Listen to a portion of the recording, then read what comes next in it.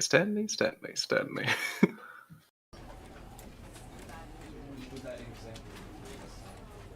Alright, says we're live, so hey everyone, skull902 here, along with RabidSonicFan and that hat guy. Hello, yeah. And we are playing the Stanley Parable Ultra Deluxe, which just came out yesterday. First late night stream of 2022. Yes, it did take this long. Jesus. This is a very strange game, and you know I got a very strange poll in the chat to reflect that. So yeah, looking to have a good time though, because this is a pretty interesting experience. This game, so yeah. Yeah, should be interesting. This game's got subs over it, yeah? Because we're probably going to be talking over it. Yeah. I should look at see how that is.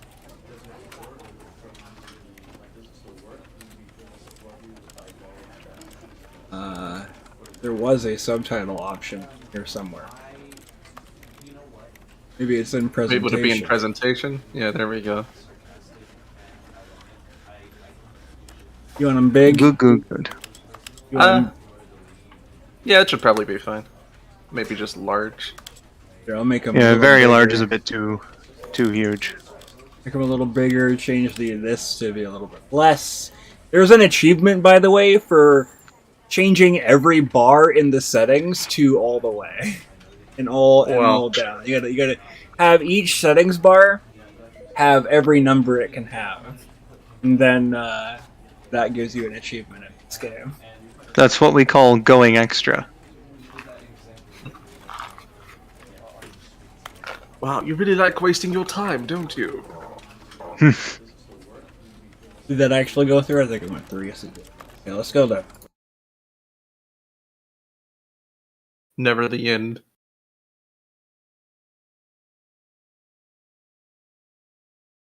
This is the story of a man named Stanley.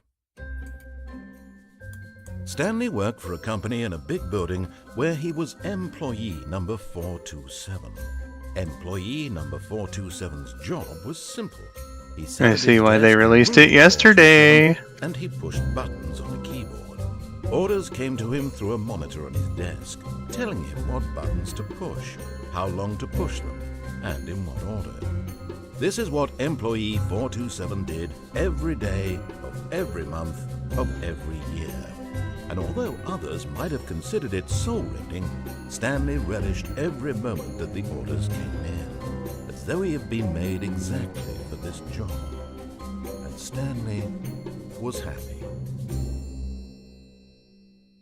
And then one day, something very peculiar happened. Something that would forever change Stanley. Something he would never quite forget. Hey Slytherin, welcome to the stream.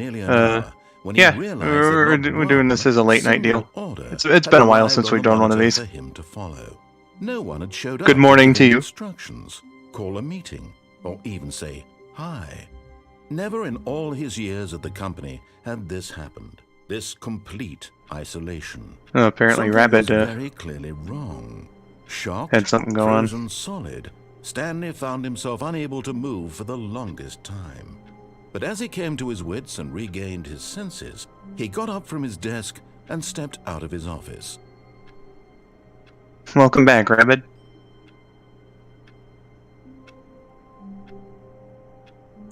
We good? Everybody's here? Rabid, if you're alive, say hello. Oh damn, he rejoined the chat, but apparently he's not alive. Huh? Who's to say? I'll just wait here until he gets back. This is going to be fantastic.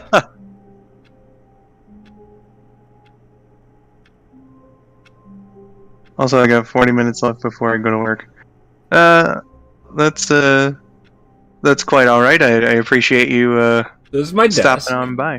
This is my pencil sharpener. Okay, so Discord just decided to fucking crash on me for no reason, and then it didn't connect me to the call. Lovely for a nice weird game like this. Gone.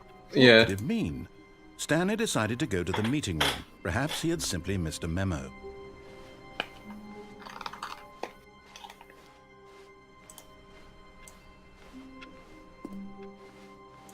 Josh is the one playing. We'll leave which one of the endings Stanley he's came going a set for of to two him, open obviously. doors. He entered the door on his left.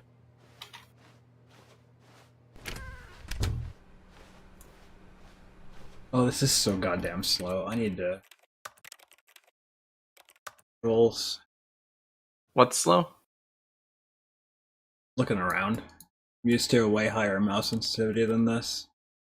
I don't know if I can do that, actually. I'll get used to it. Apparently, Slytherin is really. He thinks this is a classic, Not a single person and it is there really. either. Feeling a wave of Yeah, this came out disbelief, like almost a Stanley decade decided to ago. go So. up to his boss's office. Fucking crazy, hoping he man. might find an answer Yeah. there. Let it ball up inside you. Take out passive aggressively on other coworkers. Using slides to assure employees that everything is okay.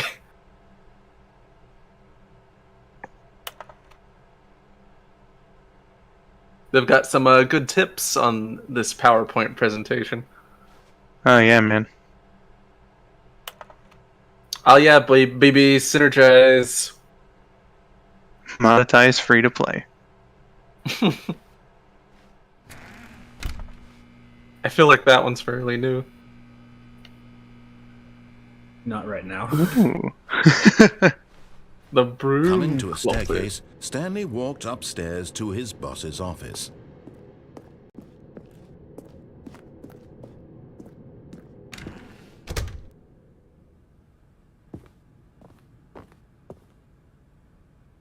Executive bathroom.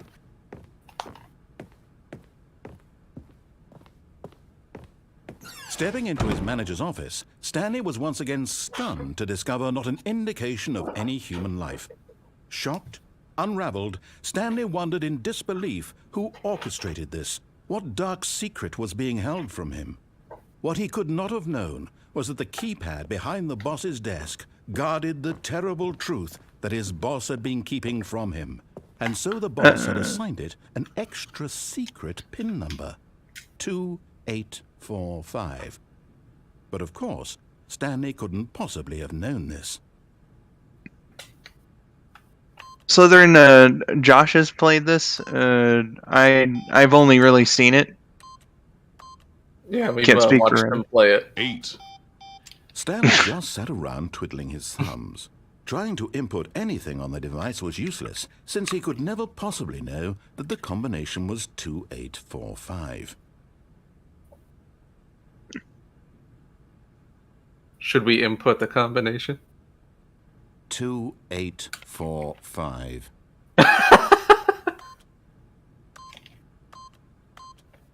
Yet incredibly, by simply pushing random buttons on the keypad, Stanley happened to input the correct code by sheer luck. Amazing. He stepped into the newly opened passageway. Wow, this is new lighting. This is incredible lighting they did. I don't remember Creepy. the old lighting, so I'll take your word for it.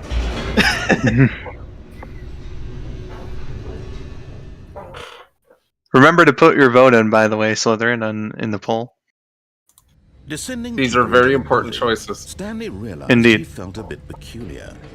It was a stirring of emotion in his chest, as though he felt more free to think for himself, to question the nature of his job. Why did he feel this now, when for years it had never occurred to him? This question would not go unanswered for long.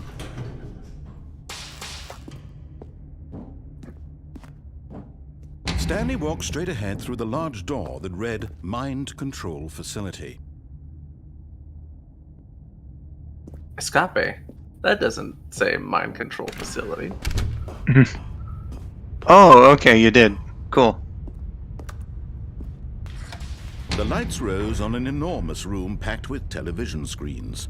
What horrible secret did this place hold? Stanley thought to himself. Did he have the strength to find out?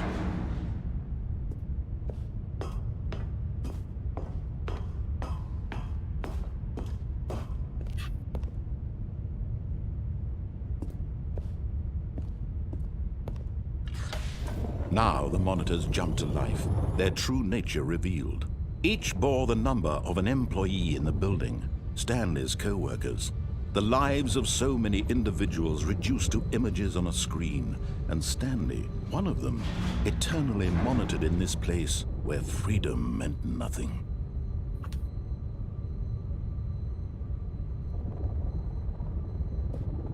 Well, shit, man.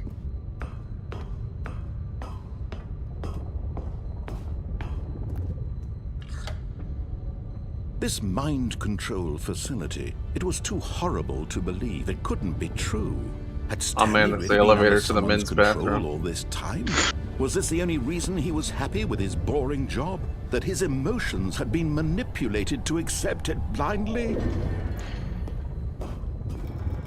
No, he refused to believe it. He couldn't accept it. His own life in someone else's control? Never! It was unthinkable, wasn't it? Was it even possible? Had he truly spent his entire life utterly blind to the world? But here was the proof, the heart of the operation. Controls labeled with emotions, happy or sad or content. Walking, eating, working, all of it monitored and commanded from this very place. And as the cold reality of his past began to sink in, Stanley decided that this machinery would never again exert its terrible power over another human life. For he would dismantle the controls once and for all. Slytherin says, boring job, he says, lol. Yeah, he's a bit of a pencil pusher. Oh, for sure. Just like Timmy's dad.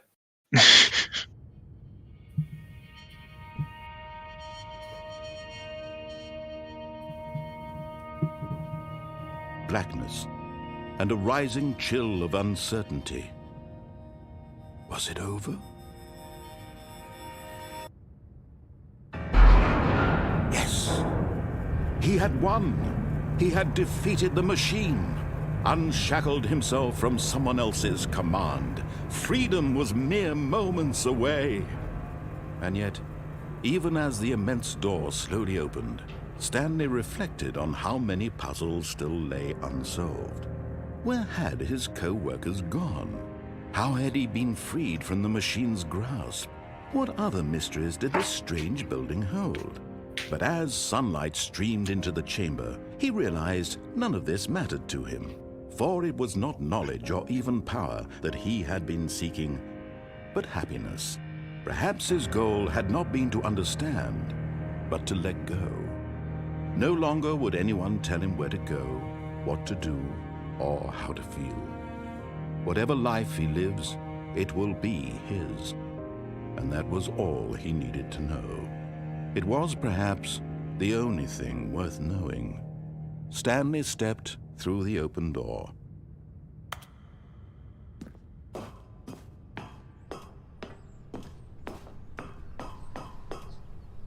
Stanley felt the cool breeze upon his skin, the feeling of liberation, the immense possibility of the new path before him. This was exactly the way, right now, that things were meant to happen. And Stanley was happy. Interesting that you went for the true ending first. You beat the Well, we game? can see how it all goes wrong from there. But yeah, what a beautiful story, the Stanley Parable. That was the entire game. All of his co-workers were gone. What could it mean? Stanley decided to go to the meeting room. Perhaps he had simply missed a memo. Is the Steam overlay showing up on the stream? I don't know. You've been looking at Discord, huh? Yeah. I don't have any reason to look at YouTube. Brandon's telling me what the chats are anyway.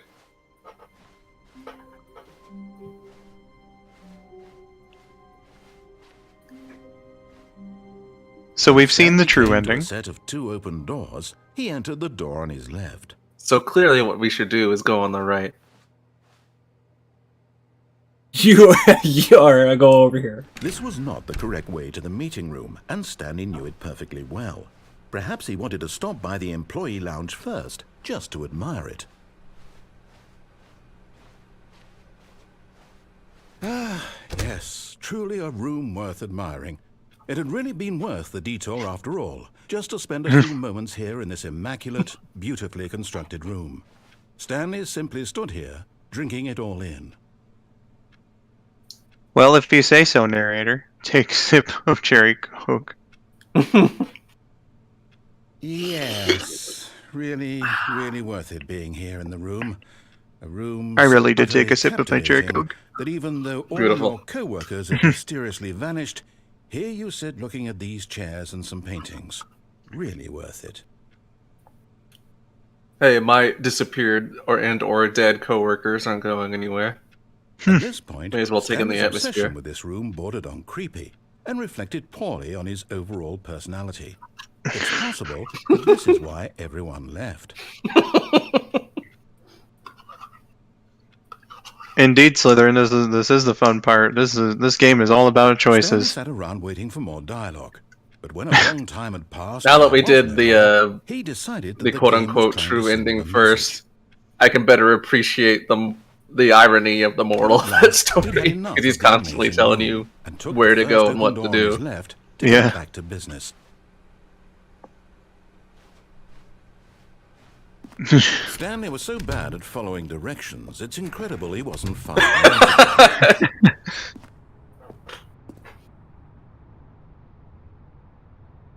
Will cause death.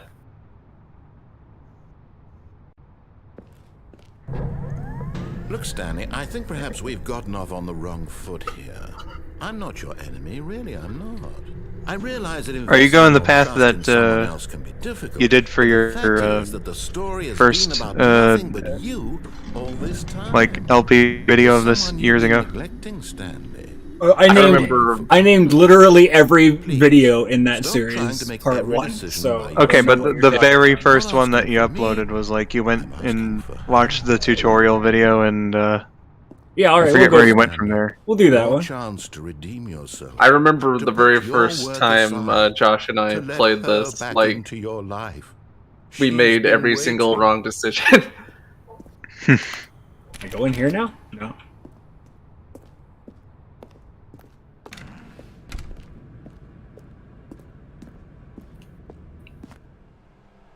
It's dark. That's her, Stanley.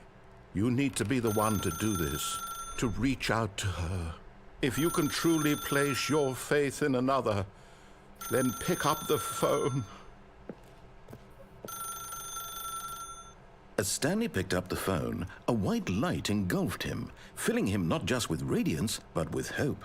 Hope for a life reunited one... Wait. Oh, goodness. Stanley, did you just unplug the phone?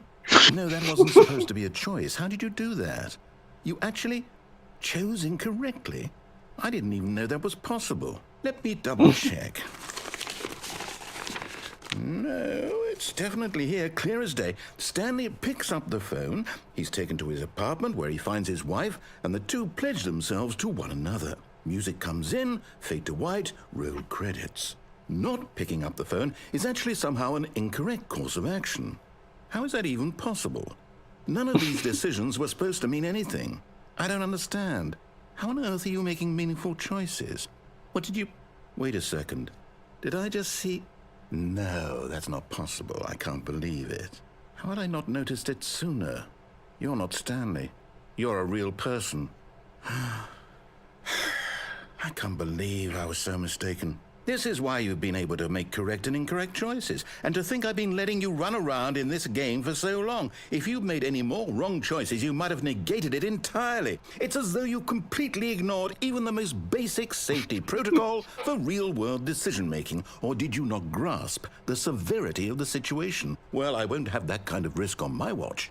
I'm going to stop the game for a moment so we can educate you properly on safe decision-making in the real world. Please observe this helpful instructional video. Choice. It's the best part of being a real person. But if used incorrectly, can also be the most dangerous. For example, in this scenario, a hypothetical real person named Rupert has a choice. He could invent a machine that eliminates food shortages across the world to make life better for all people. My Or God. he could spend years of hard work forgetting how to read. Which choice would you make? Remember That's that different. unlike here, the real world makes sense, and at no time should you make a choice that does not conform to rational logic. If you find yourself speaking with a person who does not make sense, in all likelihood, that person is not real. Allow the person to finish their thought, then provide an excuse why you cannot continue talking.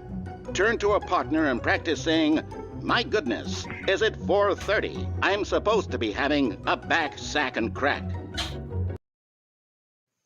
My goodness, is it Excellent. 4:30? Making choices on a regular basis is the best part to a healthy decision-making process. Most medical professionals recommend making at least 8 choices per day. Do you make more than I 8? see. Less? And finally, if you begin to wonder if your choices are actually meaningful and whether you'll ever make a significant contribution to the world, just remember that in the vast infiniteness of space, your thoughts and problems are materially insignificant, and the feeling should subside. At this time, your instructor will guide you in an exercise to test and reinforce the material covered in this video.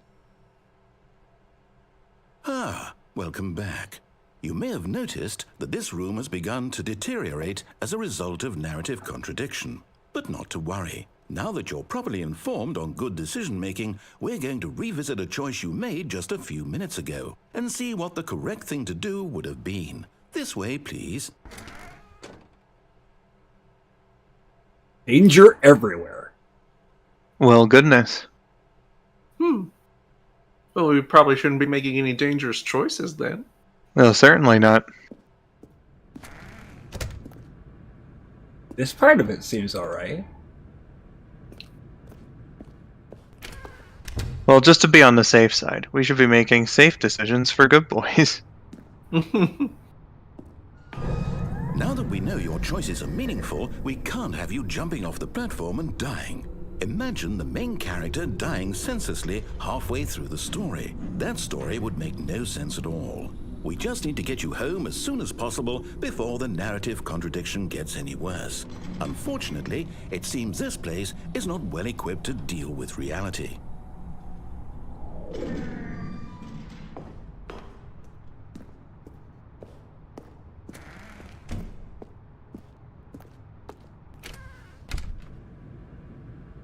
Do not lie. If you're lying right now, stop.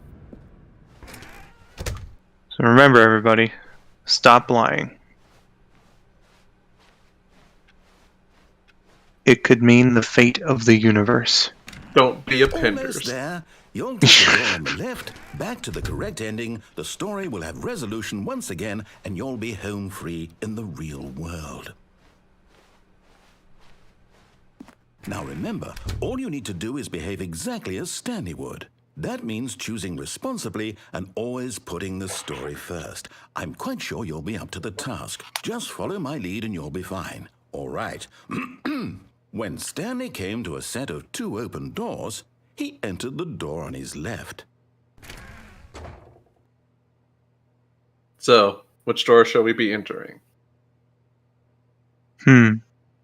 Well, I personally advocate for safety. Okay. So it'd be the one on the left? Oh, yeah. Understood. Alright. Yeah. No! Why did you do Josh! that? Quickly, hurry back in the other direction. Perhaps we're not too late. This doesn't seem right. What's on the door there? That's a bunch of numbers. It's supposed to be a number. It seems like it's deteriorated into numbers and symbols. This drawer Oh, no. This drawer is on the wall. Well, That is happening. This is this doesn't happening. look alright. Perhaps we should head back. Oh, goodness gracious. Practice safety. Okay, well, love door. practice safety, yeah. We are safe boys. Fighting for traffic safety. It's ruined. Oh, no. I can't believe, after everything we talked about, that my story, you've destroyed my work. Why? For what? What did you get out of that? What did you think was so special about seeing the game undone, left here like so much garbage? It's worthless now. And what am I supposed to do? Even if there were a way to continue, would it be worth it? To know that my story is now incorrect? How can I go back to that?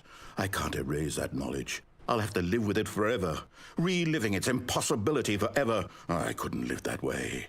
Is it better to shut the game down entirely? To willingly destroy all of my work? I don't know. What's the answer? What do I do? What do I do? What do I... No, I have to. I have to shut the game down. I have to. I have to.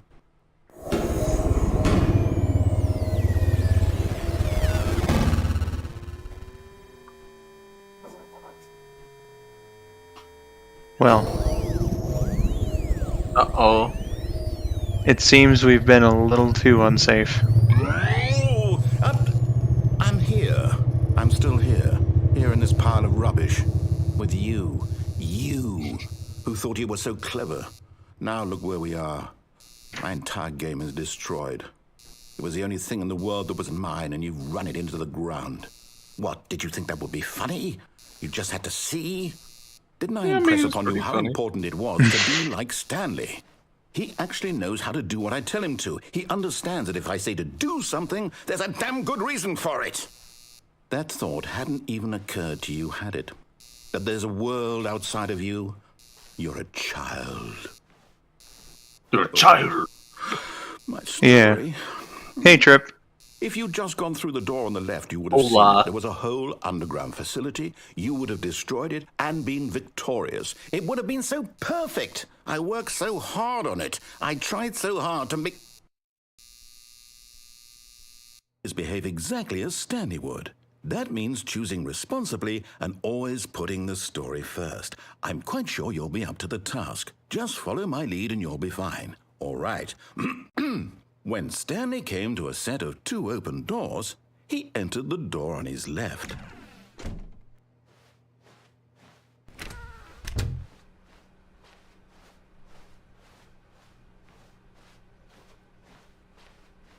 Yet there was not a Safety single works! person here either.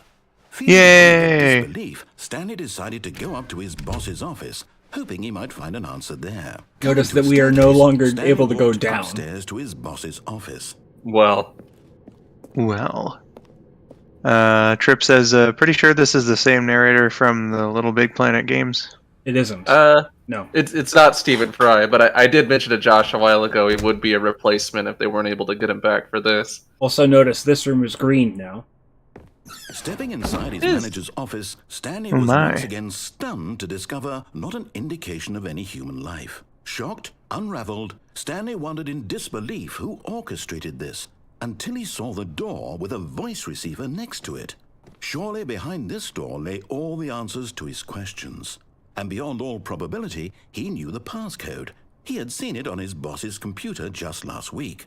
Nightshark 115. Was this the code to open the door? Would it still work? There was only one way to find out. Stanley had been Slytherin trained says never we to are the fight, children. But now he would draw from within himself. Also, we've got some courage to face competition going on in the Stanley poll. He drew Stanley a sharp breath. used to have Then 100%. spoke Now it's the 80 to 20 to Stanley. Oh, fuck. This is going to be an interesting poll. It's on Steam, and it's also on the home consoles as well. That was kind of the Stanley point of this spoke little the code. remaster / remake / whatever. He spoke it into the receiver, right there on the wall.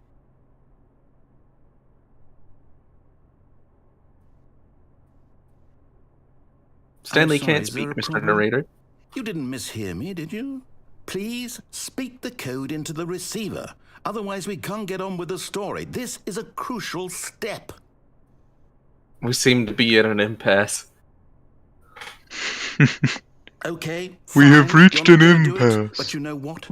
It's pretty humiliating to bring you this far, only for you to suddenly decide you have better things to do. I asked you for this one single thing, for your respect, The kind of respect Stanley shows for his choices. He knows what it means to take a story seriously. If you didn't want to see what I had to show you, then why did you come here? You had a choice, you know. You could have gone through the door on the right. You could have done whatever the hell you wanted over there. Why did you come this way? Speak. Say something to me. Explain yourself, you coward. You... Uh-oh. When Stanley came Oh, to no. the set of 2 open doors, he entered the door on his left. Hello, Stanley. Stanley? Hello? Are you... Is everything okay? Stanley, please. I need you to make a choice. I need you to walk through the door. Are you listening to me? Can you hear me? Here's one of the depressing endings. Is everything all right? Stanley, this is important. The story Crows, needs crows, you, crows. needs you to make a decision. It cannot exist without you. Do you understand me? Whatever choice you make is just fine. Trip said, thank you kindly, fellow squeaky chairman, and, oh shit, the back rooms. Take that step forward, please. Yeah. Choose. Do something. Anything. This is more important than you can ever know. I need this. The story needs it. So, you hear me? I'm up here, by the way. I can move around up here, but I'm not down there where... Okay. Narrator going through an existential crisis. Wait. You need time to decide. Time to make sure your choice is correct. That is the best choice. That's all right. I'll wait for you to decide what's the right thing to do. Take as much time as you need. Well, shit. I'll just go listen to Linkin Park now.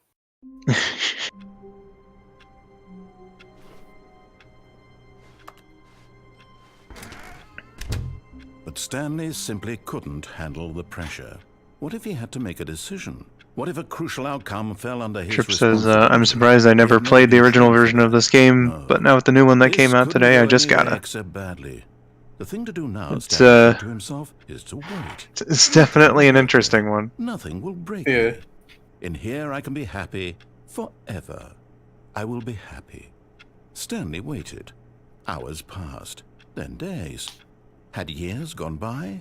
He no longer had the ability to tell. But the one thing he knew for sure, beyond any doubt, was that if he waited long enough, the answers would come. Eventually, someday, they would arrive. Soon, very soon now, this will end. He will be spoken to. He will be told what to do. Now it's just a little bit closer. Now it's even closer. Here it comes.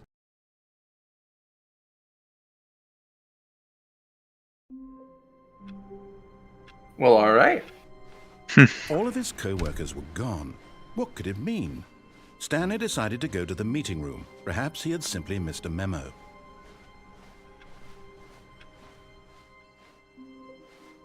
New content. Let's go. Oh my. Josh, there's new content in there. New Yeah. content? What does that mean, new content? I'm very surprised. Goodness. Oh boy, oh boy. We're getting into the good stuff.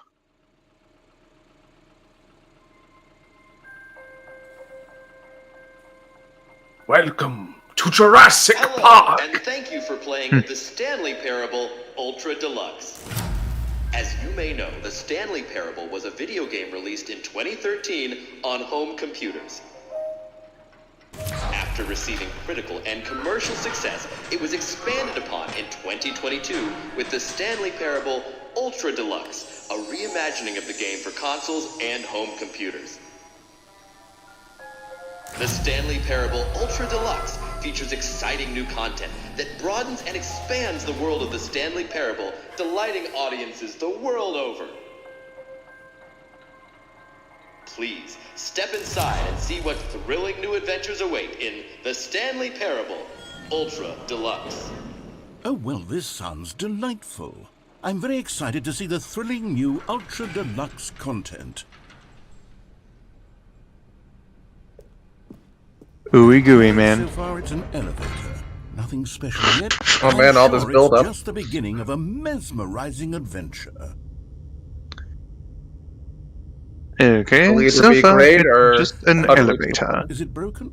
What's going Oh, on no. here? Should we be moving somewhere? Oh, there we go. All right. For a finally, second, I thought the new at long content was last, just going to be it's staring onto at the this new brick wall. content. I've never been more ready. Let's. I do wouldn't it. put it past them to do it too. Yeah.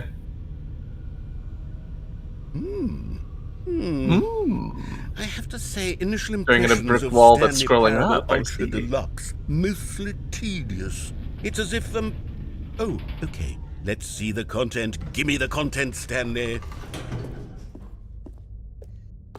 All right. Let's see. It's the jump circle. Well, I don't think. Am I allowed to? press space to jump. He can jump in this one. Yo! Holy shit! Guys, we gotta jump 35 more times. The screen said so. This is immaculate. He was not able to jump in the last one. This is Good incredible. Look at how jump he is. He's a veritable jump man. He is very much repeatedly touching the ground. Oh, I can no Well, longer that's jump. true. They took it away from me. Oh. Achievement unlocked. You can't jump.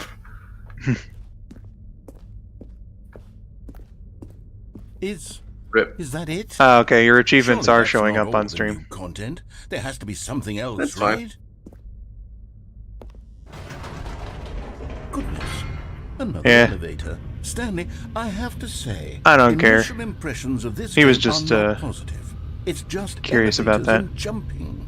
Is this what passes for exciting new content? If this is new content, then I could just read you the whole dictionary. There's 20 hours of new content right there. Hell, I could count to 30 trillion. You could put that on the box. The Stanley Parable Ultra Deluxe, now with over 1,000 hours of new content. And oh, wait.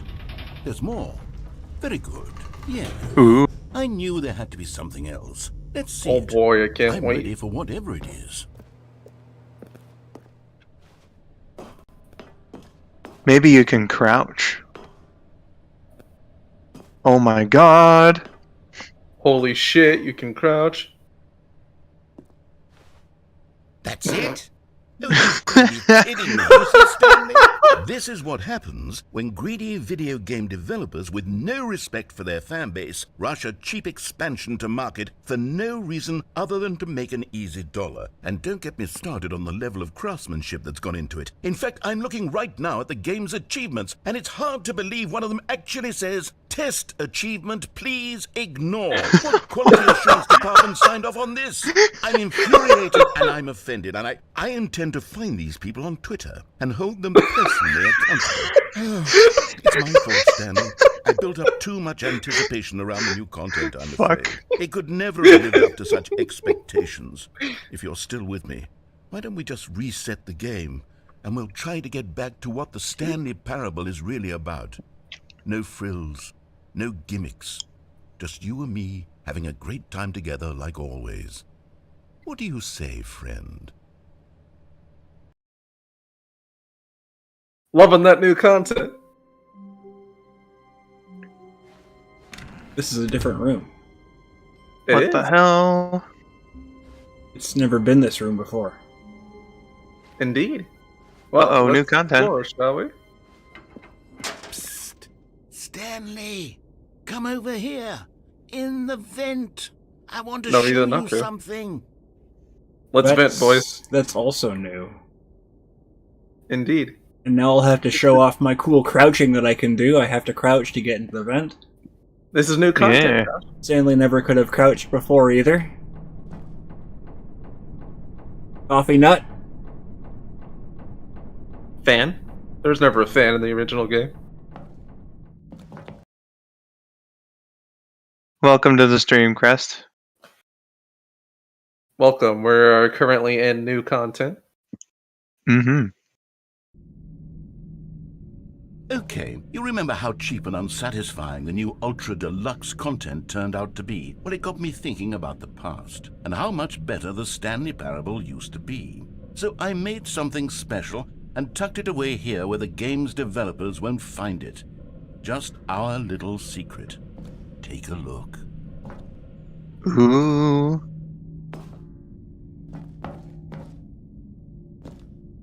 I see Stanley, and all I can think of is Mr. Jones yelling, "Oh Lord, Stanley," when he tried to go through the gas station bathroom in Next Friday. I don't know that reference, but, This looks like a big Egyptian door. Not an Egyptian door. Medieval door. That's what I wanted. yeah, goodness. Oh my god. Ooh, You can play outside? my I goodness. call it the Memory Zone. It's where I've been storing all my favorite memories so I can relive the peak experiences of my life whenever I want. Experiences like the launch of the Stanley Parable on PC. Oh my Jesus.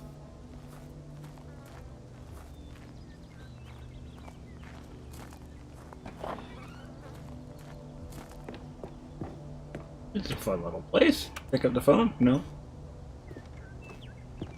You see, Stanley, doesn't the Memory Zone remind you of how wonderful Stanley Parable was before it was sullied with a cheap re-release?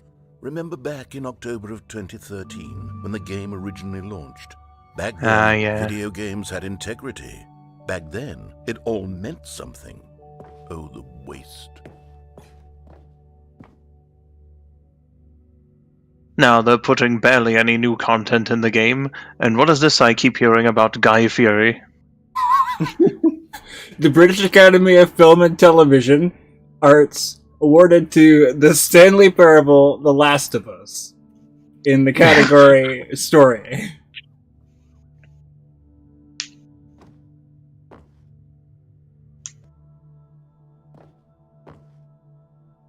Oh hey, that was real. Look at that, they put the real collector's edition box in this thing. Nifty. So this here, that's a bunch of postcards. It's like a tourist postcard thing. That's neat. Chris says, I never even knew that this game was even made back then. Yeah, It's 2013 right now. Yeah. Indeed.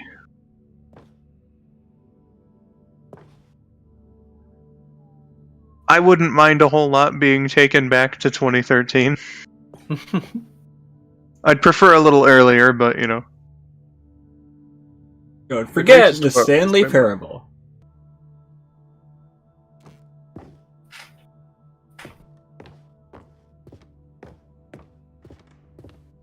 Here's $1. Ooh, dollary. That's certainly $1. With our first president on it. Oh, this is the CD they sold. That's pretty cool. Yeah. Hey, nice. Yeah, so they got the composer to put out an album of the game's music. And is this? I don't even remember the game having music, if that says anything. It's got a little ambient music like that. Smile because it happened, Stanley. Okay, just a sec, guys. Slytherin, thank you for the 100 krona. Who says, alright guys, it's almost 7 a.m. for me and I gotta go to work. Catch you later. Slytherin, I hope that you enjoyed what you saw here. Good luck at work. And I'll catch you whenever you happen to be by next time. Thanks for stopping by, my dude. And for the donation. Here's the demo. You remember the demo? It was like its own little... It was supposed to be a demonstration. Sorry, that was my email noise just then that you heard. It was supposed to be like a demonstration of the Stanley Parable, but it was not actually that. Go do it. It's free. That was a fun little demo thing. That's the one that you played for me, and then it had the 8 game in it, right? Yeah. Yeah. This is the achievement that it's not possible to get in the original game. Yeah. The demo is basically like its own little mini Stanley Parable. With like different dialogue and stuff in it. Yeah, it was really fun. It is impossible to get this achievement. Did they take that out of the new version here? Yeah, now it's the test achievement, please ignore thing he talked about. That's a real, Yeah. that's a real achievement in this new one. Yeah, they can't very well have an unwinnable achievement when you're putting stuff on, like, PlayStation, Xbox.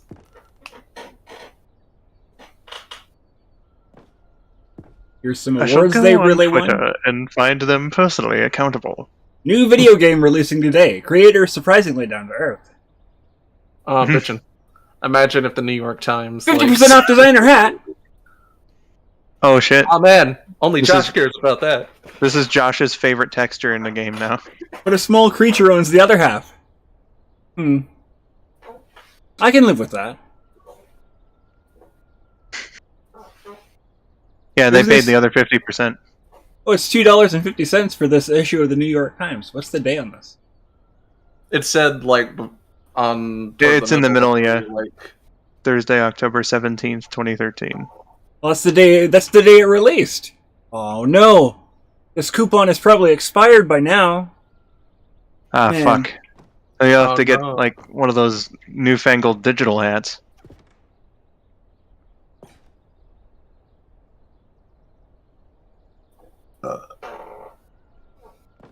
The Stanley Parable deals tough choices.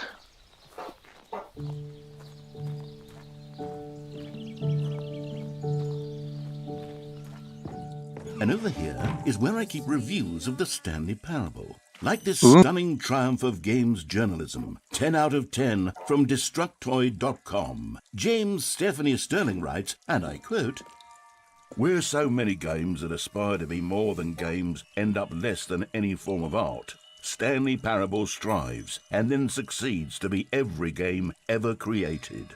Did you hear that, Stanley? Every game ever created. That's how grand and all-encompassing the original Stanley Parable was. It was literally every game ever created. It was Skyrim, it was Persona 3, it was all of them, and now Even the shitty it's ones. nothing. It's no games at all. it was Sonic 06. It isn't even the Stanley Parable anymore. It's just a husk now. A lifeless husk with an hour of new elevator content.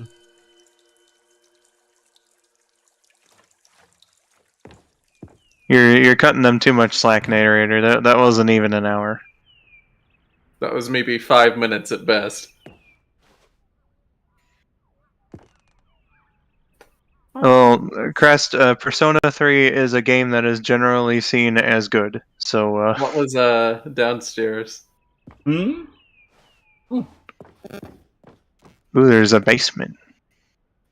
Well, they're doing maintenance down there. I can't. Oh, okay. Well, that's fair.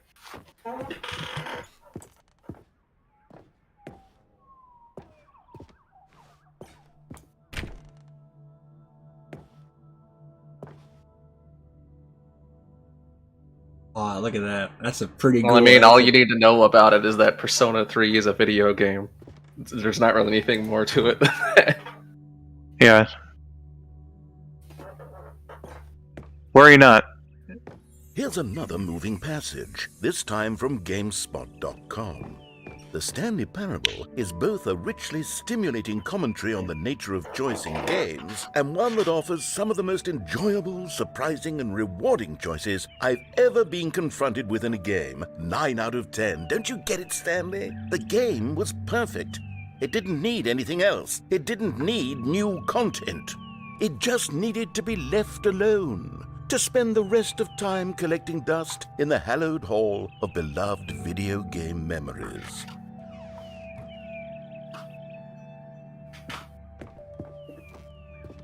Now, what's this up here? Carpet textures? Hell yeah. Oh, beautiful. They got a trial version of grass on this. Dude. Source! Oh my god! Oh shit, dude.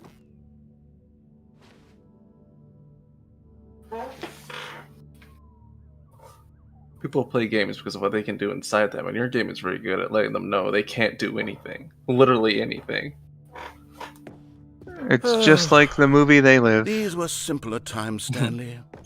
But I wouldn't give to go back, to have it all over again. Same here, except with a few things changed. Ooh. Now we Wait, can go in maintenance. hang on. I don't recall this part of the memory zone before.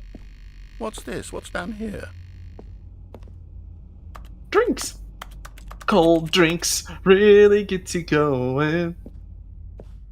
Insert whatever the actual No. cold drink song was. No, Stanley, it's a collection of reviews from Steam, the online video game distributor. Oh, God. I haven't looked at these. Oh in no! years. Oh I Jesus! can imagine what's been collecting down here. Surely these reviews were glowing as well, weren't they? See the Crest, I legendary was file? I was being sarcastic with the source thing.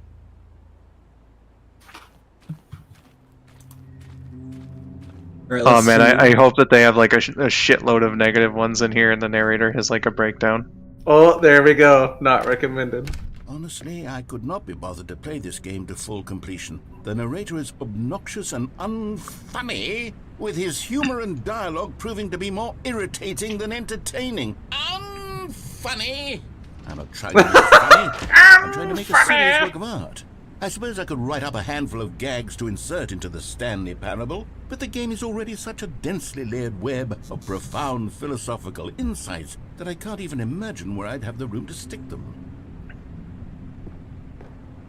And that guy was a jerk. He was. What a chode. Poor narrator. Crest says also I think my sleep deprivation is slowly hitting me right now, so with that I apologize in advance. I will be right back.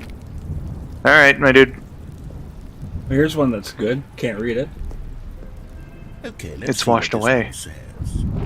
While the idea for the game is good, for someone who prefers non-linear games, this preachiness gets annoying fast. Preachy? Stanley? I'm not preachy, am I? You can tell me if I'm preachy. Honestly, you can. Oh, goodness. This is actually quite shocking for me. Well, to be honest, I had always thought of the game's dialogue as being rather terse to begin with. You can't know how much fluff I cut from the game to get it to feel as light and airy as it... Well, I always thought it did. But maybe it wasn't. Dear, what an awful memory to have to hold on to. These black marks are my otherwise unimpeachable track record. I feel like a failure. Like I let these people down. Perhaps the Stanley Parable isn't quite as sterling as I always remembered. Imagine writing like a negative review of this in 2014 or whatever, and then years later the developers are like, hey, we want to use this in the game, can we pay you?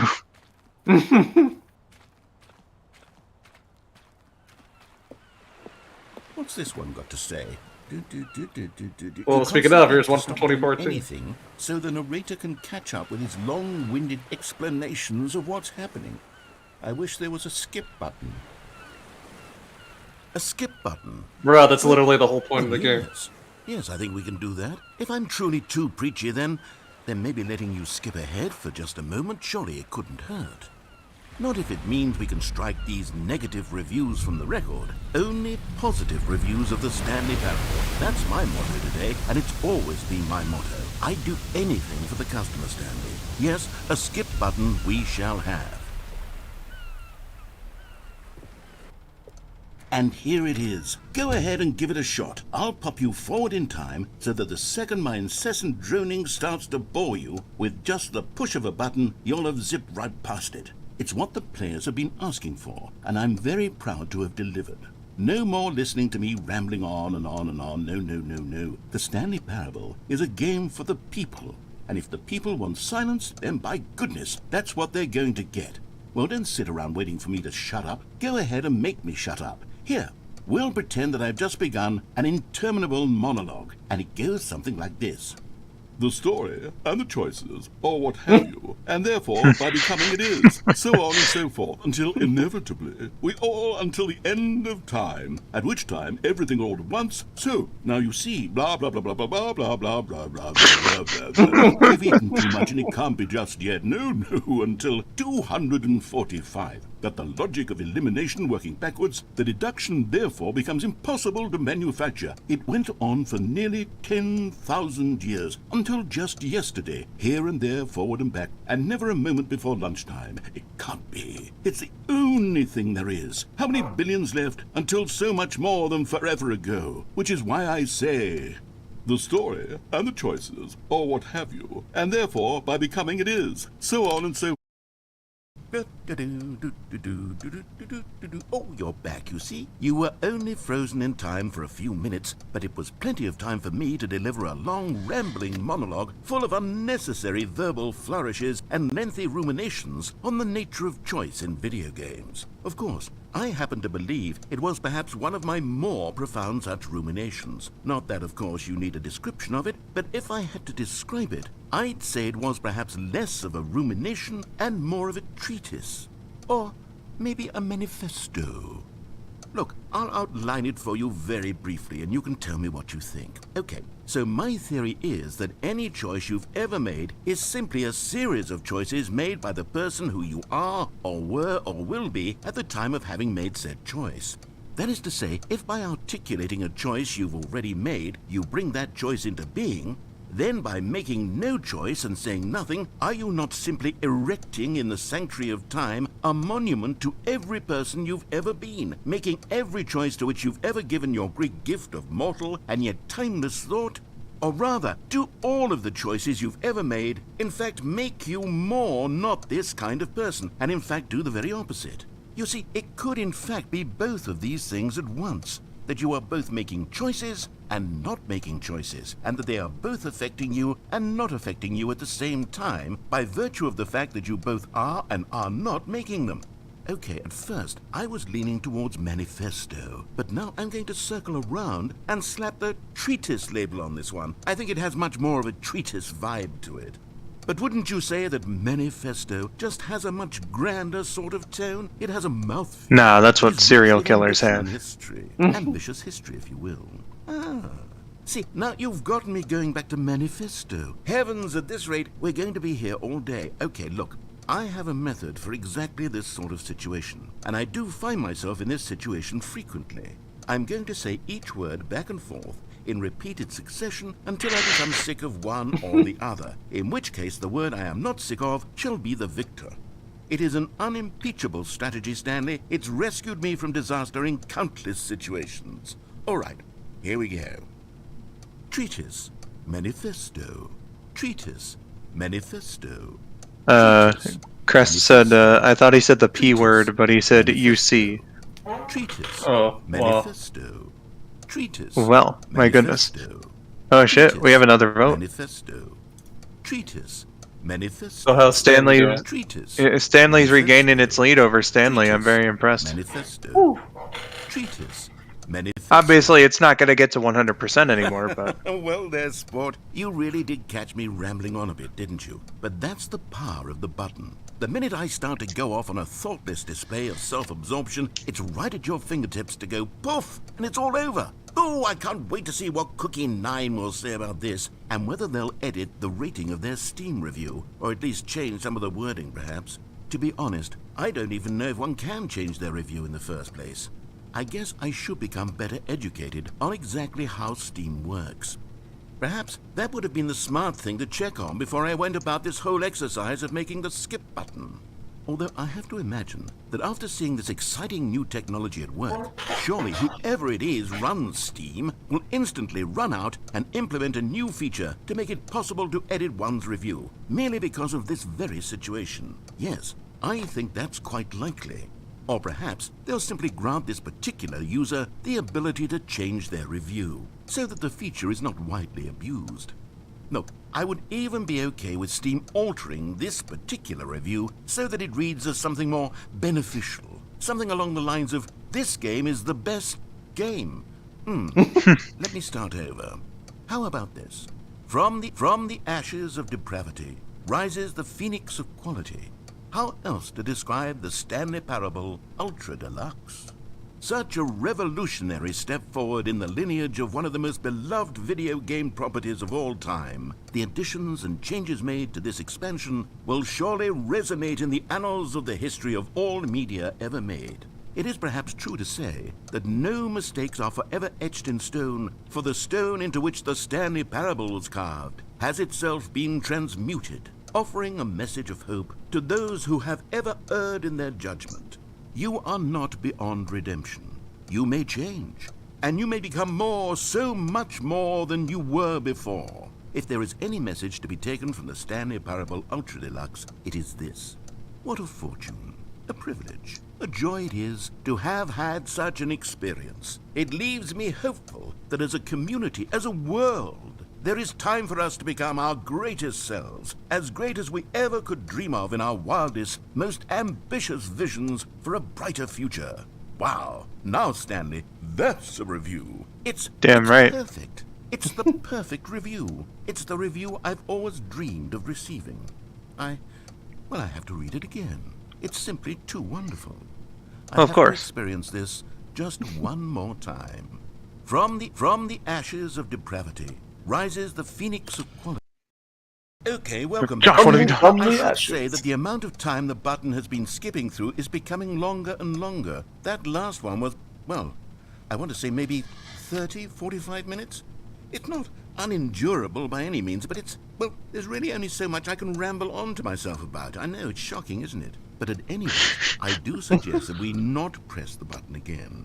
I think the skip button has been aptly demonstrated, and we can say goodbye to it and just... Wait, how do we get out of here? Where did the door go? Wasn't there a door that led into Oh this shit. Oh I'm no! quite certain that there was one here before. How else would we have gotten into the room in the first place? I don't think one can enter a room without a door of some sort, or a Is there any window other or door in something here? like that. Do you see a window anywhere? A porthole? A sufficiently large crack in the wall? I'll take any of these. All I want is for us to move on and to please step away from the skip button, to go anywhere other than the skip button. There was a door here before, wasn't there? I swear there was. Where did it go? Can you maybe just ram your way through a wall? Is there any possibility that you could, say, slam your body into the wall until enough damage is done for you to be able to leave? Please, I'll take any option at all. I'm asking you to work with me here. Does it look like there's need a anywhere door. else? We need a door of some kind. I can work with any kind of door as long as it can open and lead from one room to another. I'm going to step away for just a moment, and I'm going to try to find us a door. I don't know how exactly to remove a door and place it in a different wall, but I will find a way, I promise. I trust you, just Mr. need Narrator. to not do anything. Don't press the skip button. Please, please. Gotcha. Please do not press the skip button. Just Right. wait here for me, and don't press the skip button. Got it? Yes, good. I'll be right back. Okay. Okay, cool. So the narrator... Oh shit, we got another vote. Is it Stanley? It is it Stanley? is indeed Stanley again. Whew. Okay, you guys are about to hear You guys are about to hear a Windows noise. Do not panic. There was the Windows noise. Crisis averted. Thank you. Well, all right then. I'll assume they heard the Windows noise because I'm not hearing any Windows noises. Yeah, I didn't either. What was that in relation to? Me unplugging my charging headphones that are now charged. Oh, okay. I see. Well, goodness. If anyone's here, what you thinking so far about the narrator's plight? Personally, I think that I feel for the guy. He worked so hard on this game, and for these real homunculuses writing these mean, nasty reviews on Steam. Or as Donkey would call them, baboon-brained little bitches. Steam, by the way, does allow you to edit your review. Gotcha. Do you think the narrator's actually going to come back? It has been a little bit. This probably is going to be one of those things where, they make you wait a little while. Well, he did mention not to press the button. Definitely, he said do not press the button. Yeah, that is true. He did tell us explicitly not to press the button. Stanley, What the fuck? Stanley, please don't push the button again. It's been 12 hours. You've just been frozen there. I don't know why the skips are getting longer, but they're really, truly getting longer. And my God, there's no way out of the room. Stanley, the door is gone. It's completely gone. I've looked at it from every angle. I've checked every one of those walls 1,000 times. And there's no door, Stanley. There's no door. There's just you and the button, and if you keep pressing it, I have no idea what will happen. I have no idea how long I'll be made to sit here. And more than anything else, I don't know how to stop you from pressing the button again. I can't control anything in this room, Stanley. I can't touch it. And I have to believe, I have to know that sooner or later, no matter how much I plead with you, you're going to press the button again. Why would you? I've been thinking and thinking, and I don't know what I can do to convince you otherwise. Oh my God. And it's all because of those reviews. Those reviews that I couldn't get out of my head. I just couldn't ignore the negative feedback. Why was it so important for me to fix the problem? Why did Cookie 9's opinion matter so much to me? I've never even met Cookie 9. I have no idea who they are. What would it ever really matter? But here I am. I'm fixating on every tiny negative thing that anyone ever says about me. The merest mention of one of my imperfections, and I become as impetulant as a child, wild and impulsive. I can't help myself. I can't stop myself from lashing out with a vengeful fury to alter and to change and to break anything unbroken, if only it pleases this one person who made a single negative comment. What does such an impulse serve? For whose benefit is this? And here I am now, stuck in a room, waiting for you to press this button, and to become frozen in time, knowing that you're going to do it, and that I'm going to be stuck all alone, and that I had the power to prevent it all from happening, if only I'd held my tongue. It's all out of my control now. Just you. Just your decision as to exactly when you're going to make me suffer, to leave me all alone. Surely you will. I don't doubt it. Surely you'll press that button again, leaving me here. And surely you'll put your own desire to see what's next ahead of my need for company, for companionship. Surely you'll not be moved by my howls of fitful anxiety, that you sit with me and just stay here. Oh, no, no, no, I know you too well. You'll be leaving me. Oh, my God. And it's all because of those reviews. Oh, Stanley, you're back. You're back. Oh, my goodness. I have someone to talk to again. Stanley, I think it's been a week. Or 2 Oh, no. I've been sitting here all that time, just sitting here, not a single person to speak with. And you'd think that that's just how it's always been, right? Me talking and you saying nothing. Would you think that it's exactly the same as always? Doesn't that feel like what we've already been doing? Me just talking? But it isn't, Stanley. It isn't the same at all. It isn't even close. Because I know you can't hear me once you push that button. That's what I'm realizing now, Stanley. I'm realizing that I needed to know that someone was listening. I needed there to be a vessel through which my words were moving. It was the vessel I needed, Stanley, not the outcomes, not the story. None of that matters anymore. I'll give it all up. I'll give up every branching path. I'll burn my story to the ground. One single thing I need, and I can see now that I need it more than anything, is to know that someone else is taking it in. These words that I'm saying, I need to know you can hear me. Because maybe, Stanley, maybe, if you can hear me, then maybe it means I'm real. Maybe I'm not just a fiction. Was I scared of that all along? Perhaps, yes. Perhaps I've been scared this whole time, that if I stop speaking, I'll slip backwards into the silence and be consumed by it. I can't be taken by it, Stanley.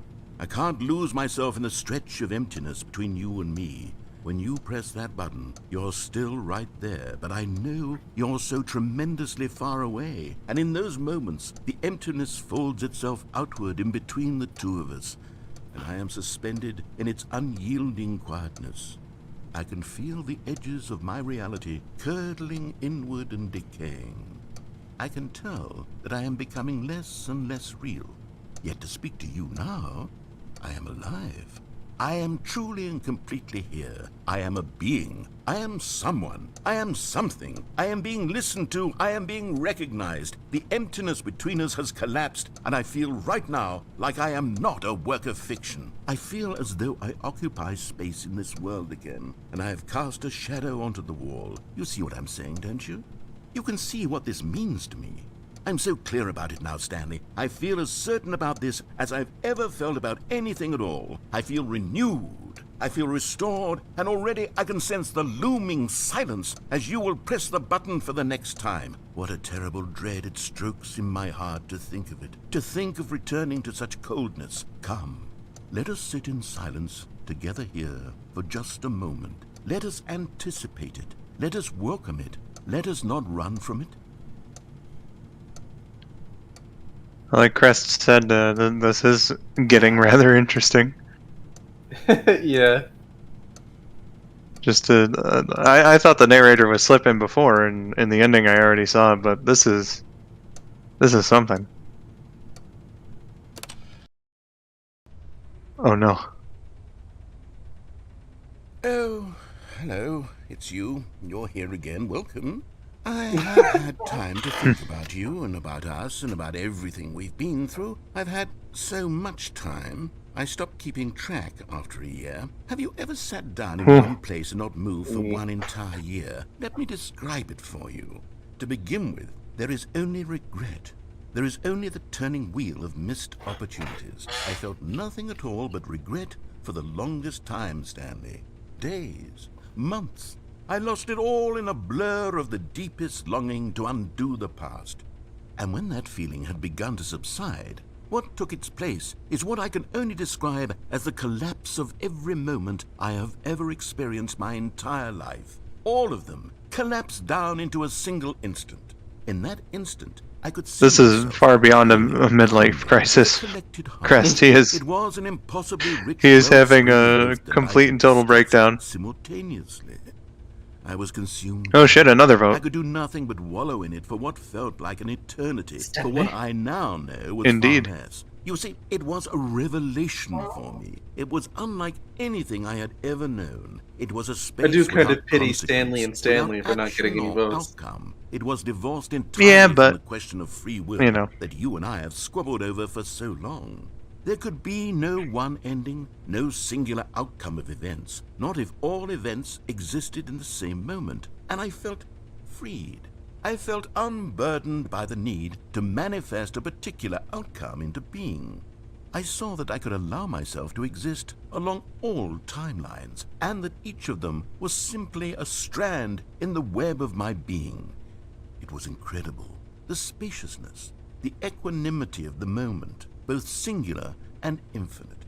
For the longest time, this was my experience. And then, this moment passed, and the most unyielding fear I have ever known crept into my mind. And it is this sensation that I have been experiencing now for longer than I could have ever expected was possible. I have been waiting for you. Not that you might save me or do something to fix it, but merely to state for you the plain fact of this manner of existence. I wish you to feel afraid as I do, that perhaps one day this state of mind will consume you as well. Perhaps you will somehow, in some way, have to live as I do now, and I wish for you to know how excruciating it is, and for you to be in true terror of its eventual arrival. If I can only do this, only this one thing, perhaps it will bring me the smallest moment of peace in the darkness. Holy hell. Big oof.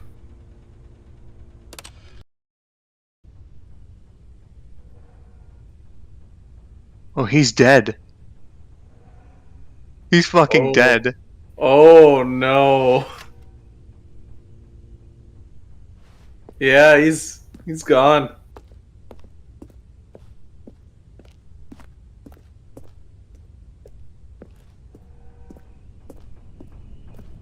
Achievement unlocked. Chest achievement. Oh, what's that?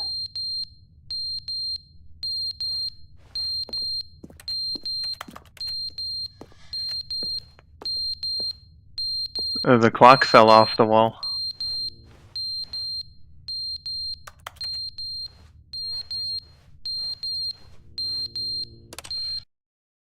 But they didn't understand the game was never meant to be funny. It was meant to have a point. It was meant to speak to the human condition. But where are the jokes? Where are the jokes? They bemoaned, they screamed, they gnashed their teeth and said, entertain us. It wasn't enough. They had to leave a pathetic little thumbs-down review and make all of their pitiful demands. But then, he's talking too much, they said. First, he didn't entertain us, now he won't shut up. It's the inconsistency, it's the lack of accountability. It's the unwillingness to examine with an uncompromising heart the words that they are speaking into the world. As though there were no consequences for a lack of cohesion in one's assessment of others. But of course, absolutely anyone can leave a review. So here's what we get. We get these demands that seek everything and are accountable to nothing. We get a world where someone will say, oh, there should be a skip button. You should be able to freeze Stanley in place while the narrator sits there forever and ever. We want all of this in the new Stanley Parable. We demand it. And then, because it was said, because it was spoken, now it simply has to happen.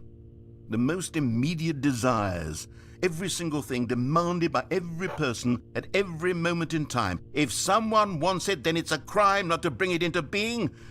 Have we been given to indulging every fleeting whim for no reason other than to do so? Yes! Yes! It seems that this is now the world we live in. It seems that we are a people living in such bleakness and discomfort with ourselves that our entertainment is now our lives. It has come to represent us. It absolutely must speak to who we are as people, because otherwise, without our entertainment, we have nothing. Without entertainment, we would have to face hello, Maya, by the way. the cruel bleakness inside ourselves. We Welcome would to turn the stream. look at our deeper nature and find a We're just emptiness seeing the narrator here unyielding aggression, Having a complete and so, total mental because of breakdown. this, Yeah, we his require that our soul is amusements and our playthings absolutely and our breaking. flights of fancy be so impossibly captivating that they consume all of our attention, turn our heads completely away from the bleakness. In effect, we have demanded that our entertainment be the collapse of ourselves. What a pitiful reflection of humanity these entertainments are. What a shameful mirror to the human spirit they project. I'm not mad. I'm not mad about any of this. I'm at peace with it. I am the calm center of gravity around which these perversions hurl themselves. I am a waypoint for reasonable and collected discourse. They're the ones who are mad. They're the ones who couldn't stand the idea of me using my game to try to say something. Maybe they were just jealous of me. Yes. Yes, of course. They've been jealous of me this whole time.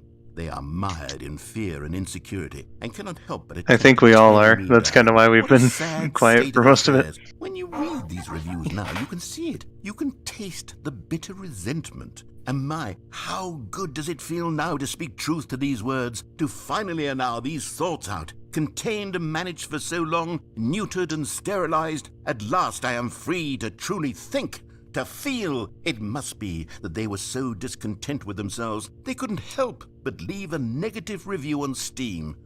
Perhaps it says far more about them than it ever said about me. Perhaps the state of their psychological being was in such tatters, and my constitution and willpower are so ironclad in comparison. Perhaps it was this state that they sought some outlet through which to tear me down. This, you can see, is clearly why they felt the need to expect that the game be funny, that it be filled with yucks and whimsical humor, that it amuse them endlessly from start to finish. But they didn't understand the game was never meant to be funny. It was meant...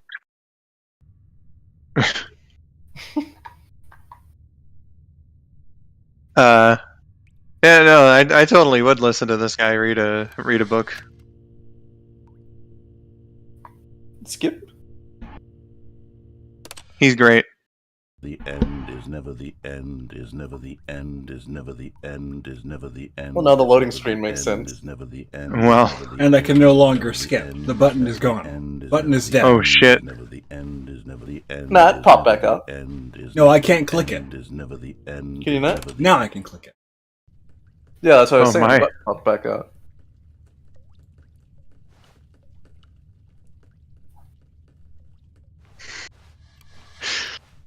I wonder just how fucking long we've been trapped here now.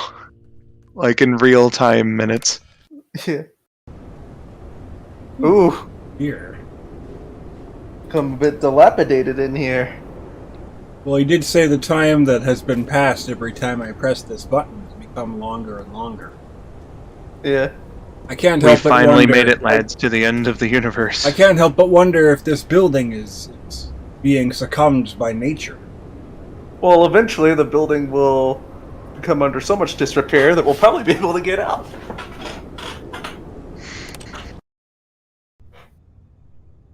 Oh, you ever seen some light peek through? Sunlight. Come on, Man, it's little only a button. matter of time. You can do it. You can pop back out. Maya says, looking at the stream time, you've been here for about 25 minutes. Here in the skip button room? That's awesome. Yeah. Ah, nature. Oh, thank God. The walls haven't That's quite pretty crumbled green yet, here. but we're getting somewhere. The plants have Yeah. taken it. Alright. Oh no. Now there's nothing. Plant's been buried under rubble. And there's no more light. What is this There's ambient ominous noise we're ticking in hearing? the background.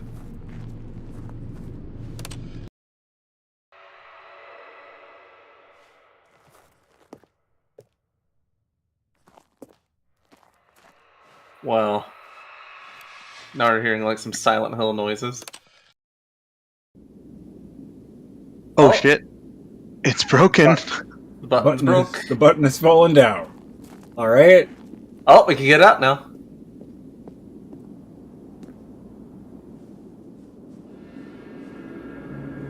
And now we're in Journey.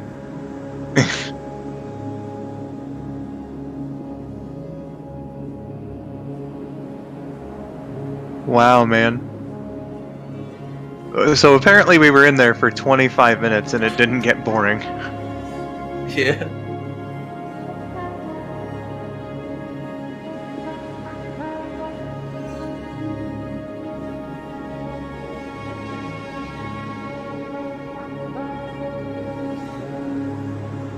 Yeah, Crescent Journey. It's a video game. Walking along the sand. It was released around the same time that the Stanley Parable came out, if I'm not mistaken. Basically, like, you just kind of walk along the desert.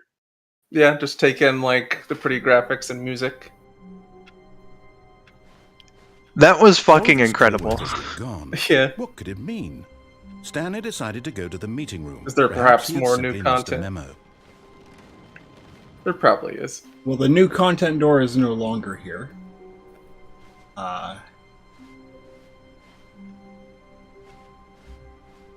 Well, let's explore.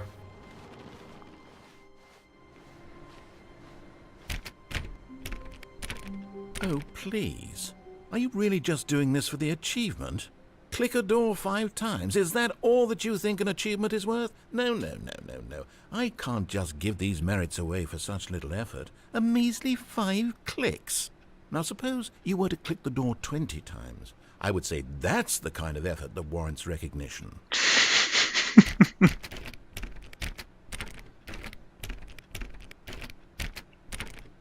13, 14, 15, 16, 17, 18, 19, 20. I have to say, I'm still not feeling the satisfaction of witnessing true effort for a noble cause. Perhaps 50 clicks will do it. Yes, almost certainly 50. Yeah, wear out your mouse.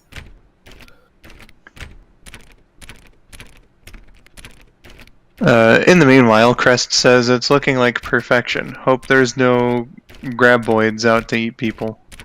Yeah, trimmers.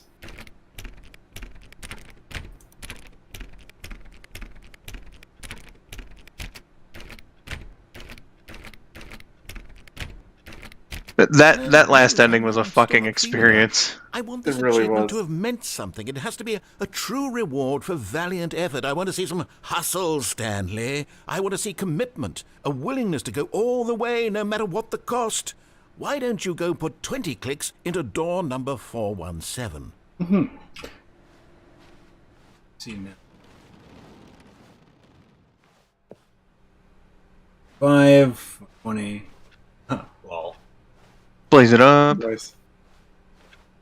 There it is.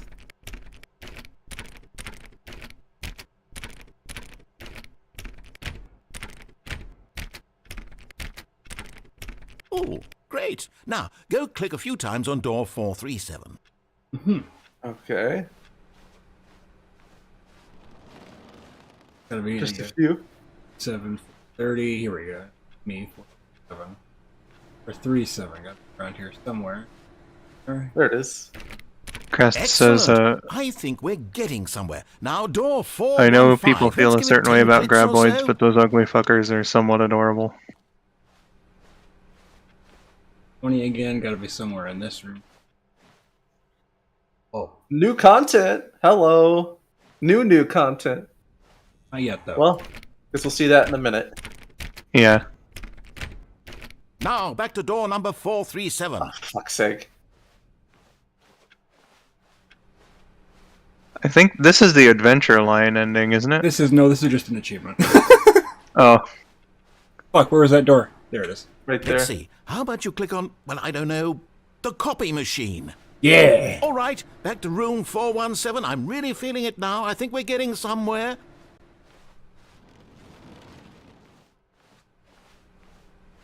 yeah, graboid. You just walked past it. Did I? 417. So that's right. Okay, now go climb on employee 419's desk. Or not. 41. Puke on Deborah's desk. Hell yeah. Yes, this is great. You're putting it all on the line, Stanley. I like that. All right, let's keep it up. Go give me a few clicks on door 416. Gotta be in here. So, in your new content, 416. That's 415.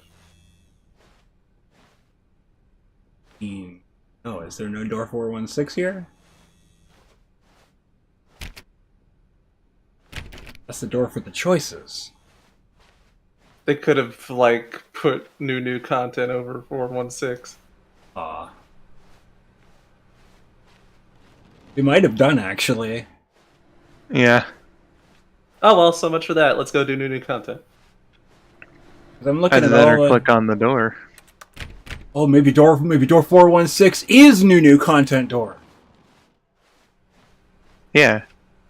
That's what I was So saying. if you click on the physical door, then perhaps. No, Oh, I no. can't click on this one. No, that neon sign is shady as can be. Don't go in there. Come on, no, it looks nice and inviting. Well, I'll do that achievement later.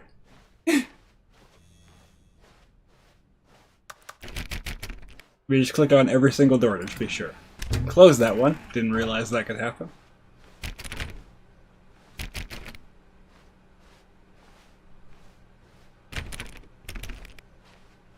Close this one too.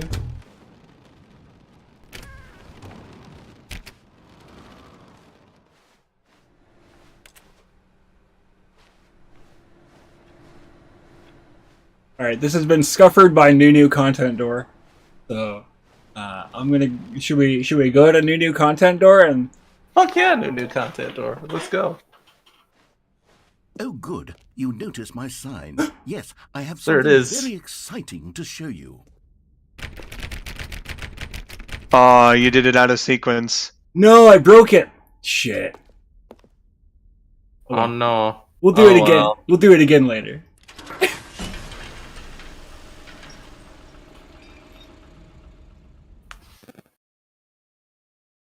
What'll it be this time? Oh boy.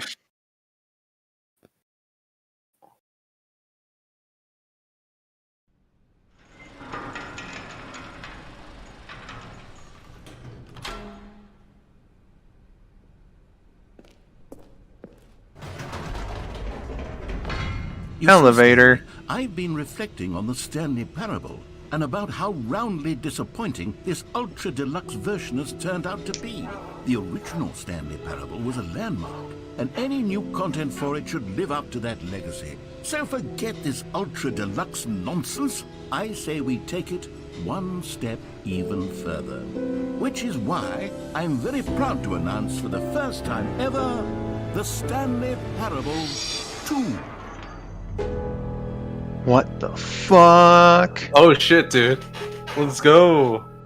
Yes, you see, isn't this far superior to a measly re-release with a few minor additions? Think of all the new territory we'll cover with a fully fledged sequel. An entirely new experience, built from the ground up. Why, there are so many possibilities. It could go in so many different directions. This is what fans have truly been asking for.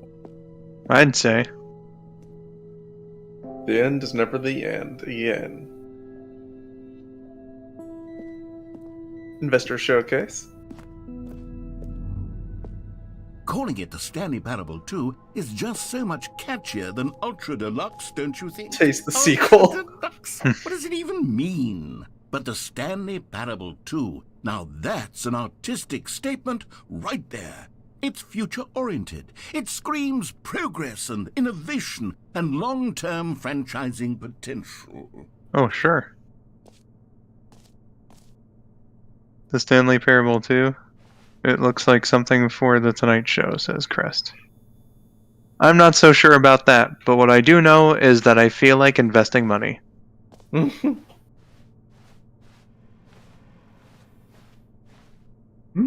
be in here. Close that There's off. nothing important in there. These are fancy now, by the way. They're adorable. These are much cooler shelves than they used to be. Look at those cubbies, man.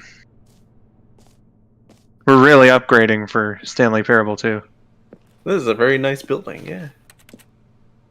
The sequel is bigger and better already. They're back 2 doors. Hell yeah. Stanley Parable 2. No. Maybe they'll even up it to 4 doors. Holy shit. Yeah. Click to edit. Click to add. Don't just give me a heart attack like that. Oh, let me look around. I don't want to do that yet. I want to click to add speaker now.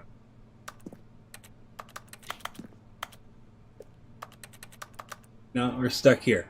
We can see a bunch of cool logos on this. Maybe we need to click on the laptop over there. Just to the left of it. I like that Mafia 2 inspired one below it. That? This the second one with the Roman numeral 2. Yeah. Okay. Maya, hope that you enjoyed what you saw here. Have a good night, and whatever you have to wake up for, I hope that that it goes well for you. So, No, see you later. Laptop is non-clickable. And have a good night. I think we just have to go. All right, let's proceed. Now, to be clear, I haven't quite nailed down what exactly the Stanley Parable 2 is going to be, but let's take a look at some of the features I've been developing for it. Well, it is an early If I production. can loosely organize a handful of interesting concepts, that surely the game will sort of naturally spring up around them. It'll all work itself out. Game development is much more of a fuzzy magic than anything scientific or logical, really. 2 eyes, 2 ears, 2 nostrils, 2 arms, 2 legs. Who took the red marker? Me. Might I suggest adding 2 testicles? New and tasty. That's great. That's clever. Yeah.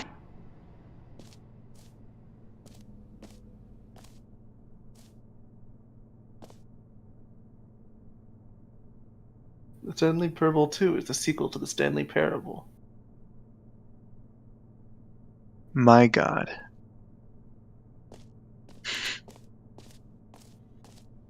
This way to the show floor. Hell yeah, let's go. Red carpet and everything. Ooh. Ooh, man. So exciting. New New features. features. New content. Bus, for some reason. I think that's where I'm supposed to. I might. Can't go. No, I can't you get just on go along the red carpet. Yeah.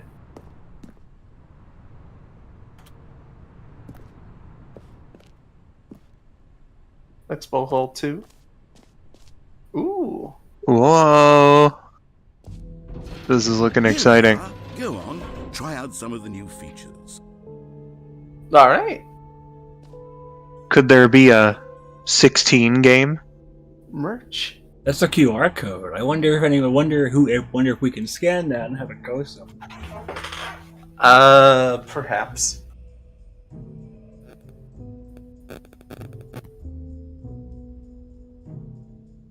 Let me just whip out my QR reader. I saw the new content. That's a cool shirt. I want that shirt. I would buy any of these shirts.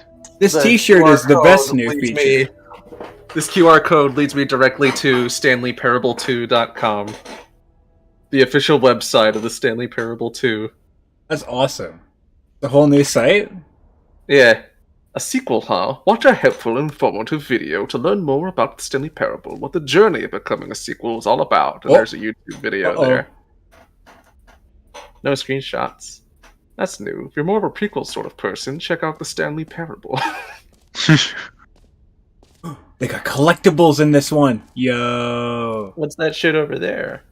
Here's the jump circle. We did that. Infinite hole. The button that says the name of the player that is playing the game. Whoa. You got new content, new features, new ideas. Consistent quality with just the right amount of change. The new updated ray traced. More of the same, but in a good way, sequel to the no screenshots.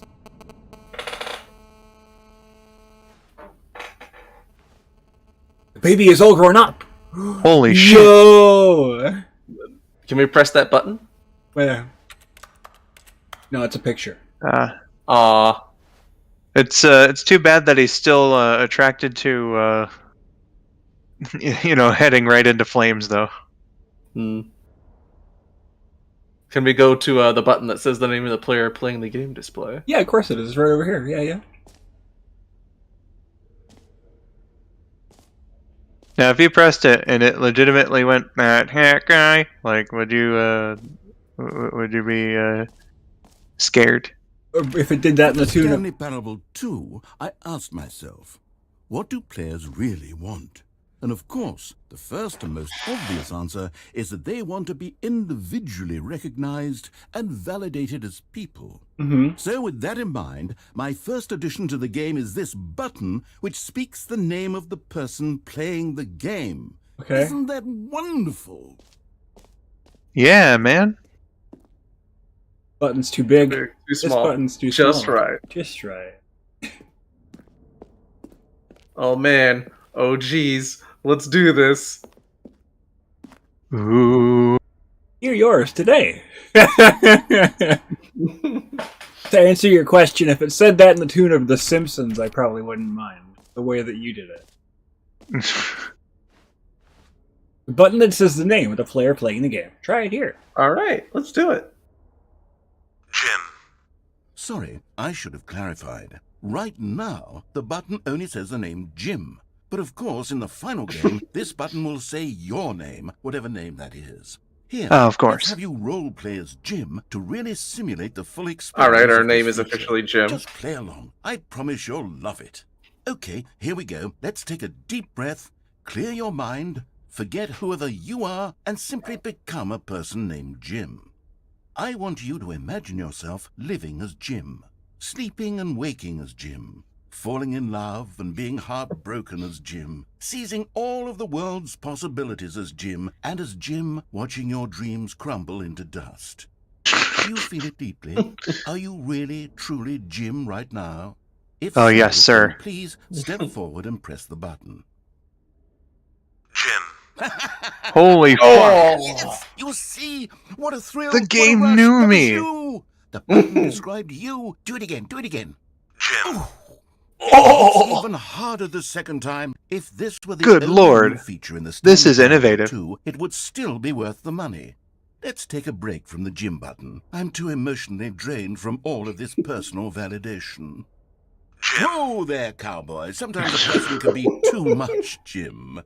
I'm putting the Jim button away. Otherwise, soon you'll start to Oh, lose no. all sense of who you actually are. It clipped through the floor. Whoa there, cowboy! Sometimes a person can be too much Jim. Yeah. Alright, let's go, Ski. I was so into character there that I think every time Josh pressed the button, I orgasmed as if I really were a guy named Jim pressing a button that said my name. Brandon, I'm going to be honest with you. Jim. So did I. I suppose I could Good. allow only people named Jim to play the Stanley Parable 2. That would actually save me the work of finishing this feature. Well, let's see. In there we got the jump circle and the infinite hole. There's collectibles in here. Free new and easy achievement. You love those. Get it here. Yo.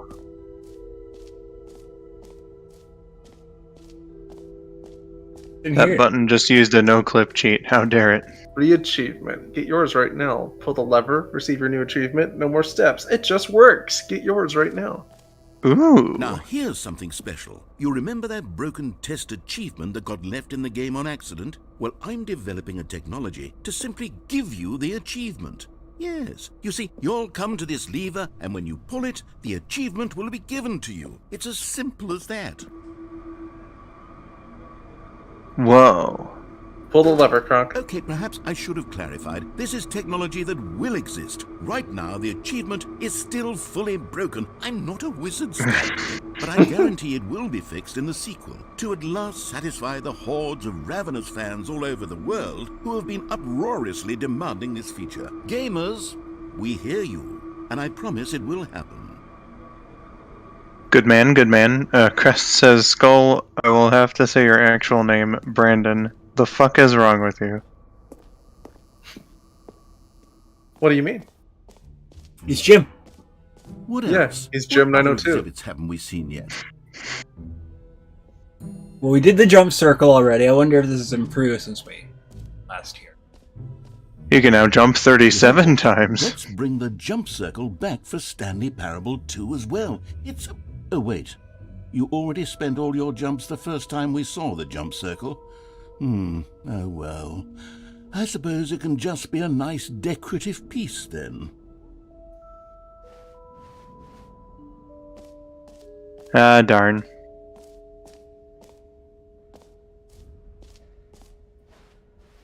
See, we get the jump hole, the map, the free achievement. Button says the name of the person, merch booth, settings world champion, Stanley Parable reassurance bucket. Office decorations, epilogue, collectibles, infinite hole, and exit. This game's really stacking up to be something incredible, man. Wait a second, the collectibles guide, is he, like, automatically spinning around? He looked like he was in a different position than the last time we saw him. What's that? Oh, this guy? That Yeah, guy. this guy. Oh, yeah, he is Yeah. spinning. Huh. Oh man. Oh dude. Man, they really went all out for this. What's upstairs? Collectibles? Can you find them? That's Let's new! Sure is. The real name bit was him saying orgasming from hearing the name, lol. I want to say Oh, man. the infinite hole. I want to see the infinite.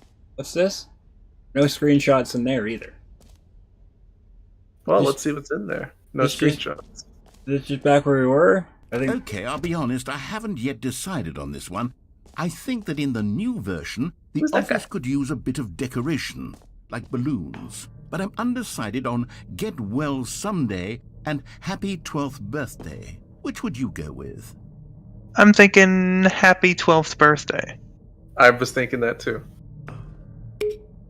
You know, sometimes when you solicit another person's opinion, it makes you realize that you knew which one you actually really wanted all along. Get Well Someday it is.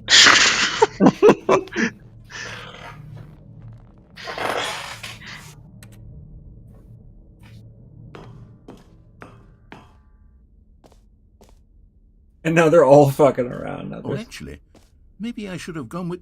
No. No, I've made my decision. We're moving on. Well, let's go see the hole. Well, that's because choice is important. That was a very good demonstration of that without having to beat the idea over our heads. Unlike the first Stanley Parable, which, as it was a good game, you know, as much as it was, it's really lacking the subtlety that I think the Stanley Parable 2 is going to bring to us. Exactly. I think you really hit the nail on the head there, Jim. Yeah. Thank you, Jim.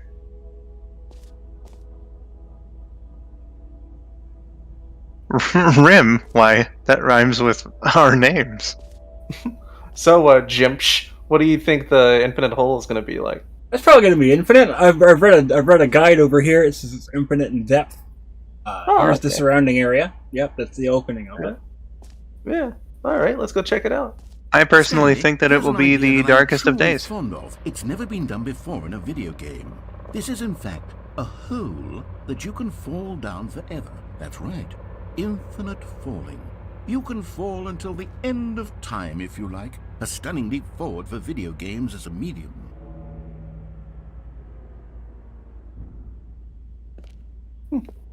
Is it possible to go down the stairs?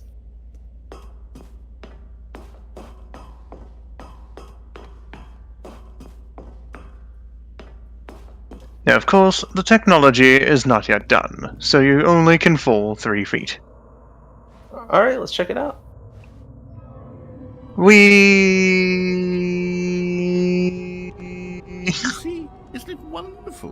One of my more ingenious concoctions, if I do say so. Now then, since you've gotten to see the infinite hole, you can press the teleport button to pop back up to the top, and we can continue onward. All right. Now, I don't mean to be a bummer, but I do recommend you use the teleport button to go back to the top. Maybe do it on the sooner rather than later spectrum of things. Gotcha. Okay, Stanley, I don't know quite how to say this tactfully, but it's possible that I slightly exaggerated the infinite nature of the hole.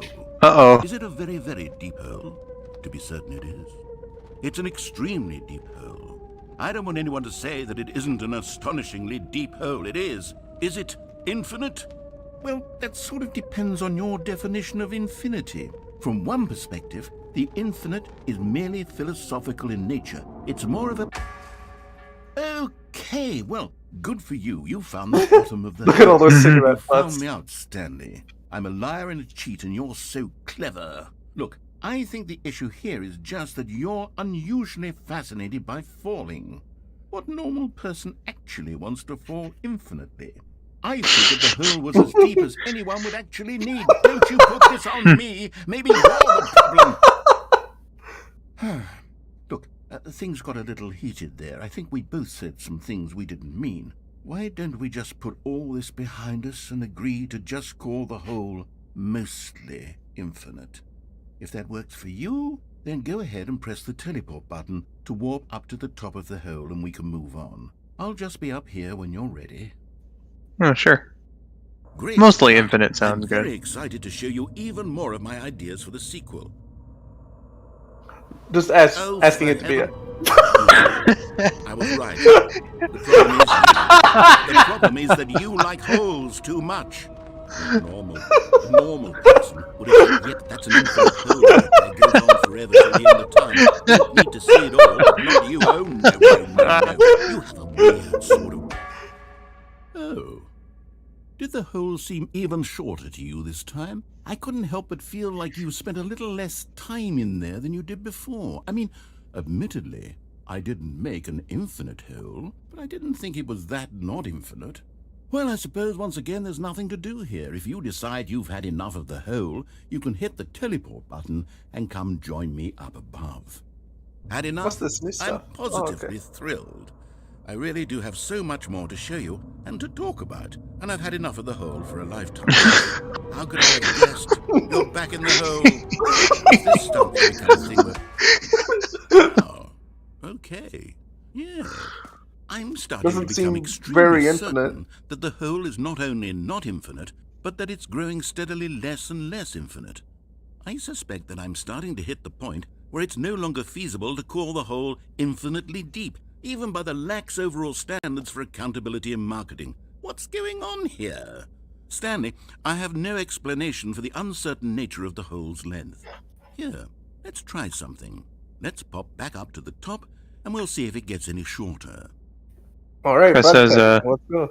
like holes too much? Oh, damn, Oh, there Stanley's it a is. freak. The shame of my lie has come to Oh. haunt me. Not only is fuck. the hole not infinite, but it's barely even a hole at this point. It's more of a concavity, or even a very aggressive divot. What's going? How is this still appealing to you? I know you're obsessed with holes, but at this depth, I just can't see this scratching the itch. Oh, who am I to judge? You just do whatever it is you're here to do and hit the teleport button when you're ready to move on.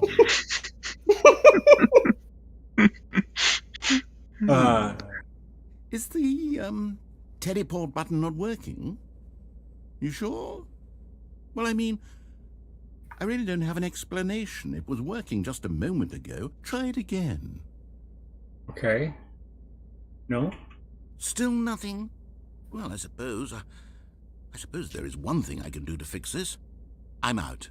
Goodbye, Stanley. You couldn't bear to be away from the hole, and now you'll get more time with it than you could ever have asked for. It's a win for everyone. You get to be with the hole, I get to do literally anything else. Take care, Stanley. I hope you and the hole have a wonderful rest of eternity together. Just couldn't stay away from the hole.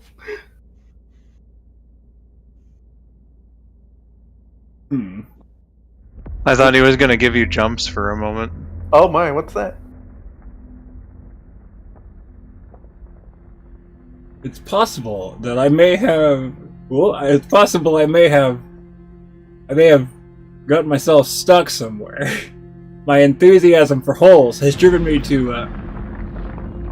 Uh-oh, that's creepy. Oh, we're sinking. Oh, jeez.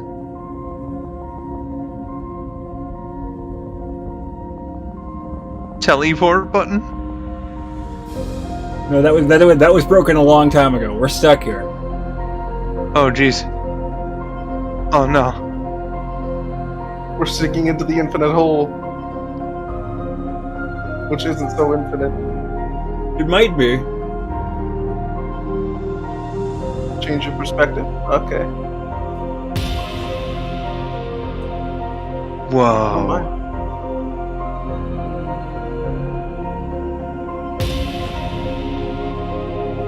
Yeah, that's certainly Stanley.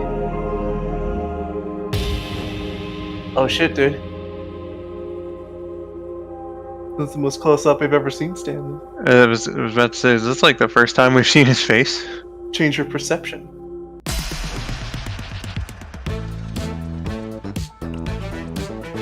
Well.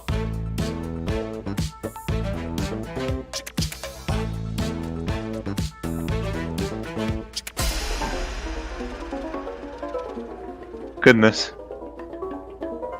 I don't like that one. Change your reality.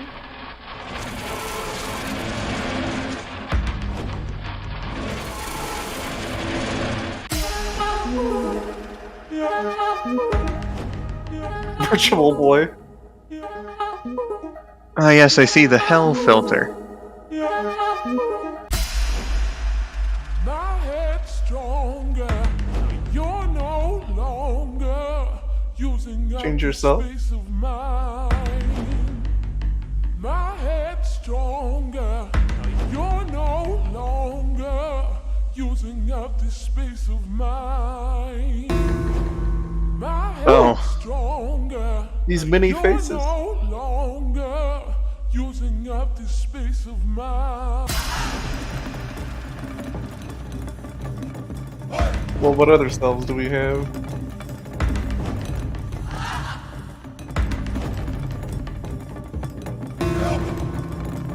Okay. Interesting.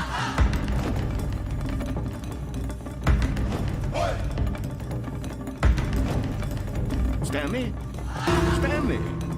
Stanley? Oh, good, you're awake. It seems you had sort of dozed off there, drifting away into dreamland. But we can't have that, Stanley, because this hole is just so darn fascinating that I want you to be wide awake for every second of it. You don't want to miss a single moment. So how about if I just pop in from time to time and wake you up to keep you really, truly focused on the hole?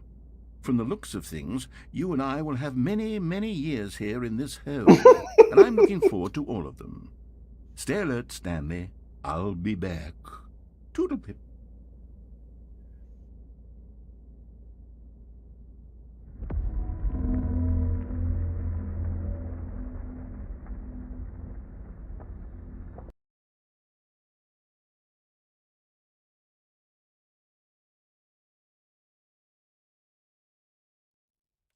Or at least Well. it puts us back at the convention center. Here we are. Go on, try out some of the new features. Let's try out something that's not the hole. Reassurance bucket. That sounds good. I like reassurance. Well, okay, reassurance bucket. Sure, we could do collectibles. Yeah. After the whole incident, Uh-huh. I really do think that Yeah. we could use some reassurance. Are you gonna go in the hole again?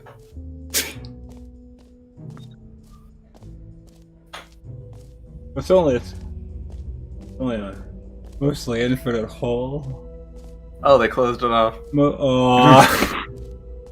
So you can't go in the hole again. Poor Jim. The hole was my favorite part.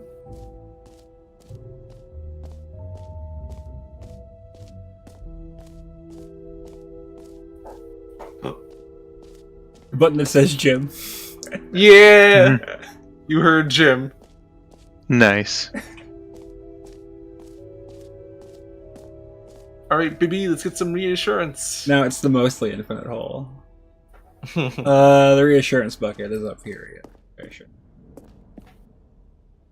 A common complaint of the Stanley Parable was that it was confusing and paradoxical, that it engendered a chaotic sense of reckless despair in those who played it. Well, I'm happy to say that after much consideration, I've engineered a clever solution to this fundamental problem with the game. It's the Stanley Parable Reassurance Bucket. You see, Stanley, anytime you're holding the bucket, a sense of calm and ease will fill your mind and your heart. It's true.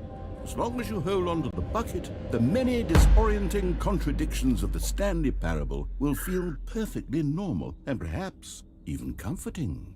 You may even come to long for the gentle embrace of jarring cognitive dissonance while the bucket is in your arms. And to be honest, it's a much more convenient solution for me than actually redesigning the game to be less uncomfortable. Can you imagine what a pain in the ass that would be? Yes, the bucket is the perfect solution. Come on, give it a try. Alright. Let's do it.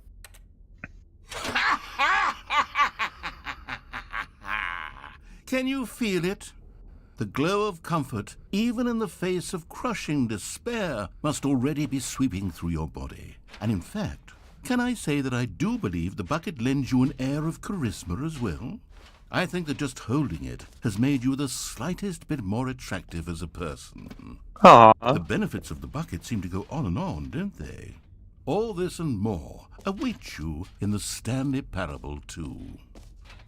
Oh man, I can't wait. Oh, fuck, man. We get to carry that bucket around with us? Oh, man. Does Seems anyone we give out do. awards for most enjoyable bucket in a video game? That really should be an award if it isn't already. Alright, let's go see collectibles. You heard Jim in the game. Sure did.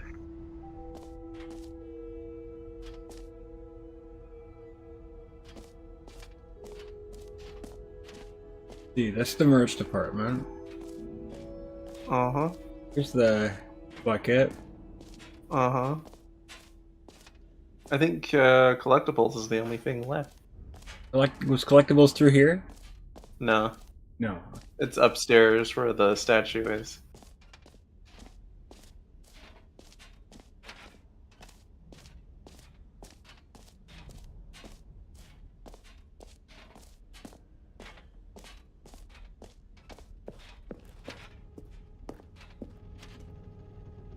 Collect them all. Ah, collectibles. Now it's a real video game. In the Stanley Parable, Yeah. you'll run around gathering up these miniature Stanley figurines. And what's truly innovative is that there will be no reward for collecting all of them. I don't want to stifle the intrinsic joy of watching a number go up. You simply collect all of them, and then you move the hell on with your unremarkable life. Innovative. Yeah. Oh shit, dude, we got 1 out of 6. Yo.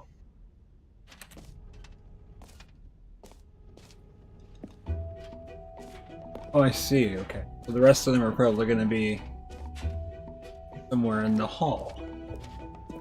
God, it really is the worst when you collect everything in a video game and then they give you a big fancy reward for it. Absolutely tragic. Well, at least we got a bucket to put them in. Yeah.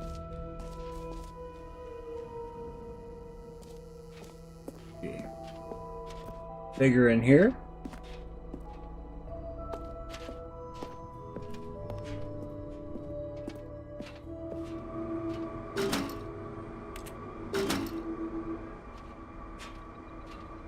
Doesn't seem to be no figure in here.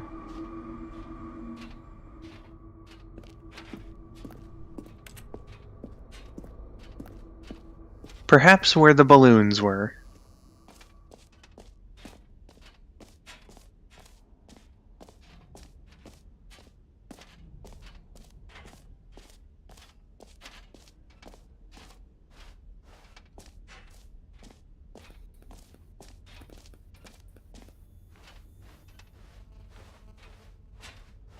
Button that says Jim.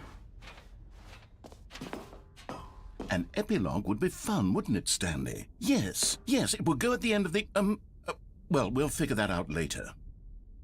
Oh yeah, this is the one place we haven't visited. And there's nothing there. We don't know an epilogue yet. This is a whole new area we haven't seen. Settings World Champion up here, up the hole. Yeah, haven't gone. Ah, either. yeah. There's so many things that we haven't. Oh, we can't go in. My goodness.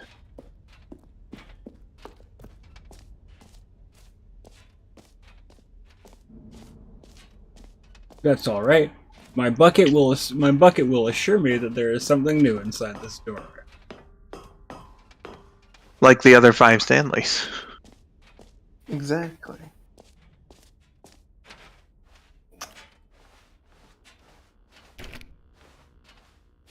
Maybe the remaining 5 Stanleys are in the exit.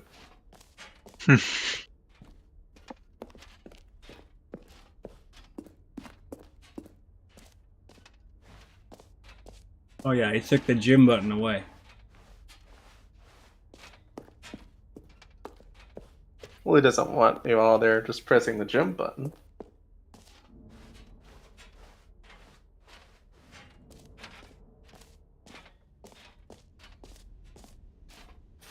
Let's see. Merch store have a figure? Well, they never said there actually be 5 more figures. This is an Yeah, and it is a demonstration. So maybe Office decoration. Where the balloons were. Come now, you've already made your choice. It's true that you chose badly, but we all have to move on from our mistakes.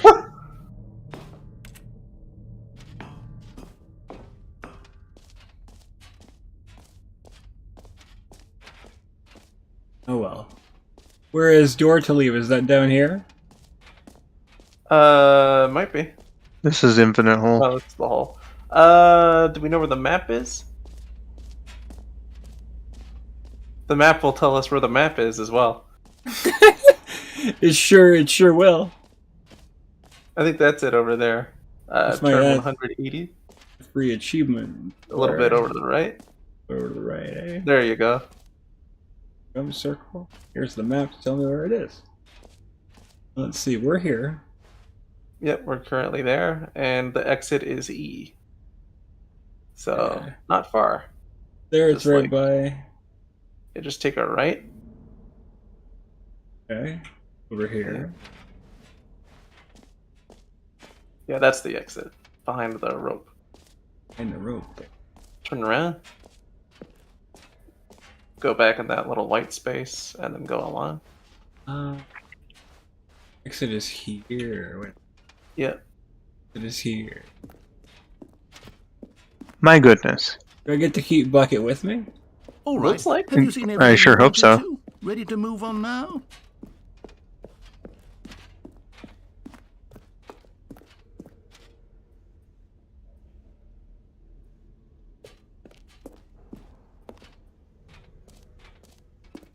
So, Stanley, what do you think? Do you like all of the new features? Yes, I know it's I not fucking love exactly it. clear yet how exactly these Looks features great. will come together as one single coherent video game, but I can feel it in my soul. It's going to work. There's definitely a good game in there somewhere. Say, let's do an experiment. I'll arrange these new features together, and we'll see whether or not it coheres into a meaningful gameplay experience. All right. Okay. Are you ready? Here it is. I give you the Stanley Parable 2. Oh my gosh. Whoa. Well, I mean, there's potential here, right? It's sort of... More than. Hold on. Yeah. Let me do a different arrangement. Okay. Oh, an yes. improvement, eh? Yes, this is much better. I feel good about this. Here we go. Version 2. Whoa. Oh shit, Who am I dude. kidding, Stanley? This isn't a coherent video game at all. It's a lot of gags. And I do very much enjoy creating gags, but they don't add up to anything. I wanted more than anything to create a sequel that would capture all the magic of the first game. I wanted fans to love it. No matter how good these gags are, they won't stand on their own. They would need the structure and the gameplay of the original. Wait, maybe that's it. I can take the original Stanley Parable and simply, well, insert a few of my new features into it. Tastefully, of course. With respect. With care for the vision and integrity of the original game. Would it possibly work? I suppose it could. But it would need a really, really tremendous title screen. A title screen that says with bold and uncompromising conviction, "This is the Stanley Parable 2. Let me see if I can whip something up. All right, perfect. Go ahead. Take a look. Whoa. Ooh. Holy Shit, dude. fuck. Oh man. Look at that title screen. It's so Stanley Parable, but again. It's Stanley Parable 2? I mean, my god, it's perfect.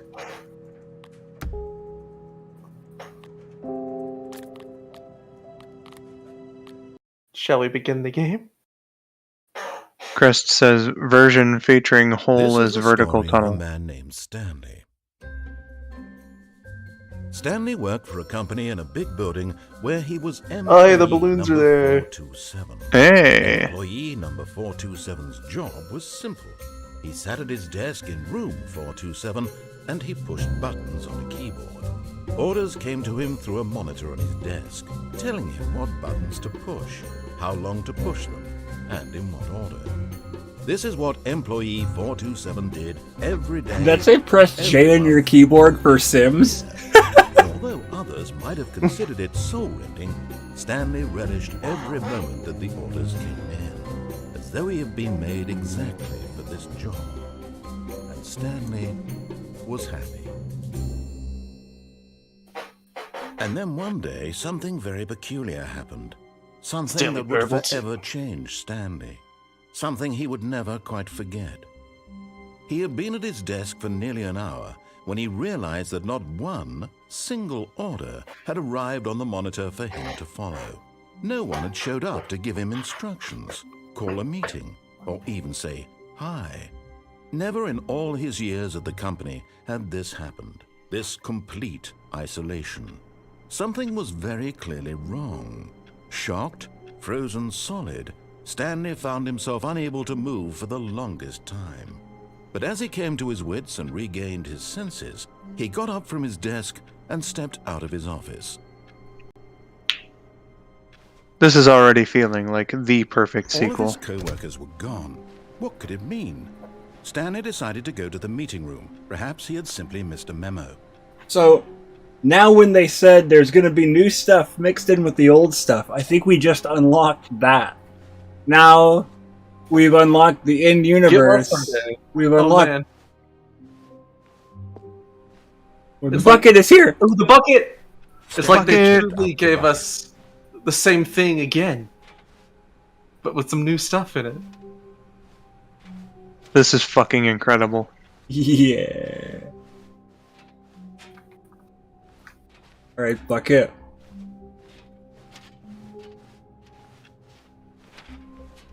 Let's you and me go. Oh, please. Are you really just doing this for the achievement? Click a door 5 times. Is that all that you think an achievement is worth? No, no, no, no, no. I can't just give these merits away for such little effort. A measly 5 clicks. Now suppose you were to click the door 20 times. I would say that's the kind of effort that warrants recognition. I have to say I'm still not feeling the satisfaction of witnessing true effort for a noble cause. Perhaps 50 clicks will do it. Yes, almost certainly 50 clicks. You can do it, man. No, I'm still fucking not go! feeling it. You see, now that you've gotten the bucket involved, my standards have gone up. Merely Oh. clicking a single door is no longer enough. Now, I want to see you press this bucket against multiple doors. Now that's the kind of thing that merits an achievement. Why don't you put 20 bucket touches into door 417? As if they thought to change this fucking nonsense because I'm holding the bucket. Ridiculous. This is one of the most beautiful games ever created.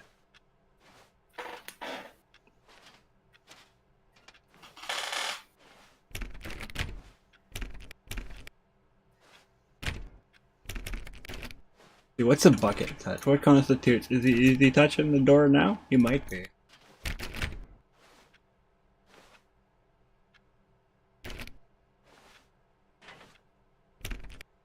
Can't exactly put Okay, him. great. Oh, Now, go touch the bucket on door 437 a few times. got it. I guess a click is a bucket touch.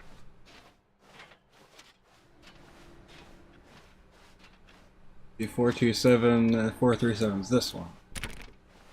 Yep. Yes, now we're getting somewhere. How about door 415? Give it some bucket love. I can't believe they fucking changed this because I'm holding the bucket.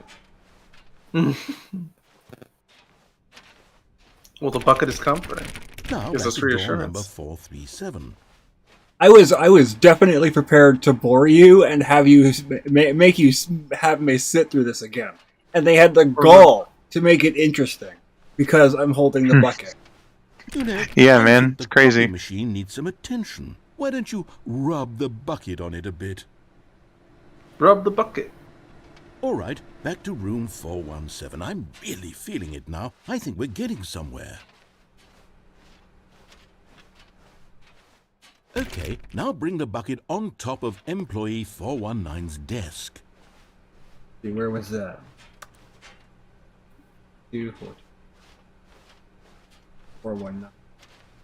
Somewhere it's this guy.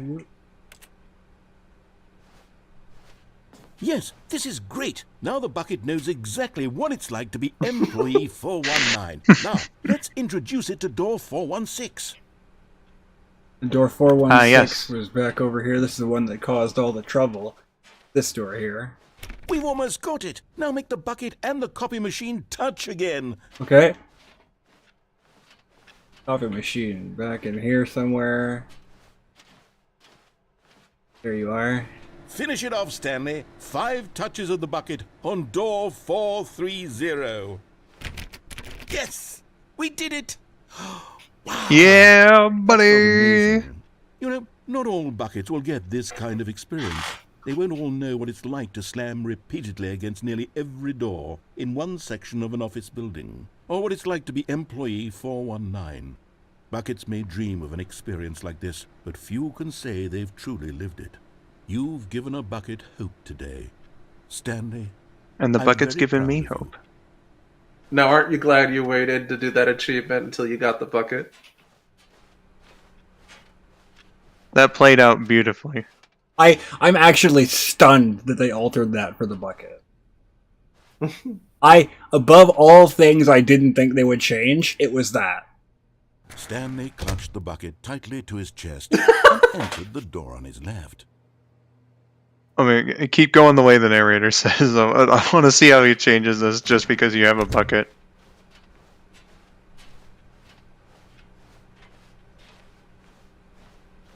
Still no one was here. Stanley needed the bucket's warmth and comfort now more than ever. Perhaps his boss's office was where he'd find answers. This is beautiful. The broom closet. Coming to a staircase, Stanley and the bucket walked upstairs to the boss's office.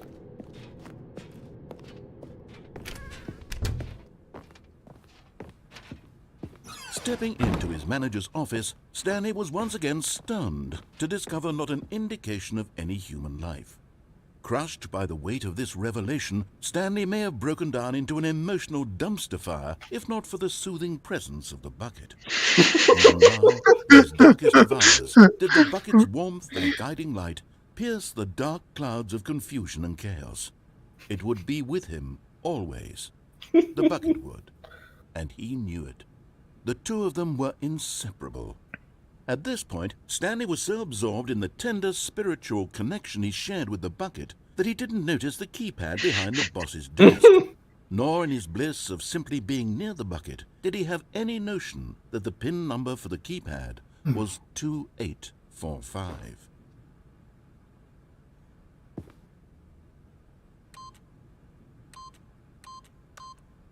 But Stanley guessed the correct code by sheer luck.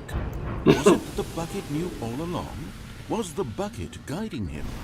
Yes, this is certainly the most logical explanation.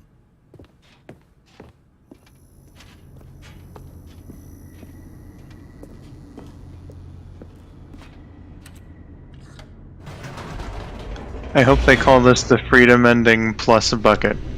Yeah. Crest says, I guess it's The time for elevator raced Stanley to make a downward, bucket list. plummeting towards an unknown fate. It would be all Stanley could do to keep himself together, if not for the bucket.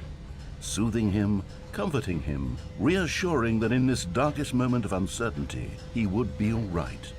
The bucket is here for you, Stanley. Everything will be fine. Stanley and the bucket walked straight Gotta ahead say, through the large door I'm loving the with Stanley red Parable too so mind far. control facility. You didn't have a bucket in Stanley Parable 1, alright? Yeah, that was the main thing that was keeping it from being a perfect 10 out of 10. The lights rose on an enormous room packed with television screens. What horrible secret did this place hold? Stanley and the bucket both wondered to themselves.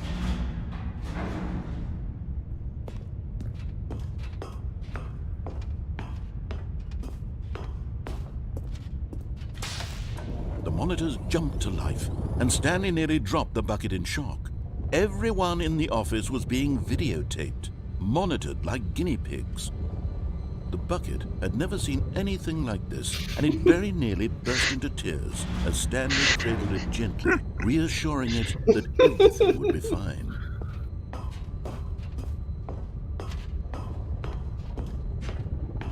We'll make it through together, bucket.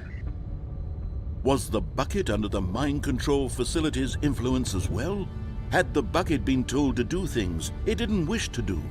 What kinds of things does a bucket want to do or not want to do in the first place? These questions raced furiously in Stanley's feeble mind.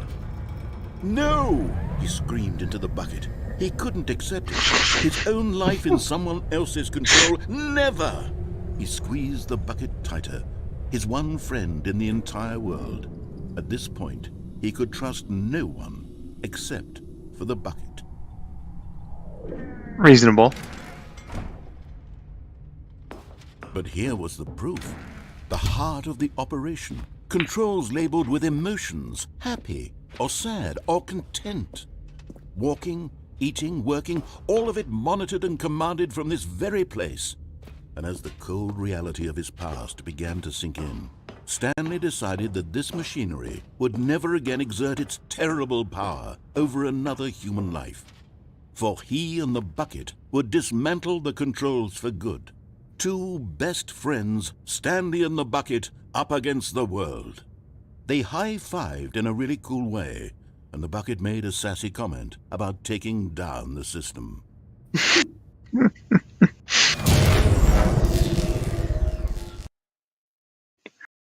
Freedom ending plus bucket, let's go.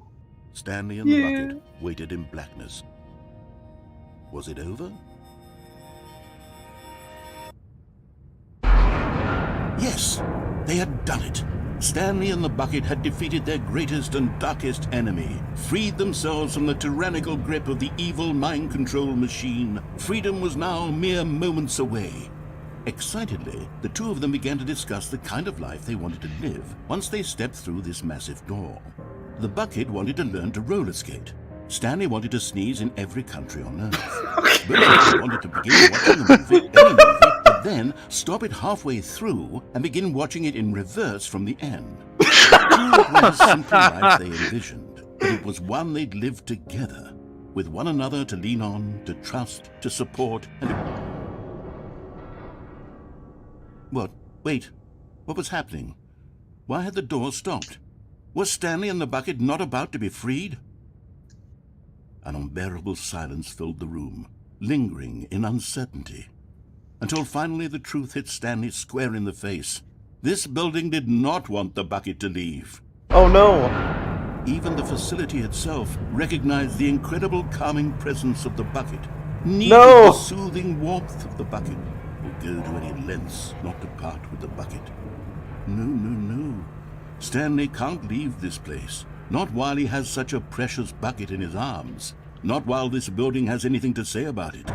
Stanley realized he would never again leave this very room. But at least he has the bucket. To be trapped eternally in darkness isn't really so bad, Stanley thought to himself. As long as I have my bucket with me, right? I'll be okay, won't I? Stanley gulped. Very soon now, he was about to find out.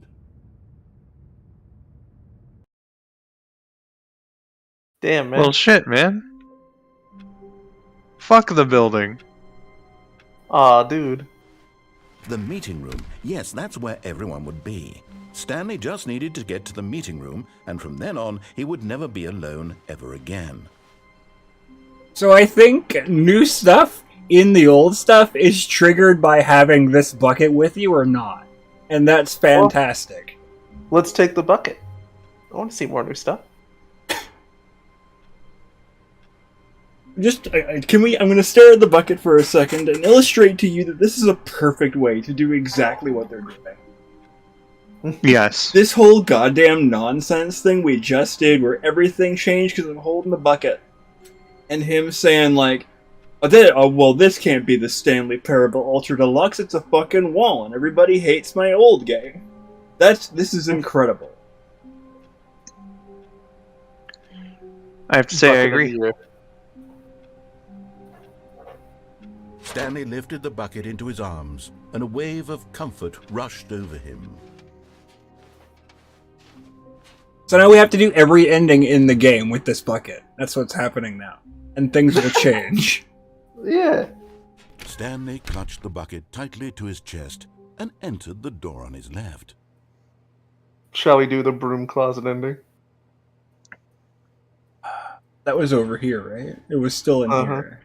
Yeah, it's pretty close to...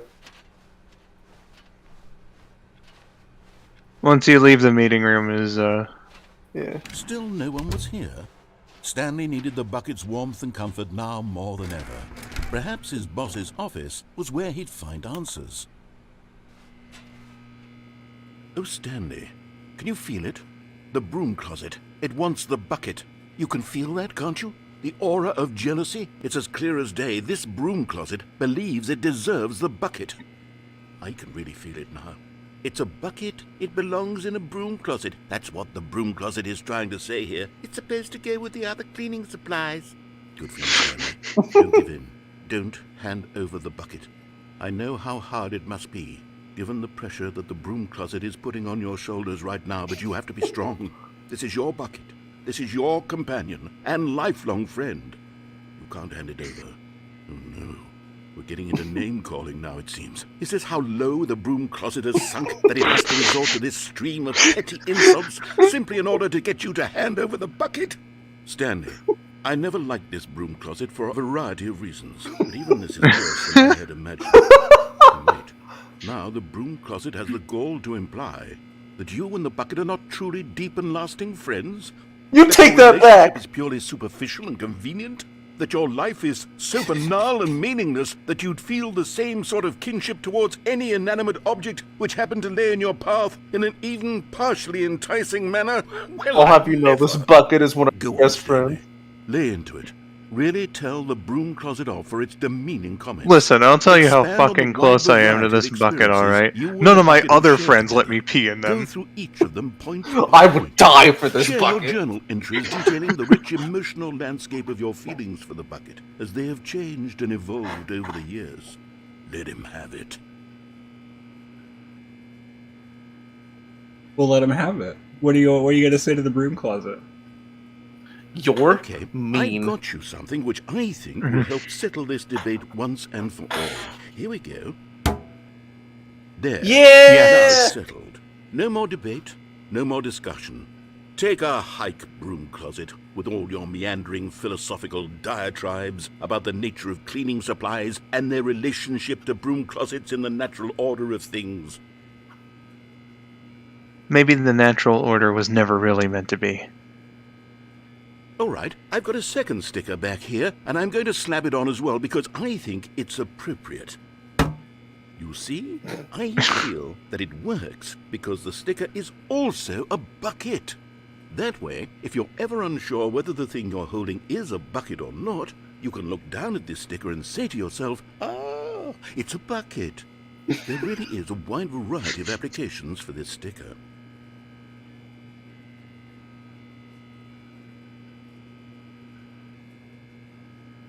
You know what? I could take the name-calling and the dismissal of your kinship with the bucket, but now the broom closet is just giving us the silent treatment, and to be honest, I'm sick of the pettiness on display. You can stay here all you like, but I've had it with this impetulant room of cleaning supplies, easily the most childish such room I've ever been in. I'll see you outside, and we can get on with the story about you and your bucket. Well, alright. I think that's there's no more dialogue for this. Yeah. That was some adventure. We have bucket cosmetics now. Alright, so what's next?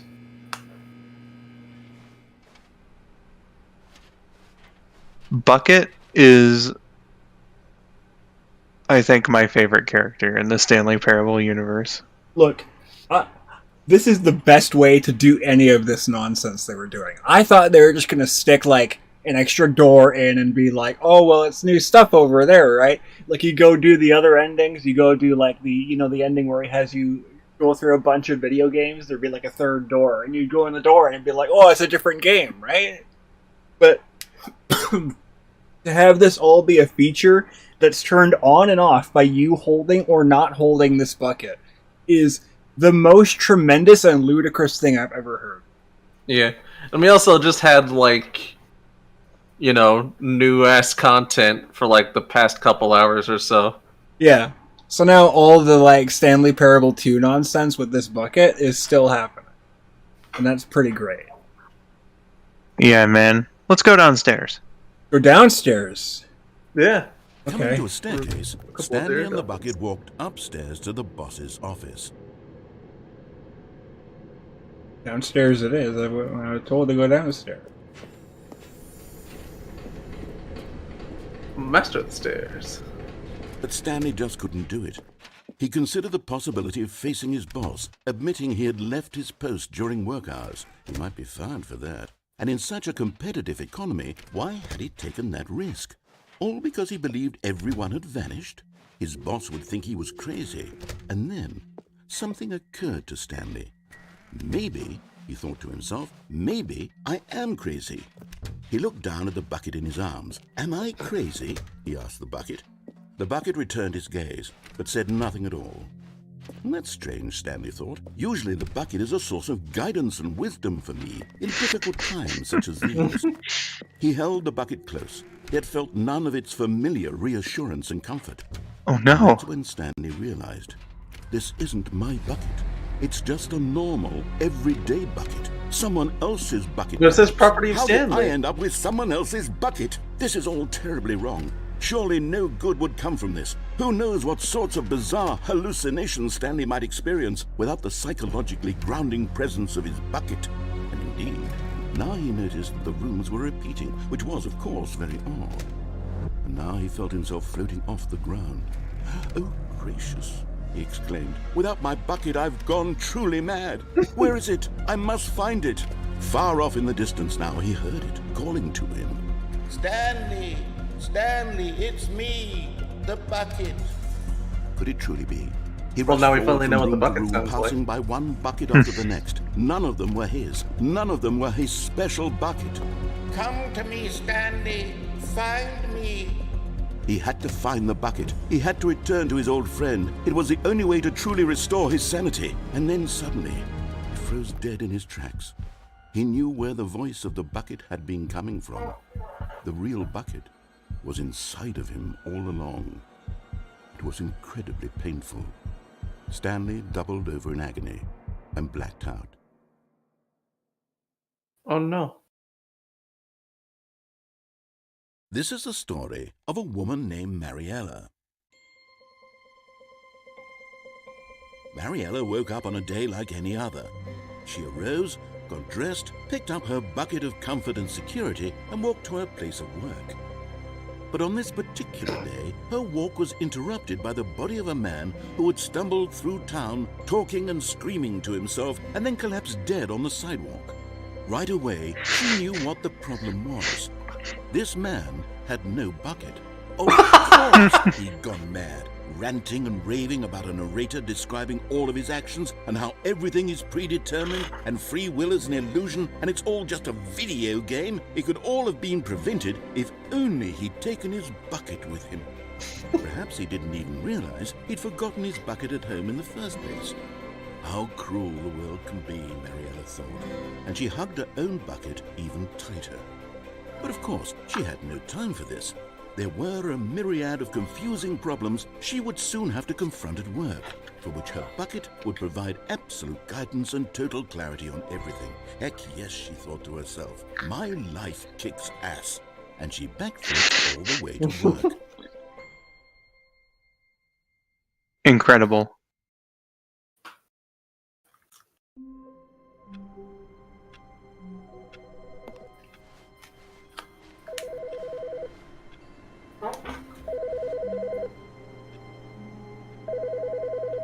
I can't pick that up. He'll have to get it on an answering machine. Make sure to pick up your bucket. Can't work without it. Oh, it still says property of Stanley on it. Well, yeah, it's our bucket. The confusion and the chaos all seemed to melt away as Stanley embraced the bucket. I didn't think it was going to keep bucket cosmetics, but this is a fantastic... Ooh. Well, it's a balloon.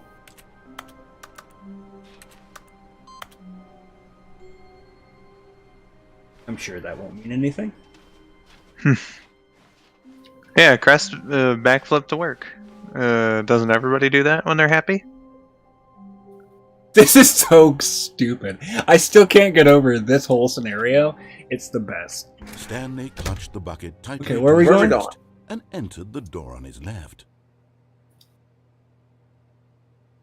What if you and the bucket died together? All right, let's go. This was not the correct way to the meeting room, but Stanley had felt the bucket calling to him, telling him that the employee lounge was simply the place to be. And here it was. Had the bucket turned out to be correct? Was this better than the meeting room? Yes, Stanley thought to himself. Yes, perhaps it truly was. How insightful the bucket turned out to be. Yes.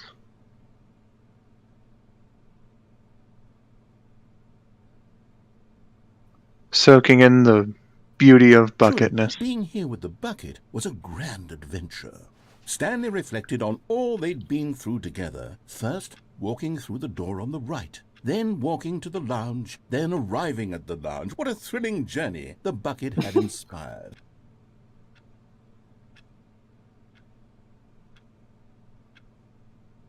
Perhaps this was where the bucket felt most truly at home. Here in the employee lounge. Perhaps it's the only place a bucket can even feel at home. Indeed. Definitely not in a broom closet. Yeah. Fuck the broom closet. He's an Stanley asshole. decided to just give the bucket absolutely as much time as it needed to be in the lounge. Clearly, the bucket and the employee lounge shared a special connection. You're goddamn right.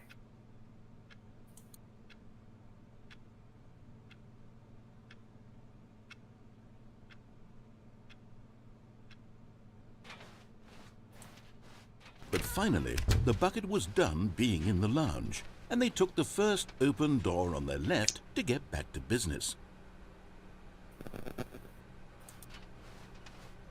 You said you wanted to jump off the... Yes, sir. Okay.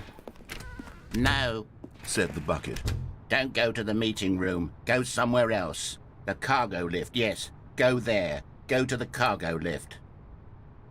You see, Bucket's even cool with the idea of dying together. It was our destiny. Good. Said the bucket. Now ride the lift all the way to the top. There's something up there I need you to do. Stanley did not question why or how this bucket was speaking to him. It should have alarmed him, of course, because buckets can't talk. But Stanley chose not to think about this obvious fact.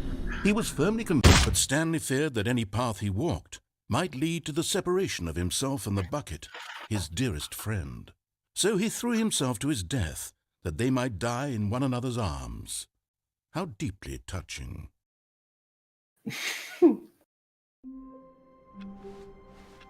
I love it. All of his co-workers were gone. What could it Well, mean? let's see what the culmination Stanley of decided to go the to the meeting bucket room. wanting us to go Perhaps up the lift warmth is. spread through Stanley's arms. With the bucket in his arms again, he was home. Stanley clutched the bucket tightly to his... This was not the correct way to the meeting room, but Stanley had felt the bucket calling to him, telling him that the employee lounge was simply the place to be. And here it was. Had the bucket turned out to be correct? No, never mind. The bucket was wrong.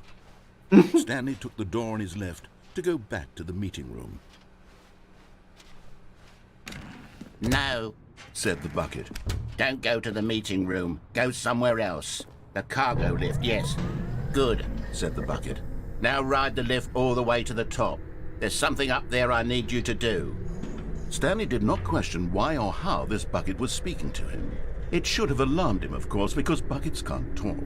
But Stanley chose not to think about this obvious fact. He was firmly convinced that the bucket had spoken to him, and he unthinkingly did whatever the bucket asked. Trip says, go the fuck to bed. In Unless you here, don't want said to, the that's bucket. totally Go into valid. this dark room over here. I've got a few Stanley hours once left. again obeyed blindly. And then Crest said, Stanley just turned into street pizza. That he did, along with his good friend Bucket. Mm-hmm. Now pick up the phone. Said the bucket. Pick up Well, you the heard phone, the bucket. and it will take us back home, where we can go about life together. Oh, whatever you say, Bucket.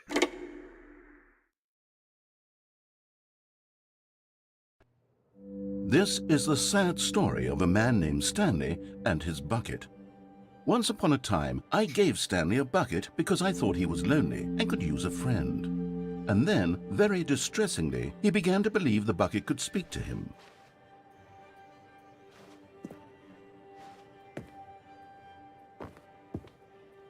Well, I mean, sure. Can it not? Hello, Stanley. It's me, your Bucket. Press B to take me to work with you. The Stanley Parable Reassurance Bucket was merely meant to provide the comforting glow of companionship. It doesn't literally talk and give you orders. Whatever Stanley is hearing the bucket say to him is just in his head.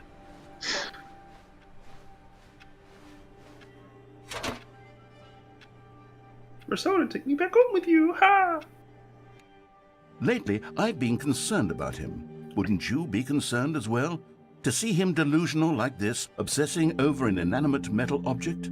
I want to say something to him, but I don't know how I can convince him. I don't know if he'll listen to me. Trip says, Stanley took getting buckets too seriously. Nah, man. He's fine. Yeah. Press G to go back to work. It's just his companion bucket. Stanley. Everybody has one. Can you hear me? Listen to me. It's just a bucket. It can't think, it can't talk. All it will ever truly do for you is effectively transfer a liquid from one location to a different location. That's it. It doesn't do anything else. But Bucket, don't listen to the loud man. Press I for us to go back home. You see, he's not listening. He's still taking orders from the bucket. You know, once upon a time it was me he took orders from. Me he trusted and listened to. Now all he cares about is his awful bucket. This stupid hunk of metal.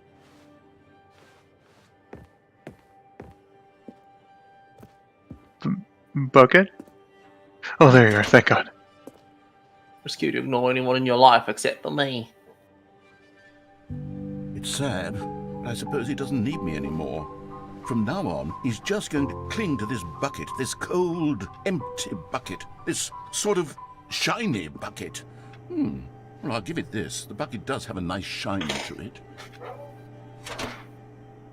You believe I'm real, don't you, Stanley? Yes, I suppose on closer inspection that it doesn't quite look like your average hardware store bucket. It's just a little more, what am I trying to say?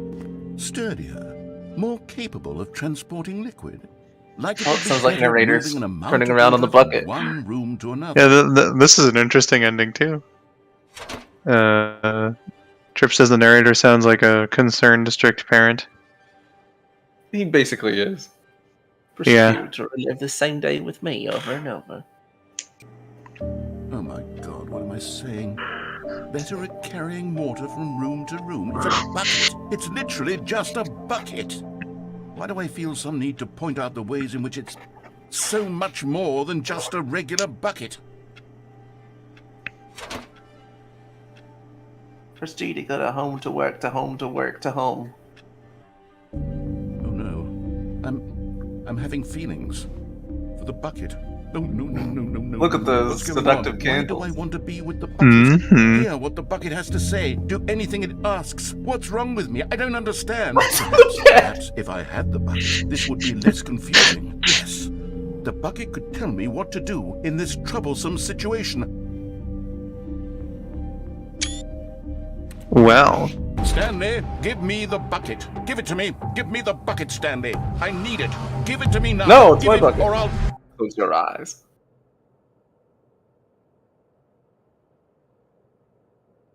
Go back to work, Stanley.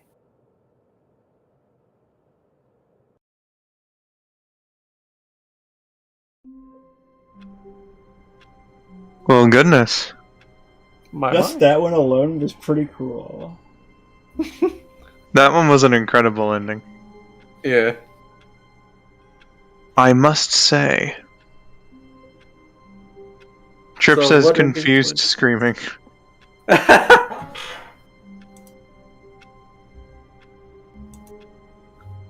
No, I mean, Is it's it not just the confused first one? screaming, it's bucket. Yeah. Yeah, this is the Gym Parable too. And this is Bucket. The Gym Parable. Alright, where are we going? I can't wait to tell this story to my co-workers, Stanley thought. How amusing they'll find it. Oh, won't we all just laugh and laugh at the time I thought everyone had gone missing. Stanley picked up the bucket and smiled. He'd never be alone again, not truly alone, not with the bucket around. Stanley clutched the bucket tightly to his chest and the door on his left. Right door, but take the This was not the correct hallway on the left. But Stanley had felt the bucket calling to him, telling him that the employee lounge was simply the place to be. And here it was. Had the bucket turned out to be correct? Was this better than the meeting room? Yes, no, never mind. The bucket was Trip says, alright, I'm bringing a bucket to my next therapy sesh. That's the ticket. Yeah. So the two of them detoured through the maintenance section and walked straight ahead to the opposite door. Or how about we go down?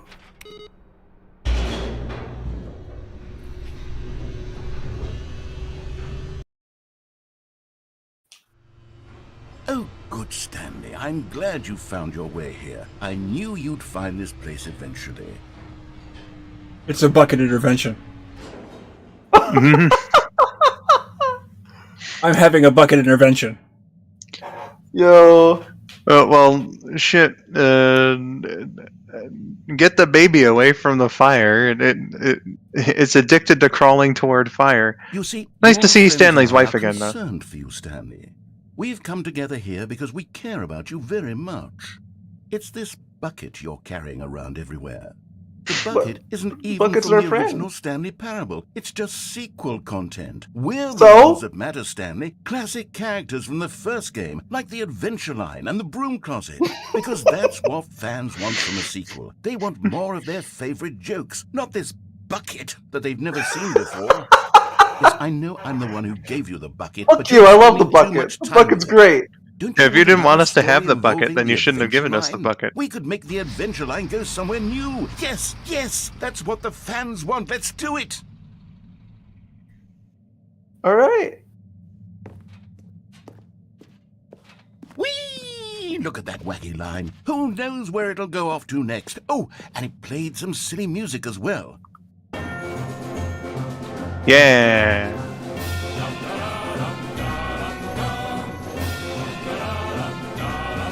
Now this is what the Stanley Parable is all about. Don't you remember all those great jokes from the original dialogue? Also, Stanley is addicted to drugs and hookers.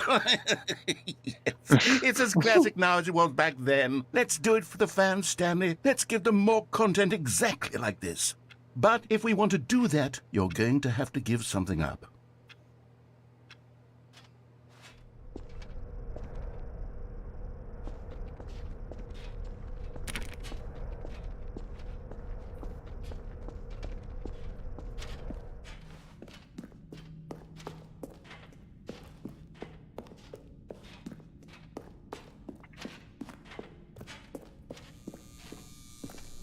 That was indeed Don't you get it, iconic Stanley? yellow line We and need giant to get baby. rid of the bucket. That's why I'm very proud to introduce a brand new character. This is the Bucket Destroyer. No. No. I think it'll make Absolutely a wonderful new not. addition to the rich lore of the Stanley Parable. True, it also was not in the original game, but it's such a well-fleshed-out character with so much personality that to me it already feels as though it's been part of the cast all along. Don't you agree? That's how I felt about Bucket. Can you guess what the Bucket Destroyer does? Surely you don't need me to spell it out for you. Go ahead You now, can Stanley. suck my dick before I Say destroy that goodbye to bucket. the bucket, and then pop it into the machine when you're ready.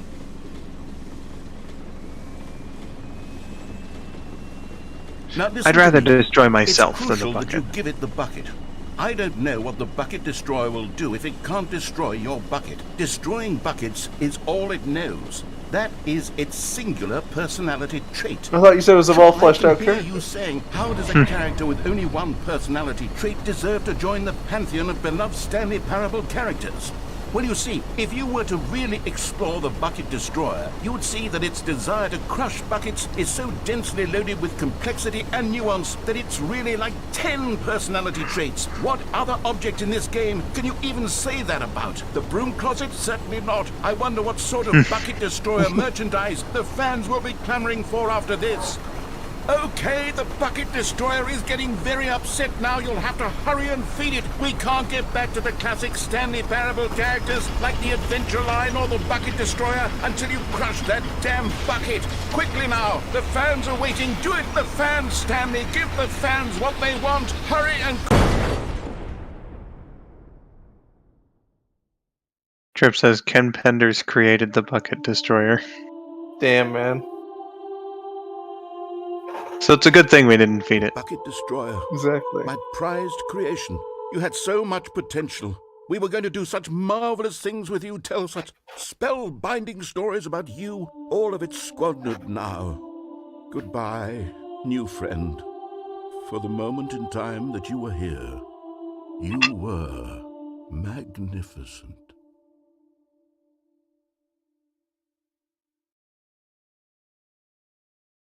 I feel nothing for Bucket Destroyer. I do wonder if that is a path you could have gone down, though. If you could have fed the bucket to the destroyer and it would have gone, okay, new adventure. Or if it would have just been like, well, fuck you, you destroyed the bucket. Haha, back to the original video game. It probably would have. Done what? Like if you had actually stepped up there and, you know, could have been like, okay, there's the bucket. Already this was uncomfortable, and Stanley decided It's a good thing you chose to blah blah blah with the that bucket. he would never leave it again in his life. The good old bucket. Just Stanley and the bucket, off on another thrilling adventure together. Stanley clutched the bucket tightly to his chest and entered the door on his left. This was not the correct way Night to trip. the meeting room. Hope that you enjoyed what you saw, and Telling him catch you that later. the employee lounge was simply the place to be. And here it was. hope Had you have the a good bucket night. Turned out to be correct. No, never mind. The bucket was wrong. Stanley took the door on his left to go back to the meeting room. No, Said the bucket. don't go to the meeting room. Go somewhere else. The cargo lift, yes.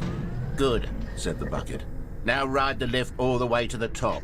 There's something up there I need you to do. Stanley did not question why or how this bucket was speaking to him.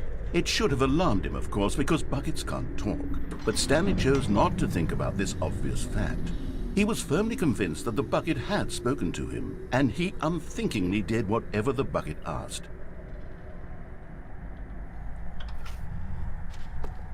In here. Said the bucket. Go into this dark room over here. Stanley once again obeyed blindly. Now pick up the phone. Said the bucket. Pick up the phone and it will take us back home, where we can go about life together. Whoa, hold on. Why did you unplug the phone? Were you trying to resist the bucket's orders? Stanley, I was joking. Obviously, the bucket isn't talking to you and telling you to do things. Buckets can't talk. It was a joke. Don't you get the joke? It's funny, Stanley. A talking bucket. Can't you see? Oh, goodness. I must have really bungled up the delivery if you actually took me seriously. Where did I mess up the joke? Should I have paused for longer or spoken quicker? Comedic timing is so difficult. I wish I were better at it. But there isn't exactly an instructional video on comedy that one can watch to fully... Oh, wait, yes, there is. It's sitting right here. Let's take a look. What is comedic timing? What is comedic timing? How does it work? How long should it last? How can it be used to effectively silence your political enemies? And more importantly, can it be taught in its entirety within 90 seconds? Thankfully, the answer to all of these questions is yes. Let's dive deeper.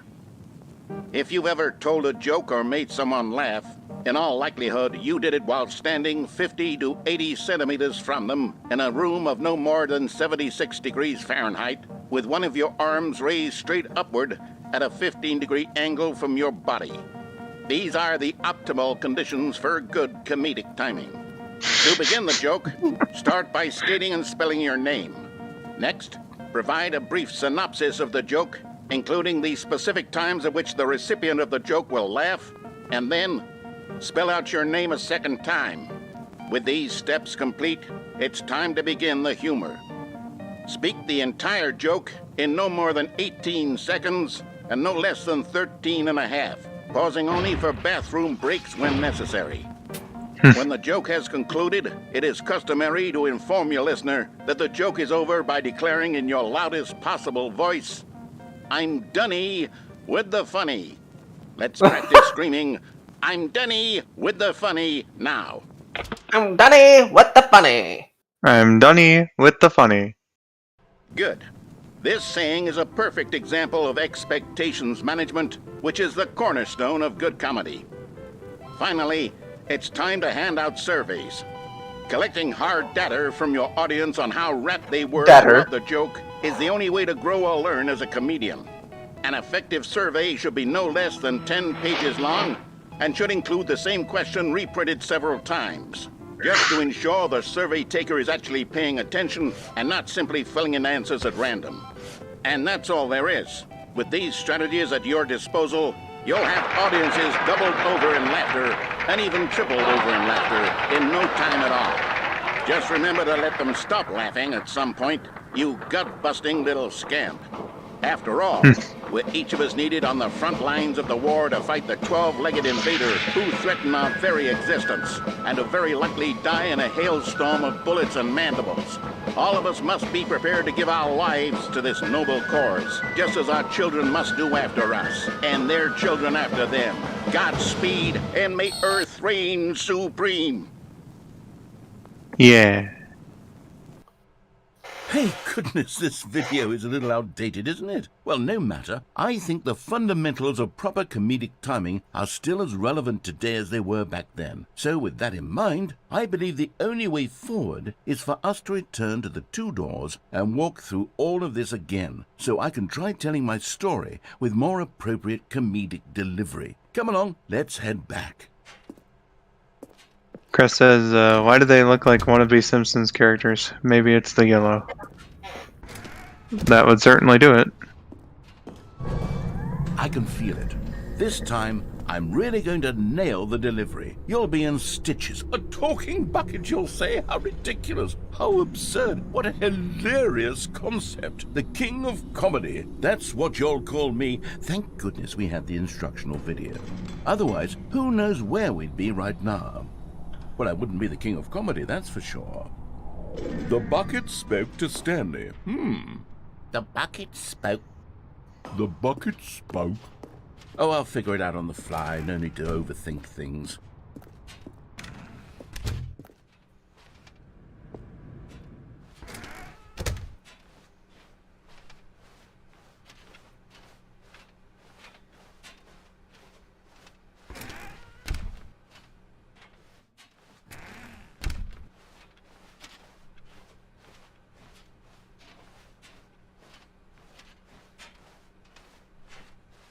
Here we go.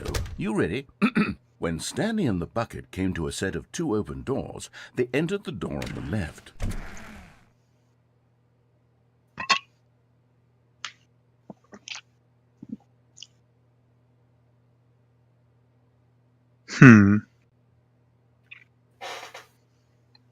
Yes. Now, the narrator said that, but I think we need the bucket's guidance. Well, I think the bucket advocated for the door on the right previously.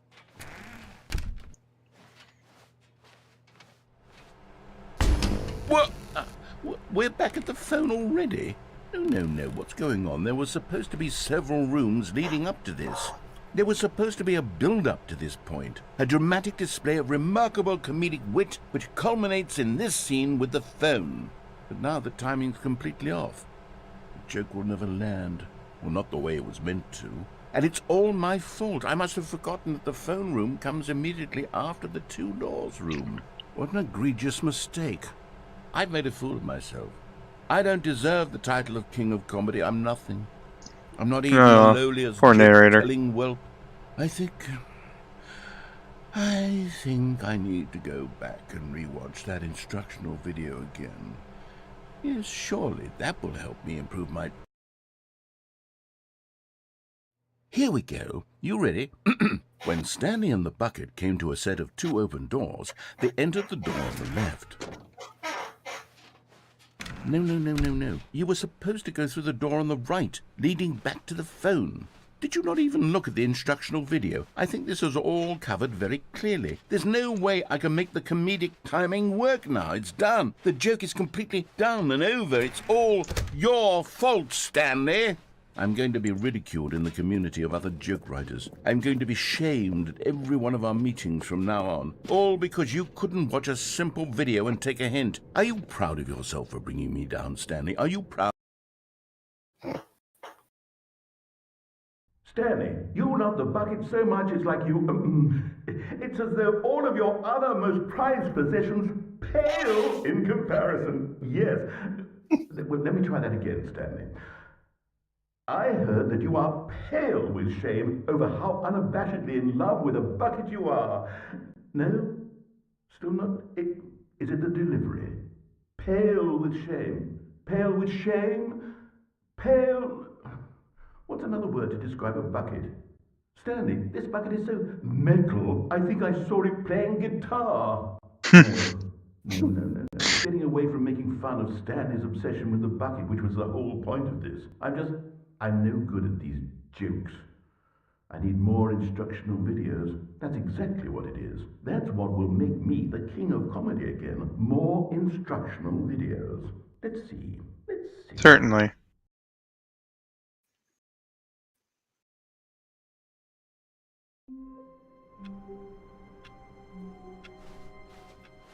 Just a step through this door, Stanley thought to himself, that's all I need. If I can make it through this door... Where are we going today? The bucket asked. Stanley just smiled. Anywhere they went together would be perfect. Stanley clutched the bucket tightly to his chest. This was not the correct way to the meeting room, but Stanley had felt the bucket calling to him, telling him that the employee lounge was simply the place to be. And here it was. Had the bucket turned out to be correct? Well, no, never mind. The bucket was wrong. Stanley took the door on his left to go back to the meeting room. No, Said the bucket. don't go to the meeting room. Go somewhere else. The cargo lift, yes. Good. Said the bucket. Now ride the lift all the way to the top. There's Can I go something up through there that I need hallway you there? to do. Stanley did not question why or how this bucket was speaking to him. It should have alarmed him, of course, because buckets can't talk. But Stanley chose not to think about this obvious fact. There a He door was over firmly here? convinced that the bucket had spoken to him, and he unthinkingly did whatever the bucket asked. Just thought I'd check. Unopenable.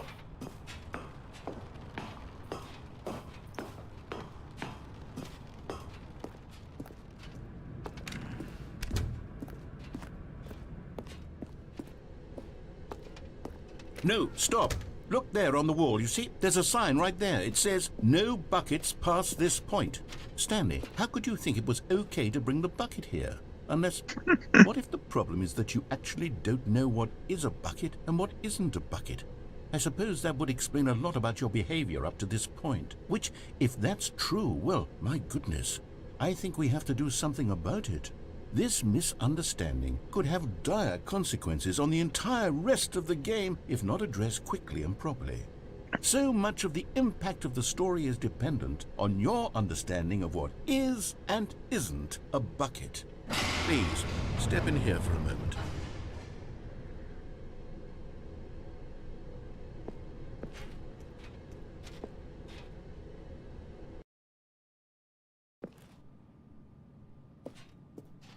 Now then, I'm going to run you through some test scenarios, and you'll tell me whether or not the thing I'm showing you is a bucket.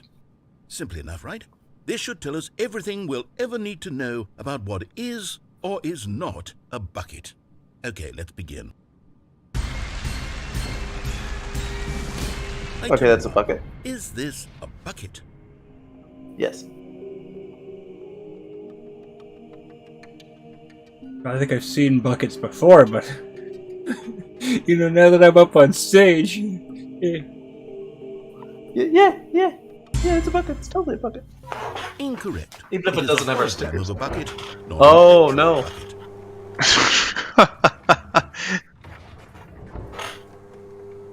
Item 2. Is this a bucket? Well, it looks like a bucket, but last time he tricked us with something that wasn't a bucket, but maybe that's exactly what he wants us to think, and this actually is a real bucket. Or he wants us to think that, and it's not a real bucket.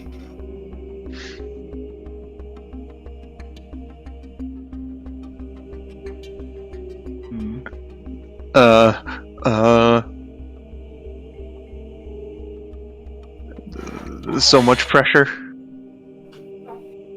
Yes or no? Yes or no? Incorrect. It is a 3D printed recreation of a bucket, not an actual bucket. Damn.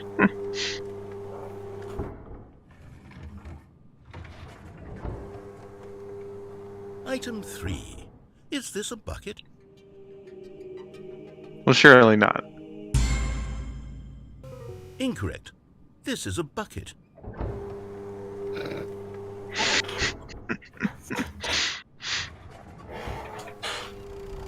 Item 4. Is this a bucket? No. Correct. This is a tractor and not a bucket. To be honest, I just sort of put this one in here as a gimme, but I was starting to get concerned that even this might be too much for you. Thank you for not making me look like an idiot. Okay, next one.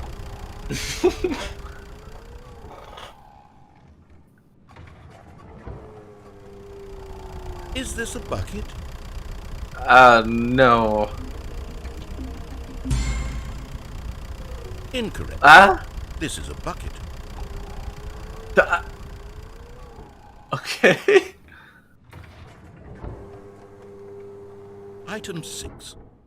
Is this a bucket? What do you think?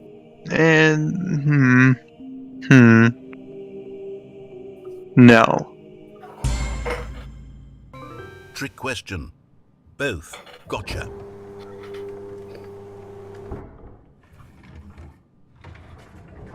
Item... Wait, hold on. I can't find the next one. Let me see. It should be around here somewhere.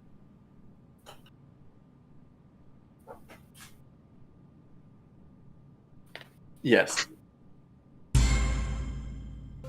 Okay, you and I both know there isn't anything here. And I don't appreciate the implication that nothing is a bucket when we both clearly know that a bucket is something, and therefore nothing could possibly be something. Unless, in your twisted mind, have you somehow convinced yourself that a bucket is nothing? Answer me straight, Stanley. Do you believe that nothing is a bucket? Not necessarily. You know what? I'm too confused to even sort it out. I've lost all sense of perspective. What is a bucket? What isn't a bucket? Mere moments ago I could answer these questions with confidence. And yet now I'm somewhat adrift. Do any of us know what a bucket is? Am I a bucket? Stanley, I can't keep doing this. I'm losing myself, and myself Yes. was all I ever had to begin with. Absolutely. I'm afraid the bucket is threatening to tear our relationship apart. I can't have that. I'm sorry. But I'm going to erase all buckets from the game entirely. Okay, here we go.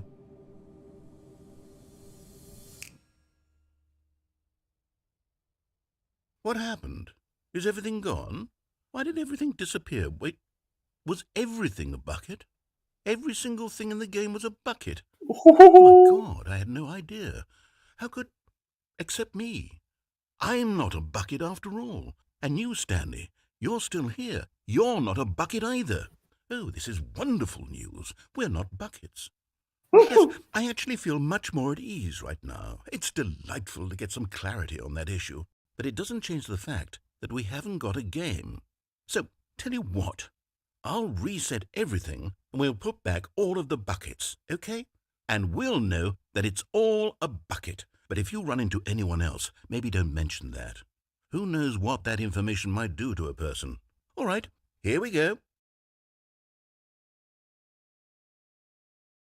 So, in our big plot revelating twist, it turns out every single thing in the game is a bucket. Stanley decided to go to the meeting room to check on his co-workers. He never functioned well by himself and constantly needed support and guidance from others. So the thought of total solitude was terrifying to him. Incorrect. This is a 3D printed recreation of a bucket, not a bucket. A good bucket, a strong bucket, a humble bucket, a committed bucket, a bucket of culture and distinction. Stanley clutched the bucket tightly to his chest. You know, I gotta and say, the door on his left. this is probably the stream where the word bucket has been said the most. So we're playing the gym bucket, too. Still no one was here. Stanley needed the bucket's warmth and comfort now more than ever. Perhaps his boss's office was where he'd find out. Coming to a staircase, Stanley and the bucket walked upstairs to the boss's office.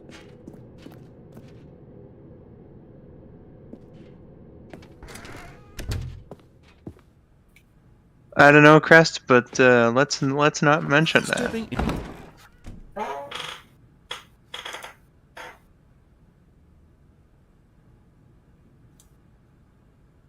Do you understand what's happened? What's that? I was supposed to go in there, and the Yeah. door's shut because it thought I was walking in there. Mm-hmm. Now I can't get in there no more. Yeah. Uh-oh. So, how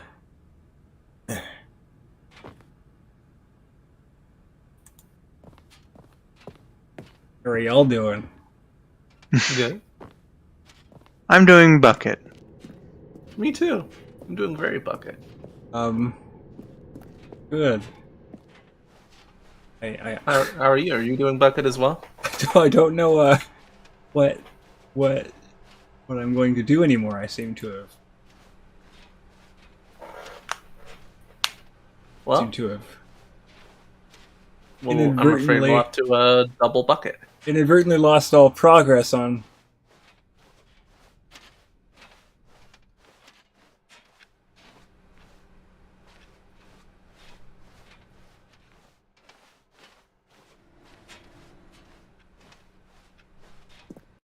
Oh.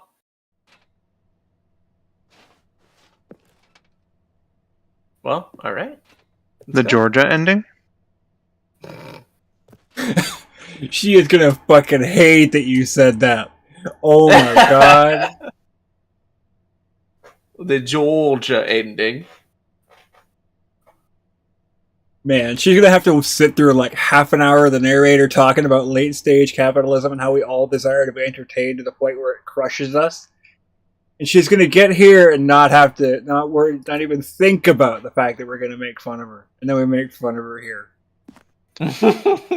If It was all Georgia is built still up. watching this video 3 hours and 10 minutes into it, I'll be impressed. Let's see. Escape Pod Bay. Floor 7. Hell yeah, let's go. Let's go escape with our bucket. What's wrong with Georgia? Nothing. Absolutely nothing.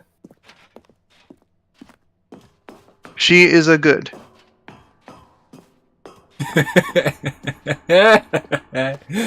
This is good. This is awesome. My bucket is property of Stanley, and he is about to escape with me. The great unknown. Oh, yes. Last time the building wouldn't let him escape with us. Oh, that's true. What if the building finds a way to get rid of it again? We're outsmarting the building. The escape pod isn't the building, it's an escape pod.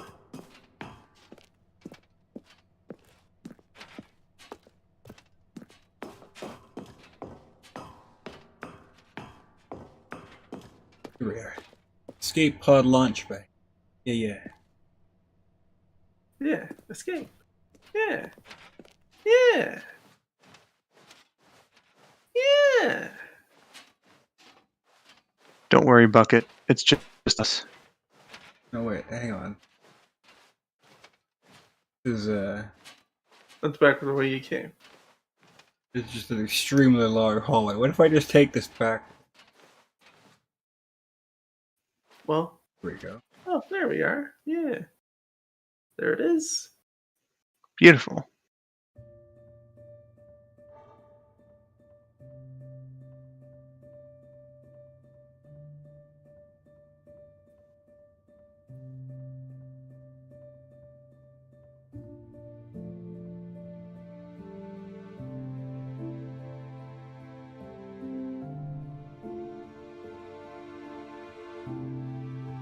Oh, I see. There's only room for Bucket. Oh. Oh shit.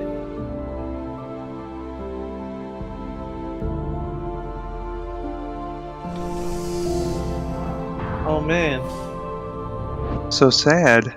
Had to make the ultimate sacrifice to help our friend Bucket.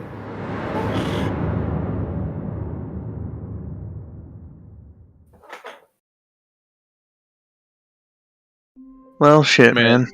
That was a powerful ending. I don't know about Already you. this was uncomfortable, And Stanley decided that as soon as he found a new space he felt safe gone. in, that he would never leave it again No! in his life. Bucket's actually gone! No! Bucket! What? I want Bucket back! We'd grown Stanley so close came to a set of Bucket. 2 open doors. He entered the door on his left. This was not the correct way to the meeting room, and Stanley knew it perfectly well. Perhaps he wanted to stop by the employee lounge first, just to admire it.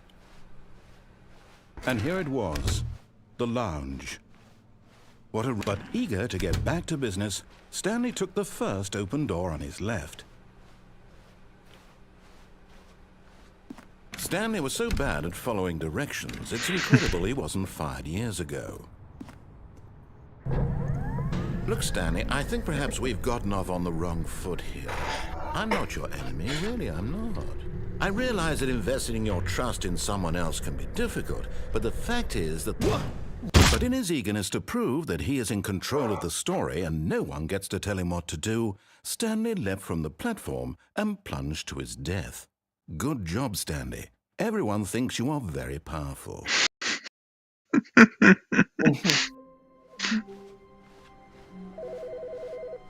Oh yeah, wait, hang on, I gotta look for my...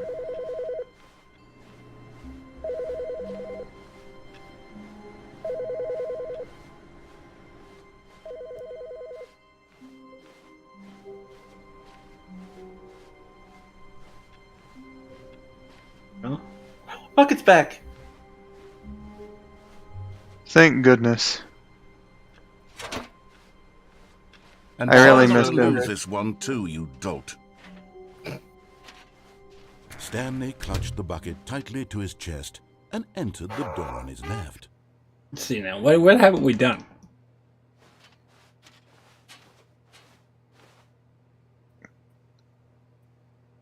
This was not the correct way to the meeting room, but Stanley had felt the I bucket remember calling to him, right telling before, him that like, the the employee computer lounge room or was simply whatever, the there's place a to branch be. that says And here escape it on it. was, Is that the anything bucket different? turned out to be correct. Was no, never mind.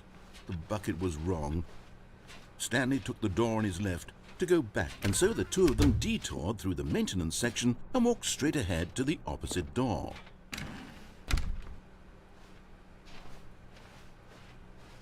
Still no one was here. Stanley needed the bucket's warmth and comfort now more than ever.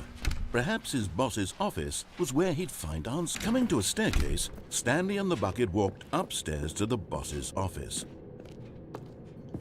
I know there was the window ending.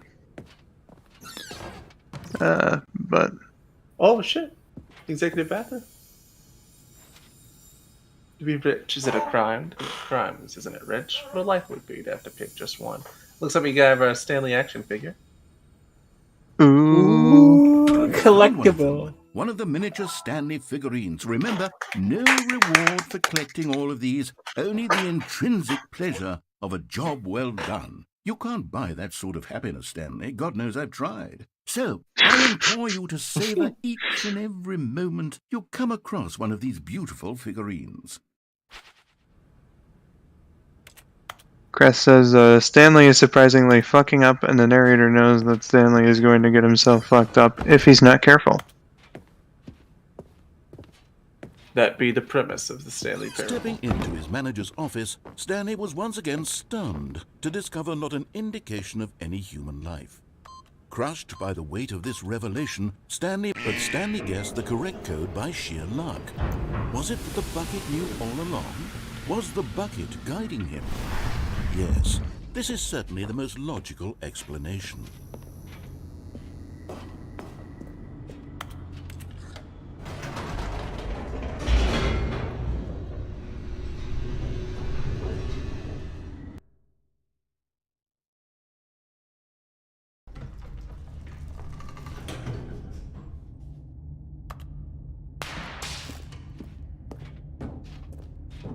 Stanley and the bucket walked straight ahead through the large door that read, Mind Control Facility. Although this passageway had the word escape written on it, the truth was that at the end of this hall, Stanley and the bucket would both meet a violent death. The door behind them was not shut. Stanley and the bucket still had every opportunity to turn around and get back on track. At this point, Stanley and the bucket were knowingly walking forward into a very painful death for each of them.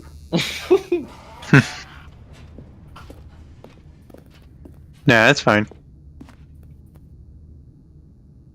The endless hole. Hell yeah. It's the infinite hole, baby! Oh. Still not quite infinite. He hadn't quite fixed that yet.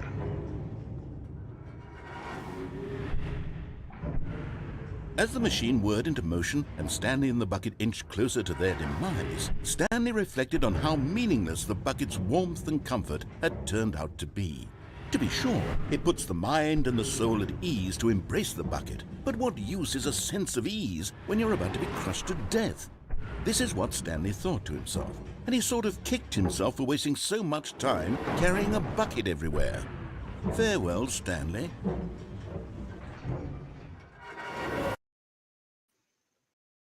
"Farewell, Stanley," cried the narrator, as Stanley and the bucket were led helplessly into the enormous metal jaws. In a single visceral instant, the bucket's life came to an end, as it was crushed violently to death.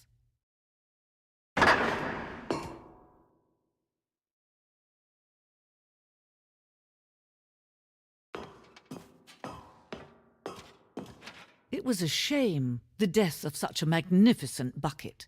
It's true that all buckets are radiant in their own way, but this one stood above the rest. It was a glorious bucket to behold. Mm-hmm. So in the original game, this was a developer museum about the Stanley Parable, and it talked about different things they cut out. Is this one actually just going to be a development museum for the bucket? The bucket welcomes you to the grand exhibit. You're standing at the precipice of knowledge. Much like a bucket itself, the human mind is frequently empty within, a cavernous void. But through use of the exhibit in front of you, the mind becomes full and enriched and substantiated. Knowledge of the bucket and its history is the only true knowledge we really have. Will you take what you learn here with you into the world?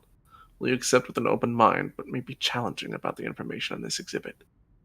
Will you change the lives of yourself and your loved ones as a result of this exhibit? Or will you turn a blind eye and continue to live as you were, in ignorance and darkness? Incredible. Can you see how arrogant it was for Stanley to take a bucket like this and to claim it for his own? Can you see the hubris that blinded him? Can you see that the bucket is far more noble than Stanley will ever be in his short life? 25 buckets. A photograph of 25 buckets, the greatest number of buckets ever captured on camera. The photographer experienced catatonic shock for several weeks as a result of the euphoria from exposure to this many buckets at once. That seemed like far more than 25. Yeah. Inferno bucket. A replica of the Inferno bucket, which in the medieval era was so powerfully alluring that billions died, and yet in spite of it all, the simple fact remains: no one can control a bucket. Very true.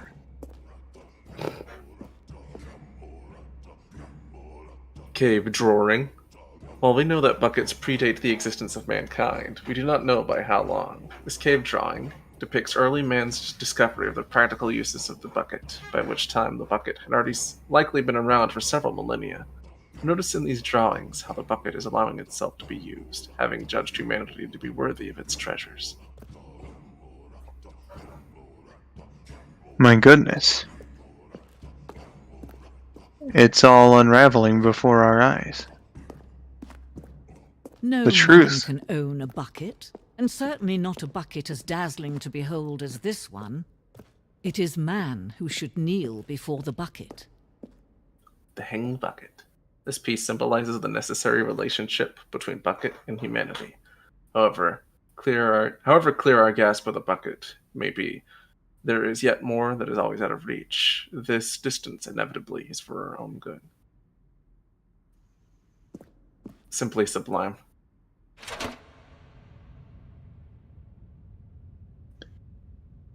There is something we I can have do, to agree with Rabbit. something we can do together, you and I, that will right this terrible wrong. Let Stanley die. Let him be crushed by the machine. Don't reset the game. Don't give him another opportunity to run off with another beautiful bucket. We can save the world's buckets from their treatment as tools and implements if only we let Stanley die together. The bucket shall take its place as ruler, as leader, as commander of a new world, a new vision.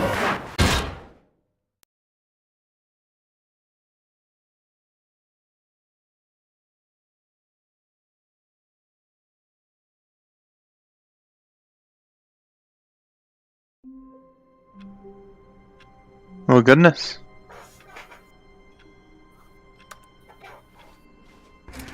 Hello, Bucket.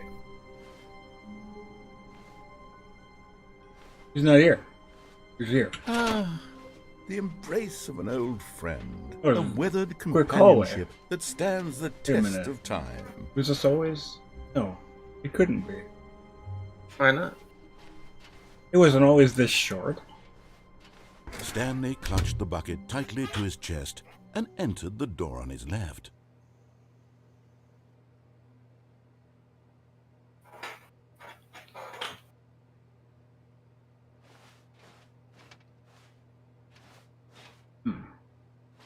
What is there that's left to do?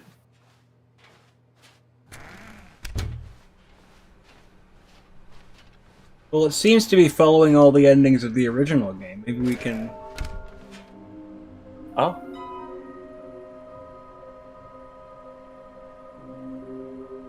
Trust the completionist instinct.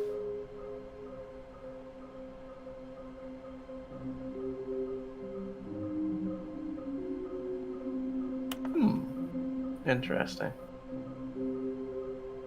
So there is a reward for finding them all. My goodness. Watch there not be a reward at all. We found one inside of the sequel exhibit. We found one inside the bathroom. There's one nearby a fireplace. Some stairs. A large room with lots of boxes. Somewhere red and blue. Well, even though we've been told repeatedly there's no reward, let's try and find them all anyway. Well, it looks like 427.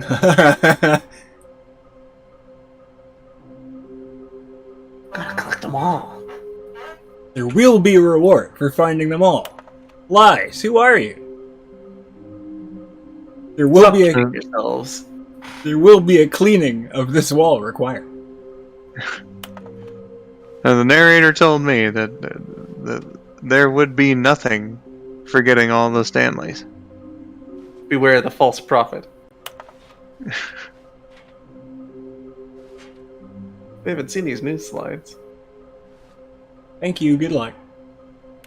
Oh well, I guess it's too late now. Oh, wait. How can we find them? Bottom text.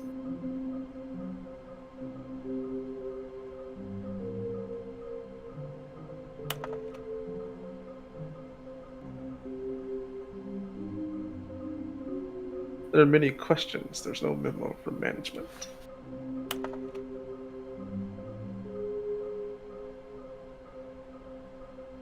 What makes them float in the air? Who took these pictures of them? Why are we talking like this? Follow clues provided by employee 416. We can do it, bedroom. Thank you, good luck.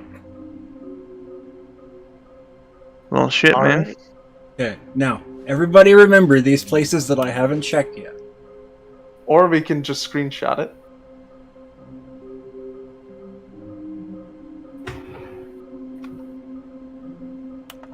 Somewhere both red and blue, nearby a fireplace. Stairs. Something to do with stairs. A large room. Lots of boxes.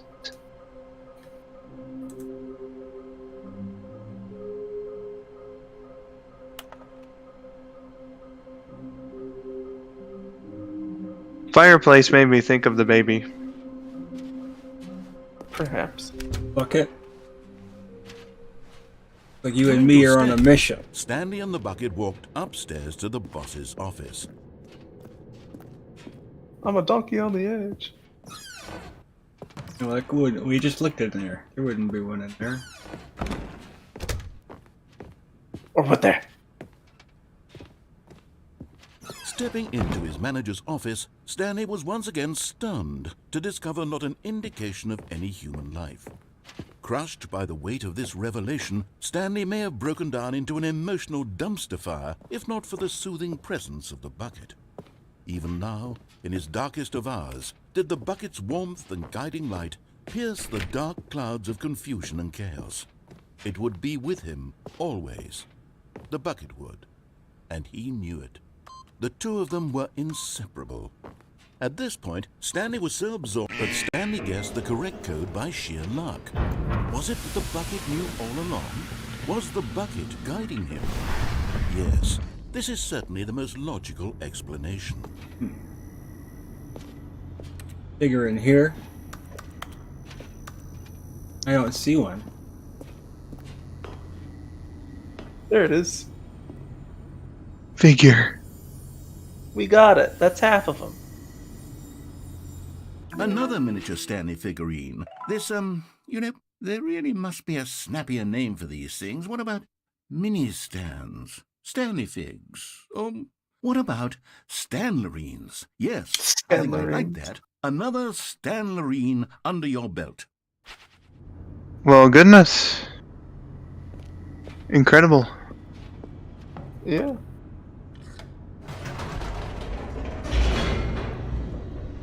Yeah, that was Fireplace. I think. Should have been. We can always check the checklist again whenever we get back to it.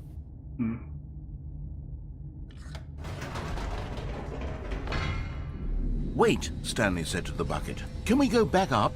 When I was pressing those keypad buttons, there was something very intriguing about the number 3. I want to go back so I can try pressing the number 3 again. The bucket said nothing. Well, you heard the man. Let's press number 3.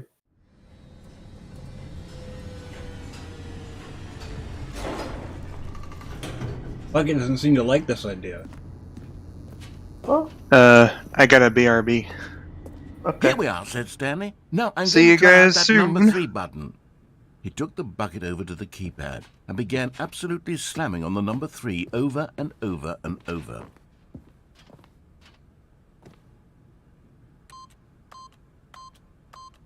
Wow, he said. The number 3 is such a special button. I'm having the time of my life.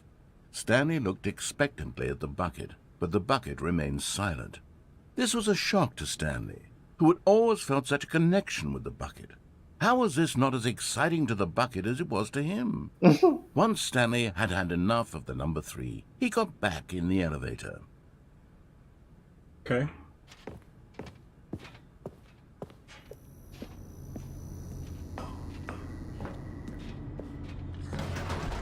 Perhaps the bucket had missed something. Perhaps it had not seen how much joy Stanley got from slamming the number 3 repeatedly.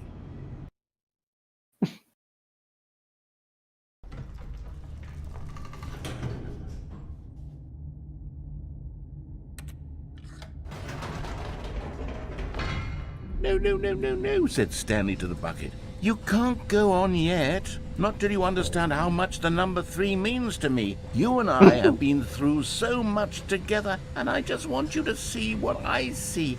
Feel the happiness I feel. He smiled at the bucket, and the bucket said nothing. Bucket doesn't seem to enjoy this very much. Yeah, well, maybe we can make the bucket understand.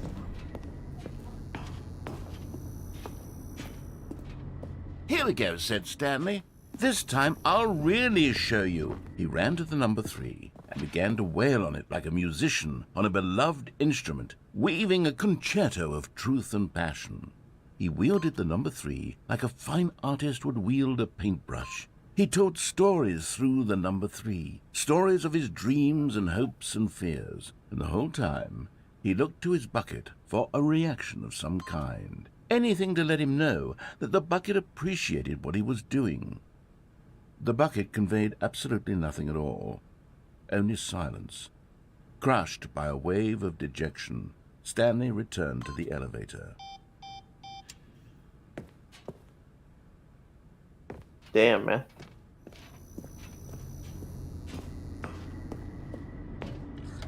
Stanley and the bucket were so close. They'd always been there for one another. Why suddenly could the bucket not connect with this passion of Stanley's? The question caused Stanley to ruminate the whole way down the elevator. He knew that there must be a way to get through to the bucket, to communicate fully with his dear friend. Surely there was a solution, mustn't there be?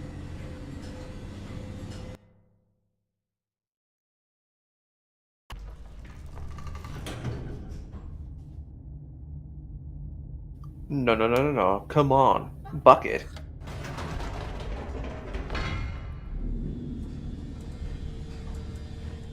Or we're not even saying anything now. Bucket hates this. Bucket is fuming right now. Said Stanley. I know what to do. I know how to fully express this feeling in my heart. He decided right then and there that he would hold a press conference where he would speak to the public on all matters relating to pressing the number 3 over and over. He would elaborate fully on what the number 3 meant to him and why he felt so alive when pressing it. Then the bucket would be able to see his joy through the eyes of others. It would get to see the world react to this discovery of Stanley's. And it would be through the public eye that the bucket would finally understand Stanley's work. Oh, well, here we go. For months, he advertised and marketed his press conference, building excitement around it, developing and rehearsing it, until it couldn't be refined a single measure further. When the big day arrived, Stanley was as prepared as he'd ever been for anything in his life. World's healthiest human being. All tricks revealed. How we did it. The pyramids. Live. The guy who went to Mars.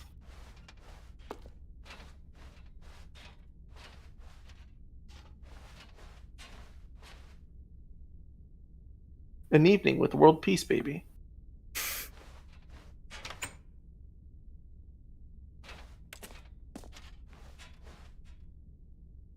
World's first sentient machine. Doing great. A conversation with Alexander the Great. The stage. But this is Stanley Parable 2. This Not was it. me. One last chance to win the bucket over. One opportunity to share a true connection with a loved one.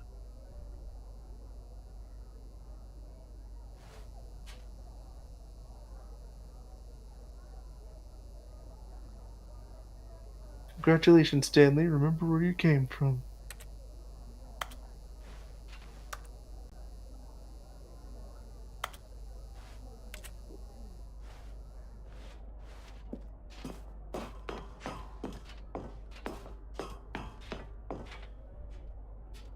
There was no one here.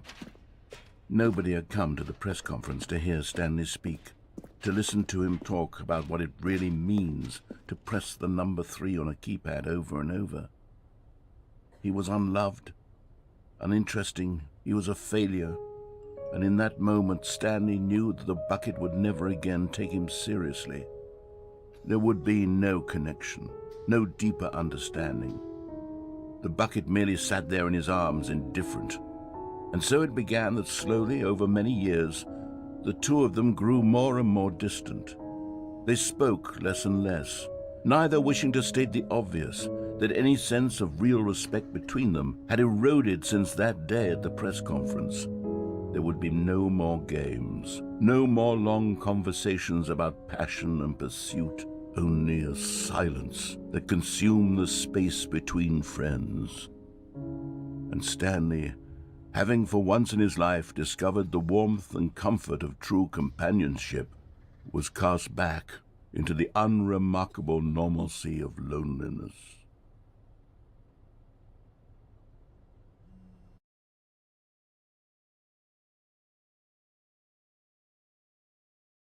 Damn, bro.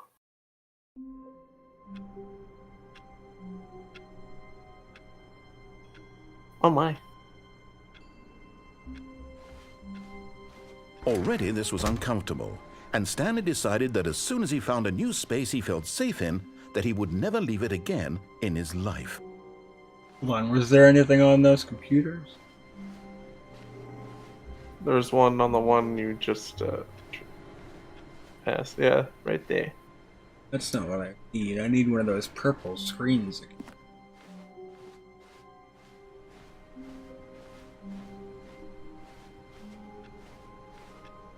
No, it doesn't seem to be on.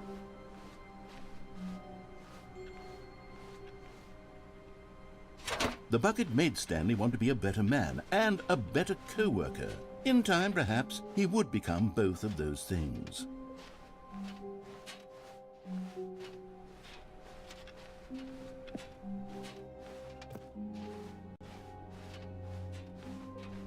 Stanley clutched the bucket tightly to his chest. This was not the correct way to the meeting room, but Stanley had felt the bucket calling to him, telling him that the employee lounge was simply the place to be. And here it was. Had the bucket turned out to be correct? No, never mind.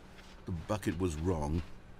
Stanley took the door on his left to go back to the meeting room. No, said the bucket. don't go to the meeting room. Go somewhere else. The cargo lift, yes. Good, said the bucket. Now ride the lift all the way to the top. There's something up there I need you to do. Stanley did not question why or how this bucket was speaking to him. It should have alarmed him, of course, because buckets can't talk.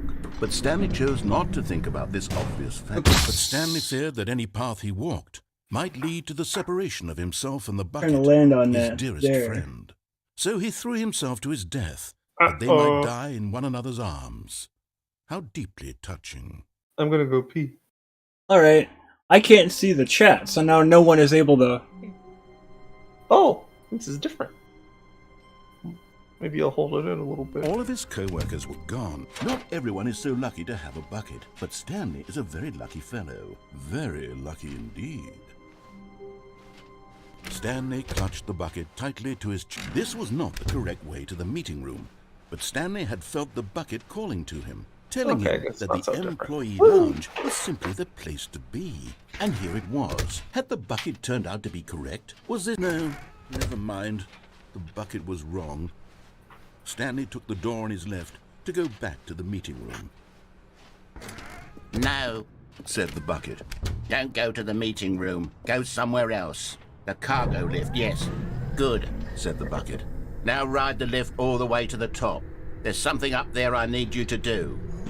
Stanley did not question why or how this bucket was speaking to him. It should have alarmed him, of course, because buckets can't talk. But Stanley chose not to think about this obvious fact.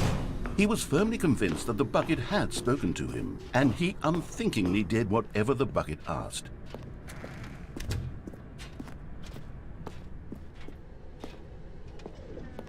No, stop.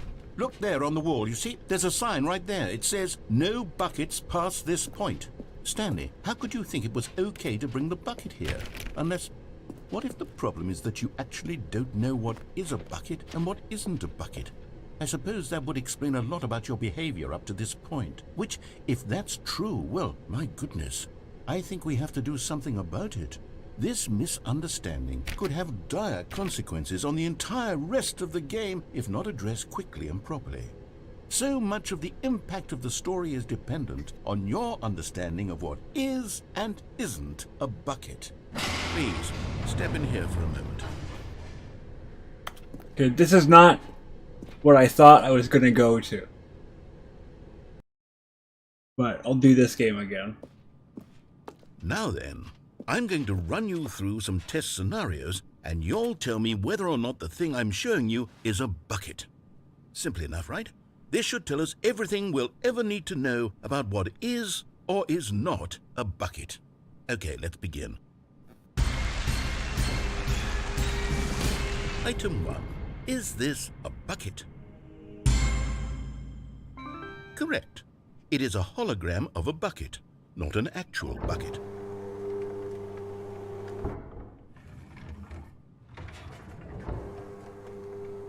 Item 2.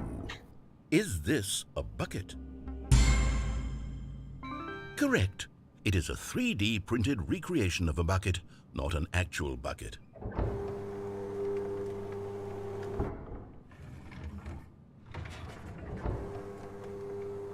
Item 3. Is this a bucket? Correct. This is a bucket.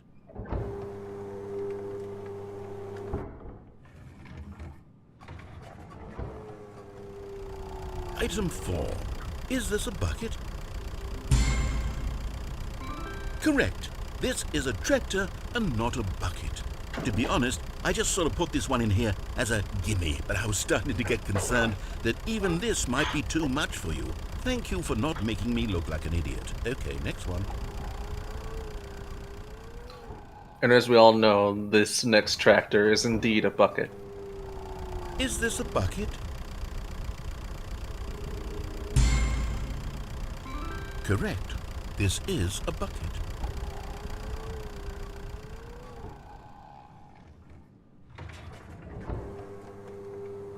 Item 6. Is this a bucket? Trick question. Both. Gotcha.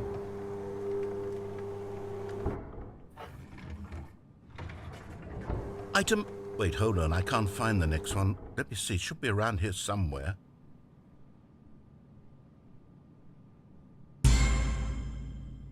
Yes. Thank you.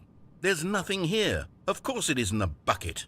We both know full well that nothing isn't a bucket. Wait, when I say nothing isn't a bucket, that makes it sound like I'm saying everything is a bucket, which of course is not true. Unless... Is that what you think? Answer me straight, Stanley. Are you trying to tell me that you believe everything is a bucket?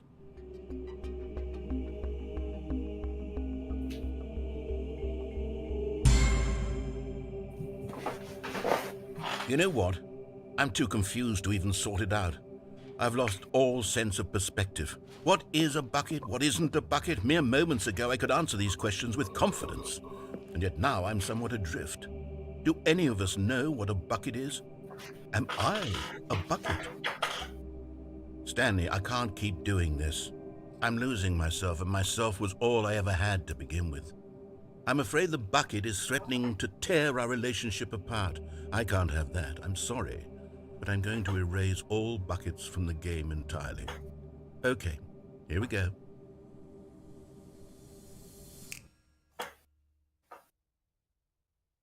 What happened? Is everything gone? Why did everything disappear? Wait, was everything a bucket? Every single thing in the game was a bucket. Oh my God, I had no idea. How could... Except me. I'm not a bucket after all. And you, Stanley, you're still here. You're not a bucket either. Oh, this is wonderful news. We're not buckets. Yes, I actually feel much more at ease right now. It's delightful to get some clarity on that issue, but it doesn't change the fact that we haven't got a game. So, tell you what, I'll reset everything and we'll put back all of the buckets, okay? And we'll know that it's all a bucket. But if you run into anyone else, maybe don't mention that. Who knows what that information might do to a person? All right, here we go.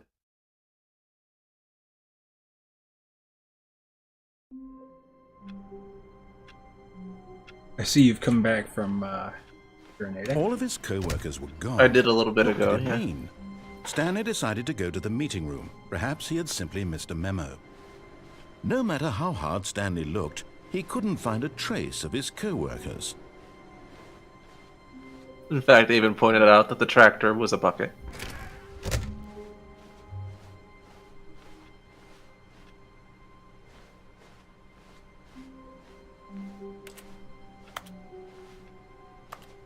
It takes a lot of humility to carry a bucket so magnificent. Stanley checked his ego and then proceeded onward. Stanley clutched the bucket tightly to his chest. This was not the correct way to the meeting room. So where are we trying to go Stanley had next? felt the bucket calling to him, telling him that the employee lounge was simply the place to be. And here it was. Had the bucket turned out to be correct? Was it? No, never mind. The bucket was wrong. Stanley took the door Nowhere? on his left to go back to, and so the two of them detoured through the maintenance section and walked straight ahead to the opposite door. Underground, gotcha. Oh good, Stanley. I'm glad you found your way here. I knew you'd find this place eventually. You see, your friends and I are concerned for you, Stanley. We've come together here because we care about you very much. It's this bucket you're carrying around everywhere. The bucket isn't even from the original Stanley Parable. It's just sequel content. We're the ones that matter, Stanley. Classic characters from the first game, like the Adventure Line and the Broom Closet. Because that's what fans want from a sequel. They want more of their favorite jokes, not this bucket that they've never seen before. Yes, I know I'm the one who gave you the bucket, but you're spending too much time with it. Don't you want another story involving the Adventure Line? We could make the Adventure Line go somewhere new. Yes, yes, that's what the fans want. Let's... Whee! Look at that wacky line. Who knows where it'll go off to next? Oh, and it played some silly music as well.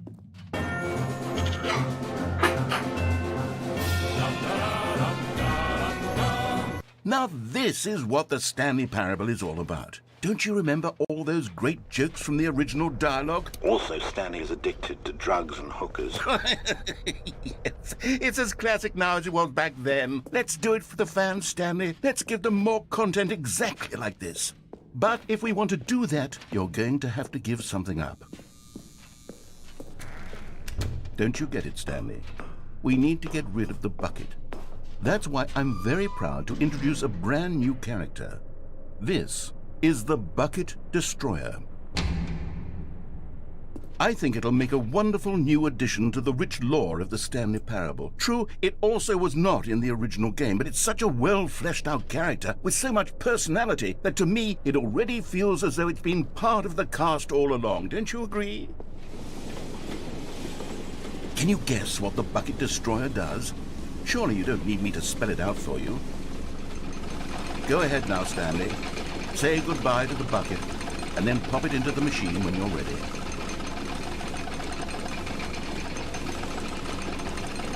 Now listen to me. It's I can't actually put it in here. I don't know what the Bucket Destroyer will do if it can't destroy your bucket. The illusion of choice. It's all it knows. That is its singular personality trait. Sure, I can hear you saying, how does a character with only one personality trait deserve to join the pantheon of beloved Stanley Parable characters? Well, you see, if you were to really explore the Bucket Destroyer, you would see that its desire to crush buckets is so densely loaded with complexity and nuance that it's really like 10 personality traits. What other object in this game can you even say that about? The Broom Closet? Certainly not. I wonder what sort of Bucket Destroyer merchandise the fans will be clamoring for after this. Okay, the Bucket Destroyer is getting very upset now. You'll have to hurry and feed it. We can't get back to the classic Stanley Parable characters like the Adventure Line or the Bucket Destroyer until you crush that damn bucket. Quickly now, the fans are waiting. Do it, the fans, Stanley. Give the fans what they want. Hurry and...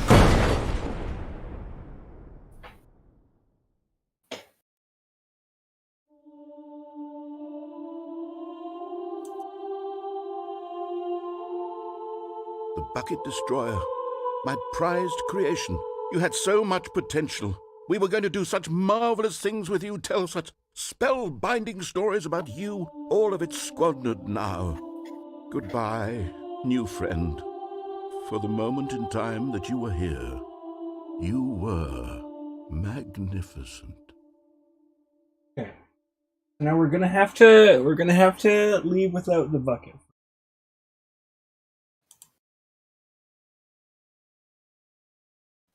Oh, really? Because, I think... I can't wait to tell this story to my co-workers, Stanley thought. How amusing they'll find it. Oh, won't we all just laugh and laugh at the time I thought everyone had gone missing. When Stanley came to a set of 2 open doors, this was not the correct way to the meeting room, and Stanley knew it perfectly well. Perhaps he wanted to stop by the employee lounge first, just to admire it. It was okay. But eager to get back to business, Stanley took the first open door on his left. Stanley was so bad at following directions, it's incredible he wasn't fired years ago. Look, Stanley, I think perhaps we've gotten off on the wrong foot here. I'm not your enemy, really, I'm not.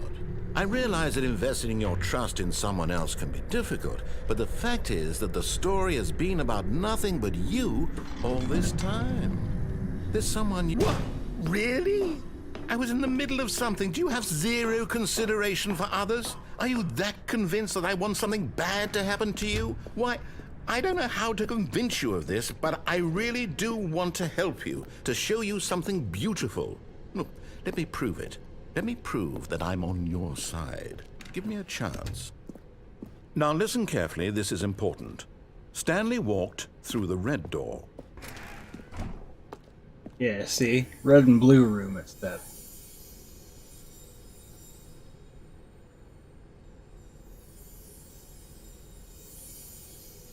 Okay, I'm going back to the name of these little Stanley figurines, and now I'm torn between Stanlerines and Figlies. What do you think, Stanley? What name better encapsulates the intrinsic sense of happiness that you get from seeing a small number in the corner of your screen go up by 1? Let me sit on it. I'm sure it will come to me. So, red like he wanted you to, or blue?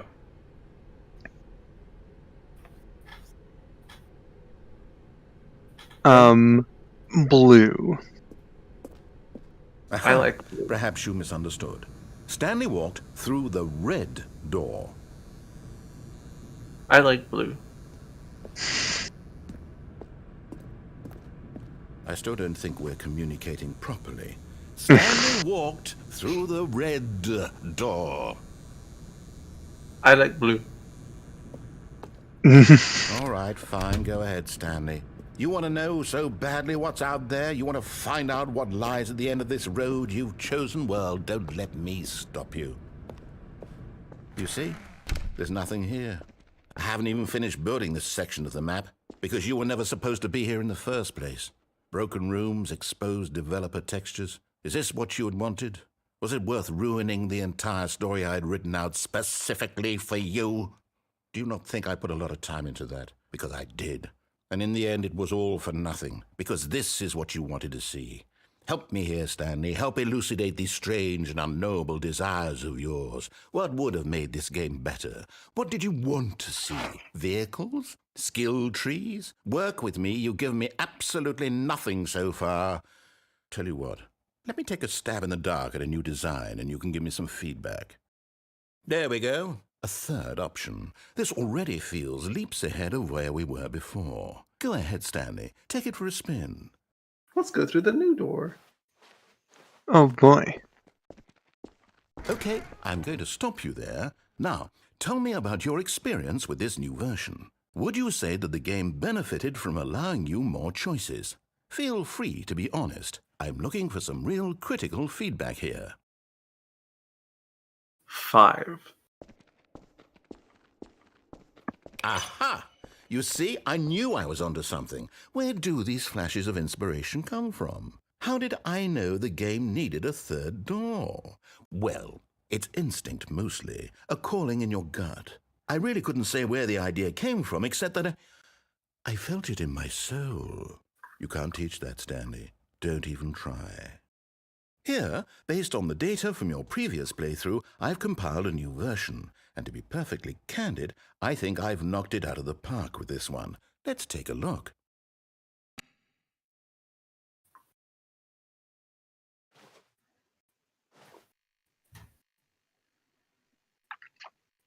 Whoa. Good old meal.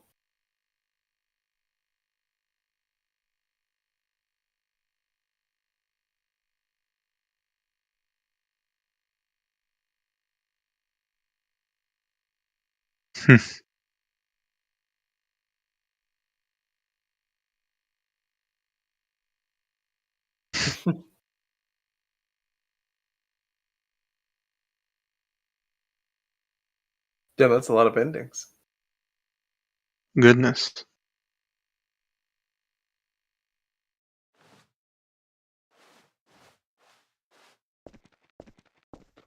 Now, would you say that competitive leaderboard helped you feel motivated to keep walking through doors? Again, honest answers, please.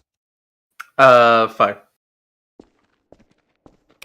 Hey, I nearly forgot. I've got a prototype of a new game I've been working on, and now would be a lovely opportunity to give it some playtesting. You wouldn't mind taking a look at it, would you? Perfect. Let me boot it up. In this game, the baby crawls left There it is. towards danger. You click the button to move him back to the right, and if he reaches the fire, you fail. It's a very meaningful game, all about the desperation and tedium of endlessly confronting the demands of family life. I think the art world will really take notice. But of course, the message of the game only becomes clear once you've been playing it for about 4 hours. So why don't you give it 4 hours of play to make sure it's effective?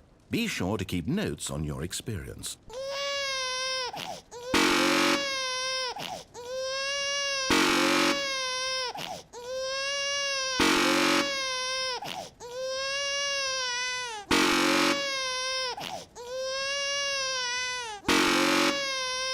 So why we would love to keep you here for another 4 hours after being on stream for 4 hours. Bastard. You Did heartless you do it because you bastard! hate babies or purely to spite me? Because if it's the latter, well, I don't know what to do. I'm completely out of ideas. I can't think of a single thing that might improve the experience for me. I'm not even going to try. I'm out. I'm done. It's over. Thank you for playing. Your input was extremely valuable. Oh, hey, since my game was so awful, why don't we play someone else's game, just to ease the pain? Let's see. What do we have here? Yes, this seems like it'll work. Let's give it a shot.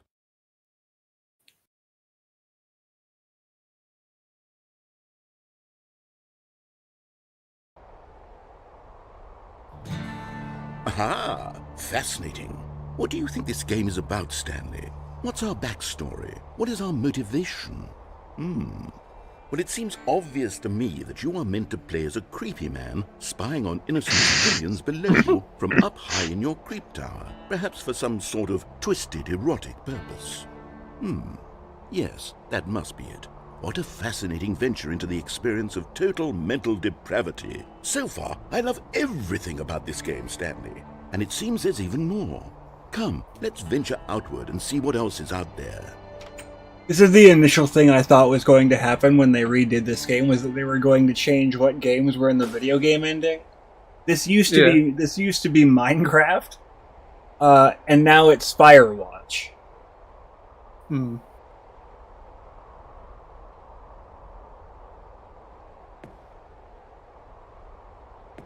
I thought I didn't recognize this at all. Yeah.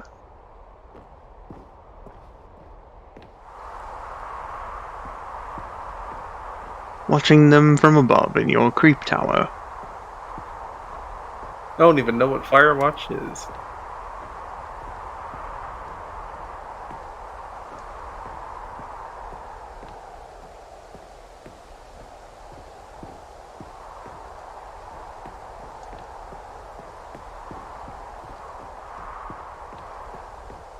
Oh, no. No, it can't be. It is. It's an open world game. Good God, quickly block it off. Oh, thank goodness, Stanley. What a close call.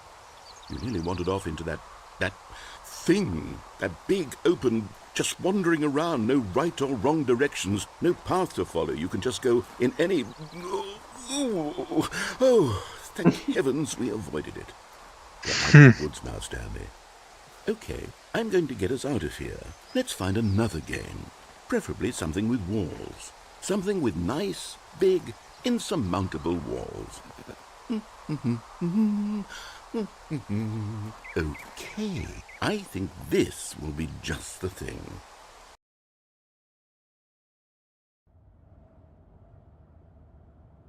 Wonderful. See, this is Rocket exactly League. what I had in mind. Just a nice big box for you to run around in. There isn't any possibility that you could get lost here. Now this is game design. Stanley, if you manage to get lost in this game, I will be phenomenally impressed. Okay, so what exactly do we do here? Let's see. There are lots of cars here in the back, but obviously there's no racetrack. Okay, I'm seeing that there's a ball of some kind back here. Is this game sports ball? Stanley, I think it's sports ball. Oh, what fun. We shall run the bases and do a touchdown together. Yes, I think surely we must. Okay, Stanley, here's the ball. Have fun.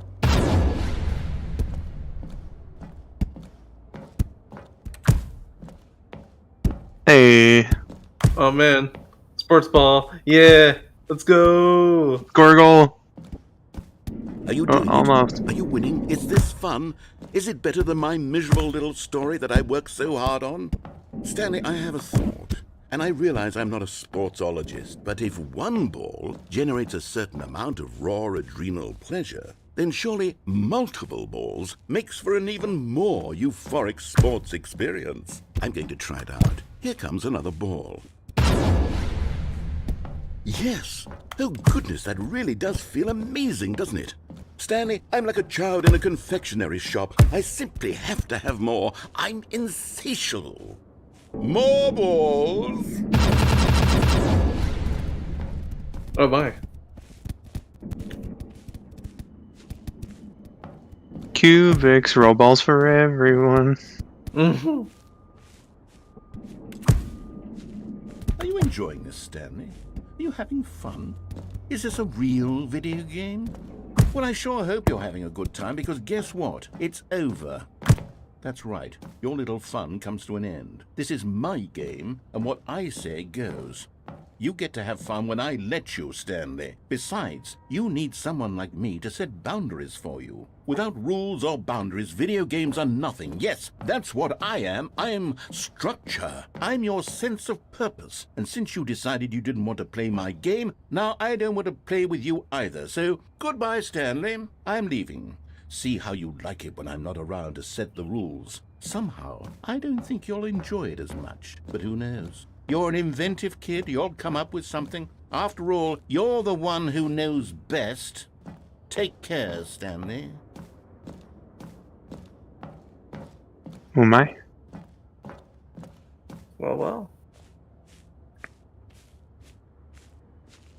Okay. So when this was Portal, there was a hole. Maybe one of these goal holes. Hold on. What are you doing?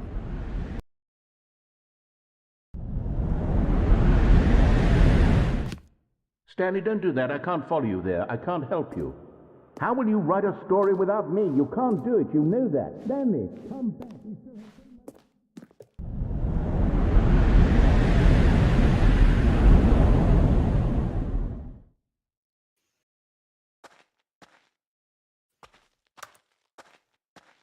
And now you're in the original.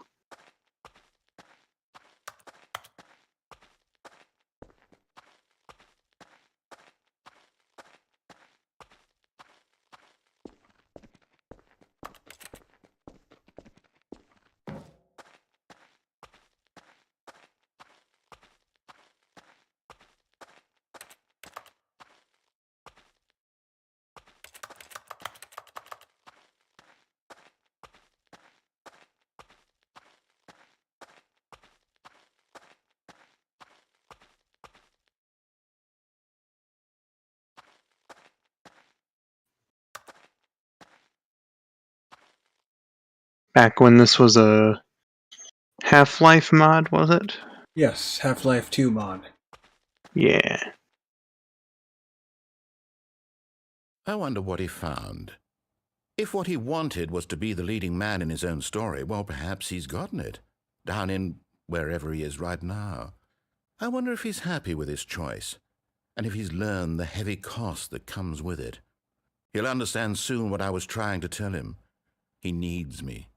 Someone who will wrap everything up at the end, to make sense out of the chaos and the fear and the confusion. That's who I am. That is what I mean to this world.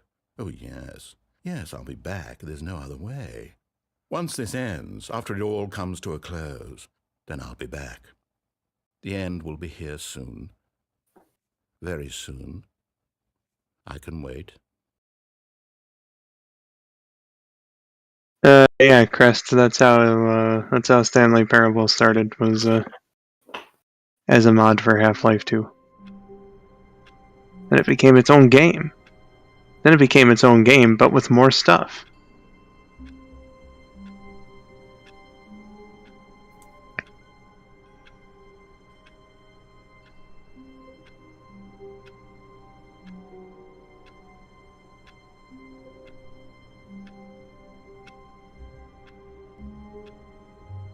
Well, now you do know.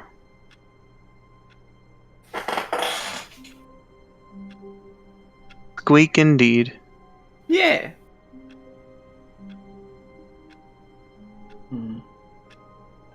I think we should try and find the rest of those figurines.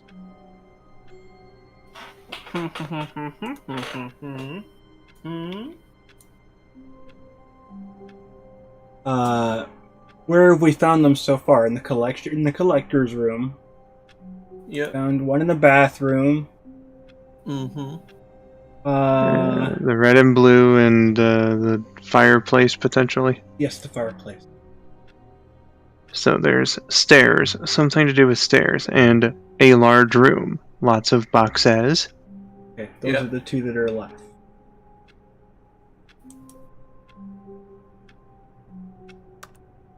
Well, do keep in mind there's also a checklist. All of his co-workers were gone. What could it mean? Stanley decided to go to the meeting room. Perhaps he had simply missed a memo.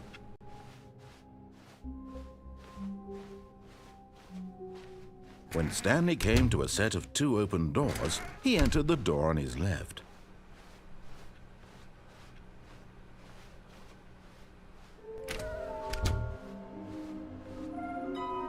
Hi, they seem to be...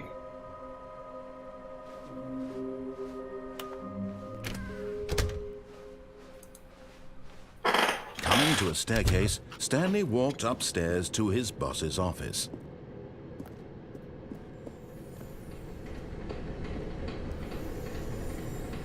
Yep, there it is.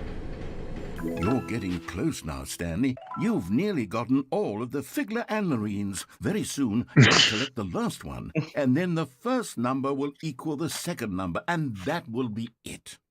We'll be different people by then. Different in the sense that we used to have none of them, and now we have them all. You can't go back to when you had no Figler and Marines. None of us can. Oh boy. Alright, now we just need to go to a big room filled with boxes. But Stanley just couldn't do it. He considered the possibility of facing his boss. Admitting he had left his post during work hours, he might be fired for that. And in such a competitive economy, why had he taken that risk? All because he believed everyone had vanished? His boss would think he was crazy. And then something occurred to Stanley. Maybe, he thought to himself, maybe I am crazy. All of my co-workers blinking mysteriously out of existence in a single moment for no reason at all? None of it made any logical sense. And as Stanley pondered this, he began to make other strange observations. For example, why couldn't he see his feet when he looked down? Why did doors close automatically behind him wherever he went? And for that matter, these rooms were starting to look pretty familiar. Were they simply repeating?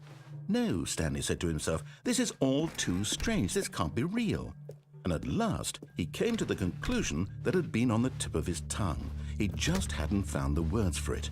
I'm dreaming, he yelled. This is all a dream. Oh, what a relief Stanley felt to have finally found an answer, an explanation. His co-workers weren't actually gone. He wasn't going to lose his job. He wasn't crazy after all. And he thought to himself, I suppose I'll wake up soon. I'll have to go back to my boring real-life job pushing buttons. I may as well enjoy this while I'm still lucid. So, he imagined himself flying and began to gently float above the ground.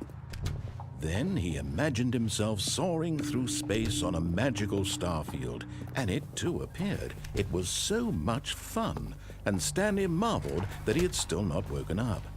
How was he remaining so lucid? And then perhaps the strangest question of them all entered Stanley's head. One he was amazed he hadn't asked himself sooner. Why is there a voice in my head dictating everything that I'm doing and thinking? Now the voice was describing itself, being considered by Stanley, who found it particularly strange.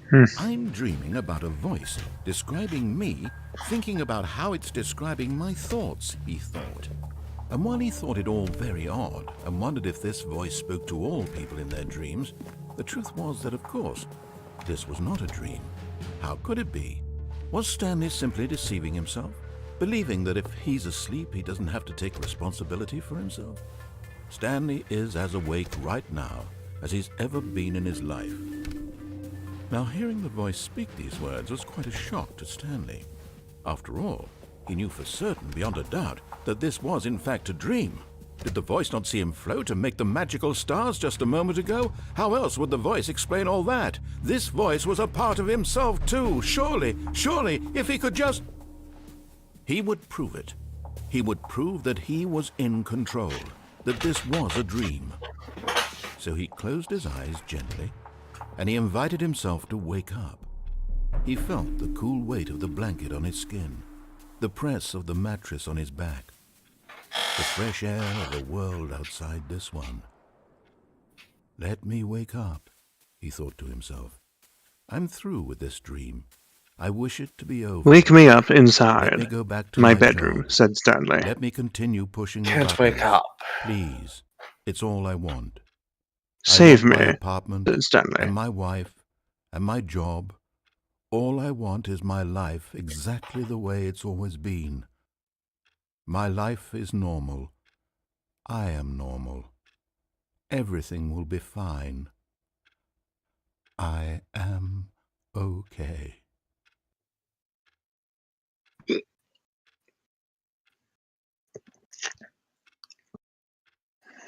Stanley began screaming. Please, someone, wake me up. My name is Stanley. I have a boss. I have an office. I am real. Please, just someone tell me I am real. I must be real. I must be. Can anyone hear my voice? Who am I? Who am I? And everything went black.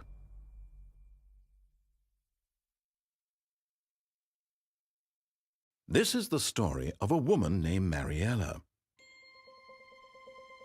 Mariella woke up on a day like any other. She arose, got dressed, gathered her belongings, and walked to her place of Oh man, work. she doesn't have her bucket. But on this particular day, her walk was interrupted by the body of a man who had stumbled through town talking and screaming to himself, and then collapsed dead on the sidewalk. And although she would soon turn to go call for an ambulance, for just a few brief moments, she considered the strange man. He was obviously crazy. This much she knew. Everyone knows what crazy people look like. And in that moment, she thought to herself how lucky she was to be normal. I am sane. I am in control of my mind. I know what is real and what isn't. It was comforting to think this, and in a certain way, seeing this man made her feel better. But then she remembered the meeting she had scheduled for that day. The very important people whose impressions of her would affect her career, and by extension, the rest of her life. She had no time for this, so it was only a moment that she stood there, staring down at the body.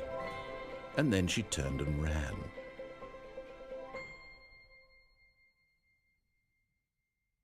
It just wasn't quite as wholesome without the bucket. Yeah. Just a step through this door, Stanley thought to himself, that's all I need. If I can make it through this door... Stanley cradled the bucket in a gentle embrace, protective, yet delicate, assertive, yet compassionate. Stanley clutched the bucket tightly to his... This was not the correct way to the meeting room, but Stanley had felt the bucket calling to him, telling him that the employee lounge was simply the place to be. And here it was. Had the bucket turned out to be correct? No, never mind. The bucket was wrong. Stanley took the door on his left to go back to the meeting room. No, Said the bucket. don't go to the meeting room. Go somewhere else. The cargo lift, yes. Go there. Go to the cargo lift. Oh dear, wow. I almost fucking fell out of my own chair. That scared me so. What's this over here? That's interesting. There's probably stuff over there. There he be. And there it is, The last Stiggly Wiggly. Savor this moment, Stanley. This is a real accomplishment. This is doing something just for the sake of doing it. Where so many people expect to be rewarded for the most trivial achievements, you've insisted that a job well done is its own reward. I would tell you that I'm proud of you for collecting them all, but that would be like a reward, and we can't have that. So, instead I'll just say, it's done. We're all done here, and now we can go to whatever the hell you were doing before you hunted for figurines. Cool. Let's see what this vent over here.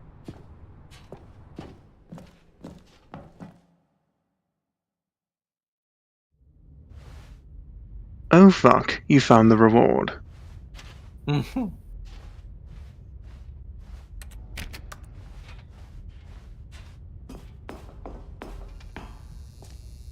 Tapes.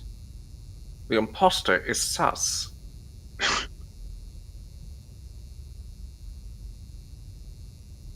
Dialogue tapes. Yeah. Narrator dialogue. I think they all say narrator. Well, he is the only character in this game that speaks. Narrator sound system.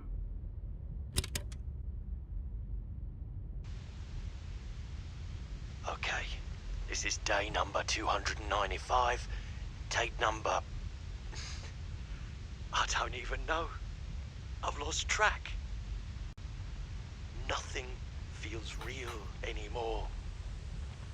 The longer I study this bucket, the less sense anything makes.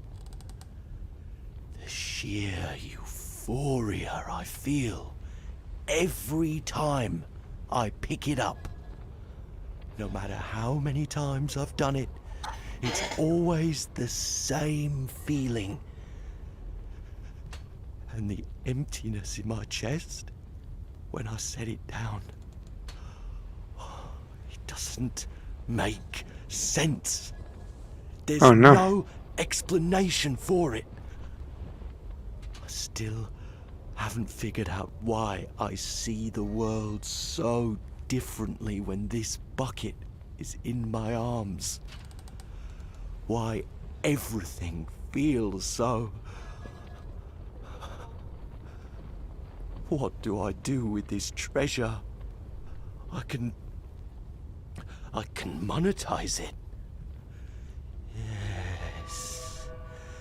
It's unthinkable the amounts of money people will pay for even just an hour with the bucket. This is my golden ticket. I know, we certainly got some mileage out of it. As soon as this gets out, there's going to be a target on my back.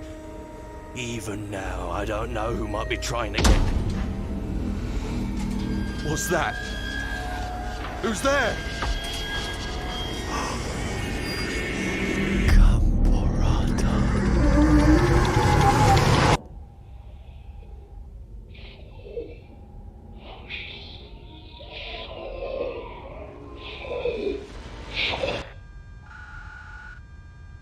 Well. Cool. Crest said then Stanley lost his footing and fell off. Somehow, despite being in an upright position, as soon as he physically touched the ground, he immediately felt himself land on his neck. Pause on things. It's those figurines. Those figglers. I haven't stopped thinking about them since you nabbed every last one. Wasn't it just the most intrinsically fulfilling moment of your entire life? Didn't it fill you to the brim with inner richness? Yes, I know we're supposed to be telling a story, but won't you please indulge me with one more trip back to the memory zone? I would love nothing more than to revisit the figurines. Just one more time. Oh, man. Ooh.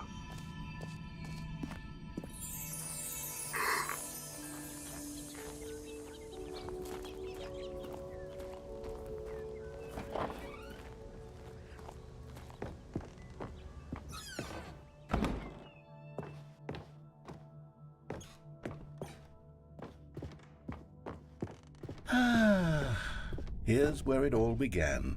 The first collectible.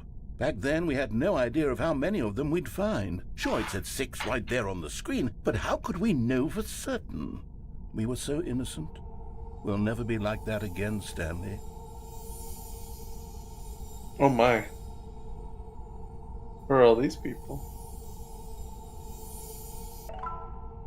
7 out of 6.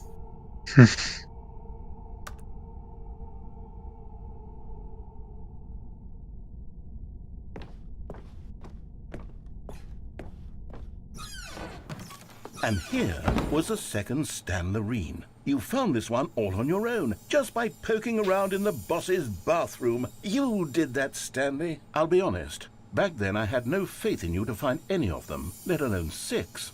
But you continue to surprise me in all sorts of mundane, unremarkable ways.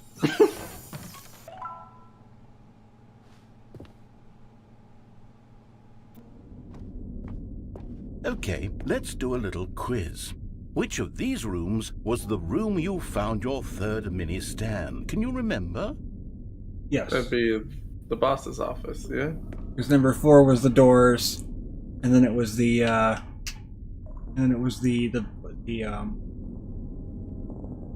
believe, no, it was fireplace first. That would be the boss's office then. Certainly wasn't the doors. Yes, boss's office then.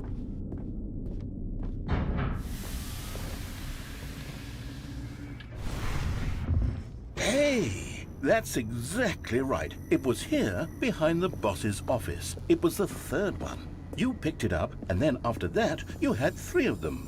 I'm glad these moments are so crystal clear in your memory, but I shouldn't be surprised. After all, science tells us that it's impossible to forget your third time doing anything.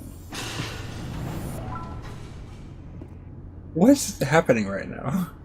What do you mean? You're going through the memory zone for all these figures. Yes, we found a figlet in this pink room. This didn't happen. I can't actually say I remember being in this room, but it's here in the memory zone, so it must have happened.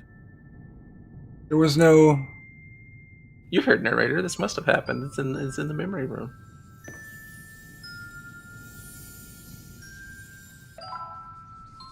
We know 10 out of 6. We go down this way. 10 out of 6 is my favorite rating. Yeah. Okay, well, now there was this one... was the 5th mini Stan, and this one was really something special. It was under the stairs. I remember it so clearly. Right? In fact, because this one is particularly special to me, I made a little video to commemorate the occasion. Enjoy.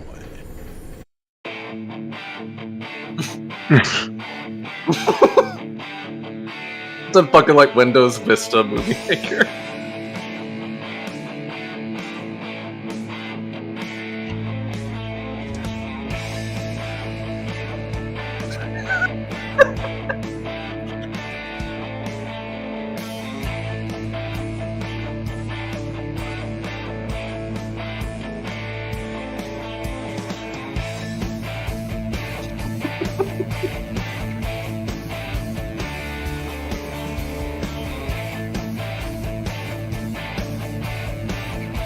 That was incredible. Well, back, doesn't it? I spent a lot of time making that video, but it was 8 minutes I wouldn't have spent on anything else.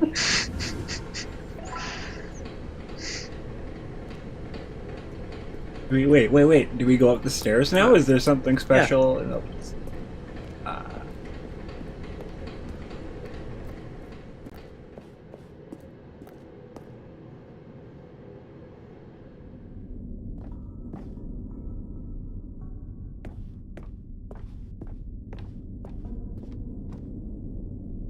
And then the boxes, right? Yes, this was the last one. And then, Stanley, then we came to the last collectible, the final figurine, right here in the warehouse. This memory is the most distinct and clear in my mind, perhaps because it was the one that happened more recently than all the others. Who can truly say how the mind works? All I know is that this is the moment where you picked up a Figly and I thought to myself, yes, that's all of them. They're all collected. It was a moment unlike any other. Except for the other moments picking up figurines, which it was exactly like. Yay! You got all 12 out of 6. Yep. You all seem happy for us.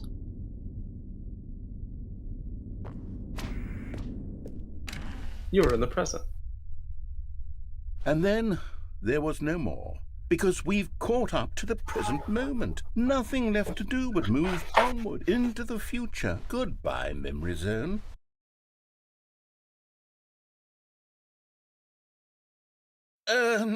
No, I'm not done. I'm not ready to move on. Stop the loading screen. Isn't there some way we can stay here, keep enjoying these figurines? Let's just go backwards. We'll do the memory zone again from the opposite direction. See how that feels.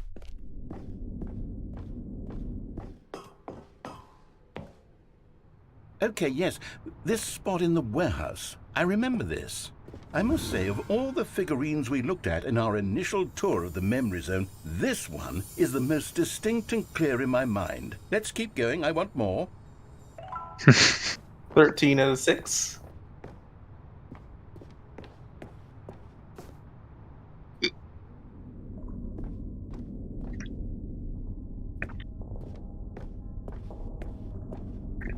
Ah, yes, 28 out of 6. And here's where I made that video. Don't you remember the video we watched? Yeah.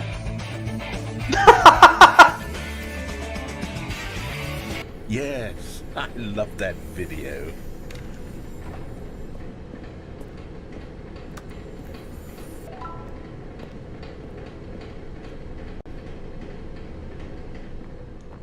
And then weird pink room where there wasn't one before, but now Still there don't is. remember the pink room, Stanley. Still no memory of this one. Good room, though. A solid room. Apple? Yeah.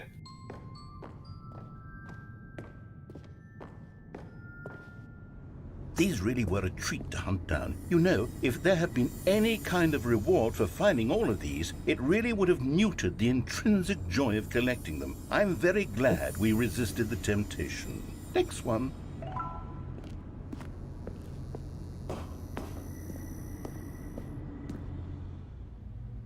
I can't believe we have 10 more than there actually are. I know, right? And then, It's wait, where was it? It was over here? No. I'm beginning to get lost in the memory room. I believe I'm going up here.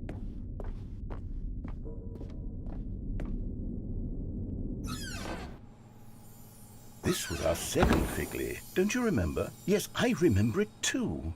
The past is truly a wonderful thing. Why does anyone ever choose to leave it? Keep going. One more to go. Before he inevitably makes us go all the way back through again.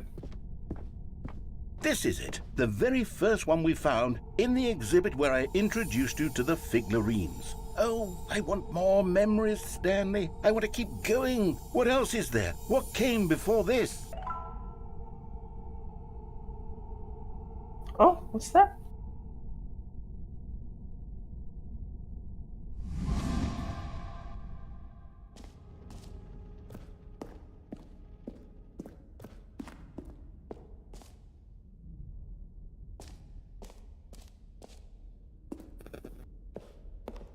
Look, it's the terrible new content that we were originally sold on. I remember hating it back then, but time does put a rosy filter on everything. In fact, I dare say I'm actually quite fond of it now. Look how much fun the past is. I want more. More memories.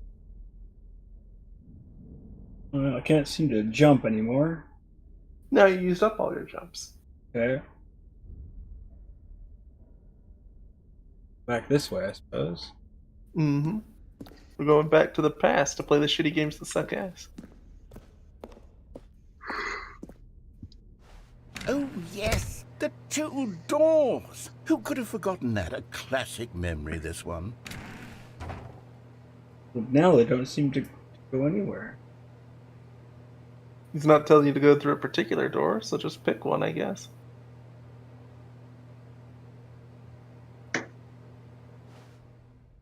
Left or right?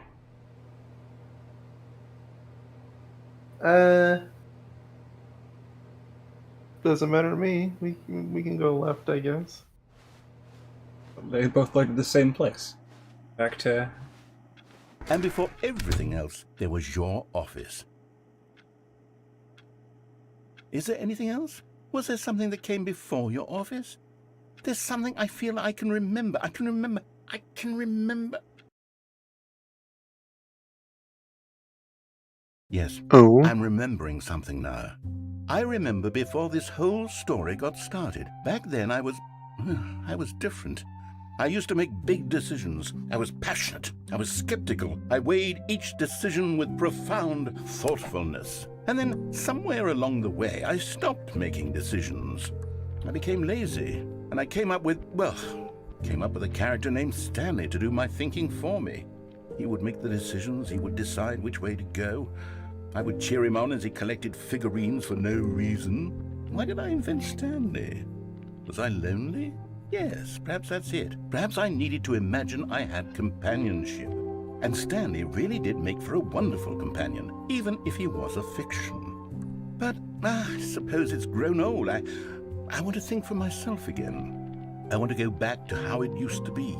Yes, I can be on my own again. I can do it. I'll be stronger this time. I'll take care of myself. I don't need Stanley anymore.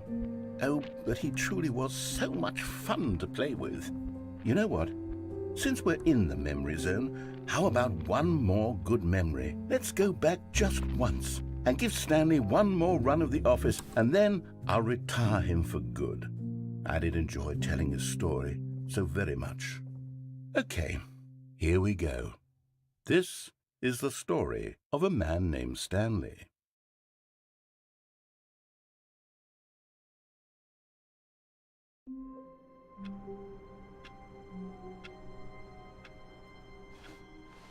A soft wind blew outside and perhaps rain started, and if it did, it stopped shortly after. Stanley hoped that he would one day see weather. Ah, Stanley's bucket, the only co-worker he would ever truly need.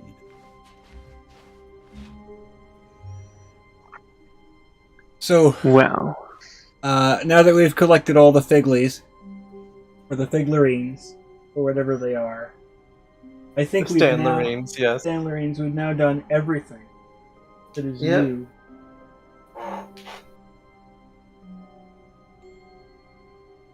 And if not, then you can go test it yourself by getting a copy and playing it. And just fucking around, because they really did think of everything. Yep.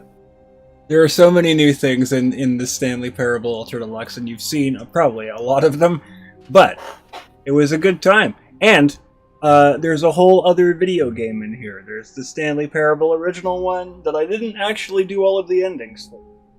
Actually. Yeah, well, we've seen them already, so... The sequel is now paused. My goodness. We'll end with one final ending. A soft wind blew outside and perhaps rain started, and if it did, it stopped shortly after. Stanley hoped that he would one day see weather. Wait a minute. I'm not supposed to be fixated like... We'll do two more things. I want to see if this changes any. When Stanley came to a set of 2 open doors, he entered the door on his left.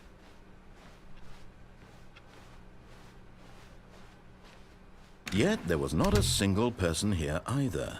Feeling a wave of disbelief, Stanley decided to go up to his boss's office. Coming to a staircase, Stanley walked upstairs to his boss's office.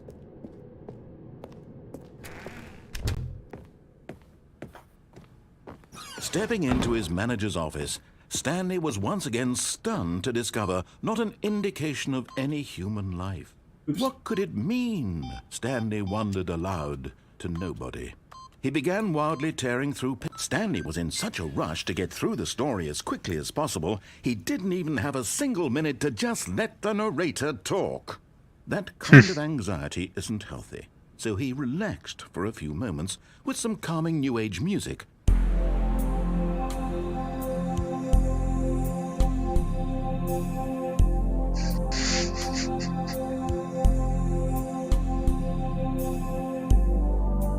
Beautiful. Feeling soothed and rejuvenated, Stanley calmly walked forward into the opened passageway.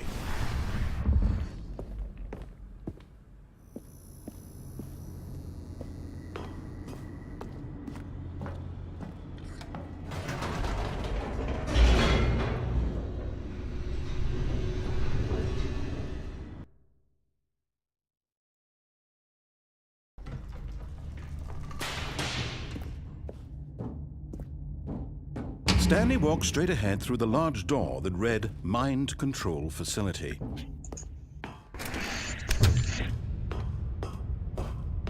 This initially does not seem like it's changed. The lights rose on an enormous room packed with television screens. What horrible secret did this place hold? Stanley thought to himself. Did he have the strength to find out?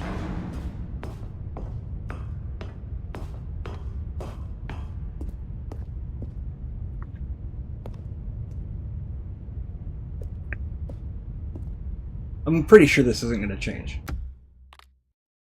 So I'm actually going to abort this and do 2 more things that will be different. I can't wait to tell this story to my co-workers, Stanley thought. How amusing they'll find it. Oh, won't we all just laugh and laugh at the time I thought everyone had gone missing.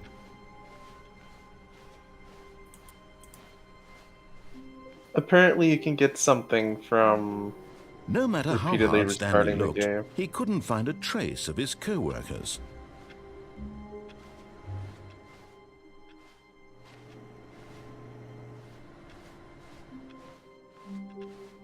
There is one of these I can stand on.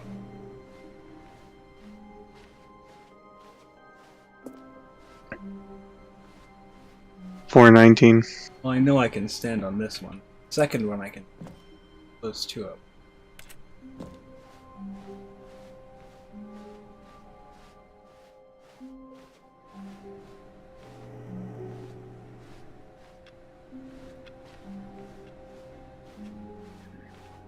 You're doing the window ending? Trying to. Can't figure out how to get up. I know it's that window. But In bucket, go on the window ending with me. I would think so. Unless it's... No, surely it must let me go back there with it. Is Stanley, without the bucket, really Stanley at all? No. No, surely not. I love how many of these they recorded for him picking up the damn bucket. We haven't heard him repeat one thing that when he picked up the bucket. And I must have picked this thing up at least like 12 or 15 times by now.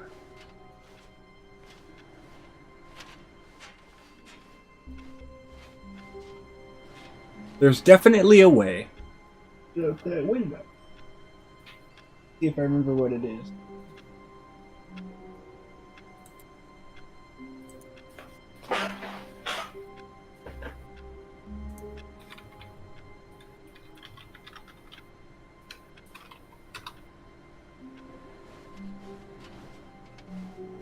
I'm hearing somebody look it up. Oh no, I got it. Hey. I got it. Oh, you got it? Okay, cool. Yes. Window ending Whispered plus the bucket. into Stanley's ear. We've done it. We've escaped from that dull office and that pesky narrator. At last, out here in the white void, we are alone. Now, and for the first time, I can reveal to you my true self.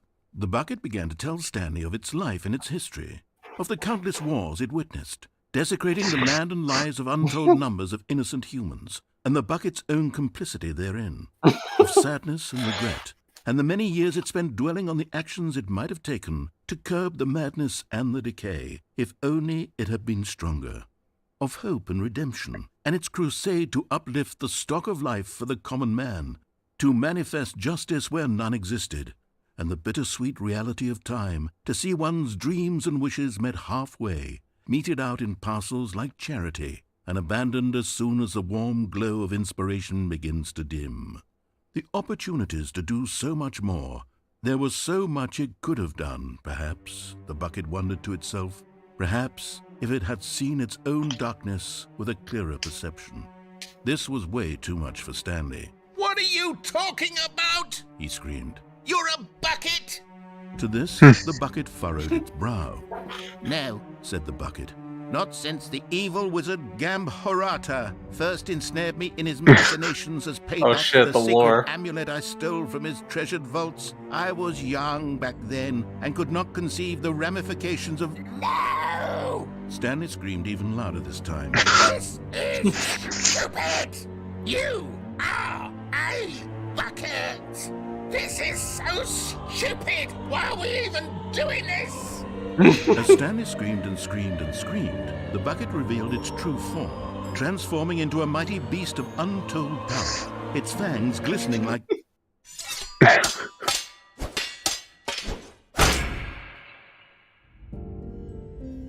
My God, Stanley, you did it.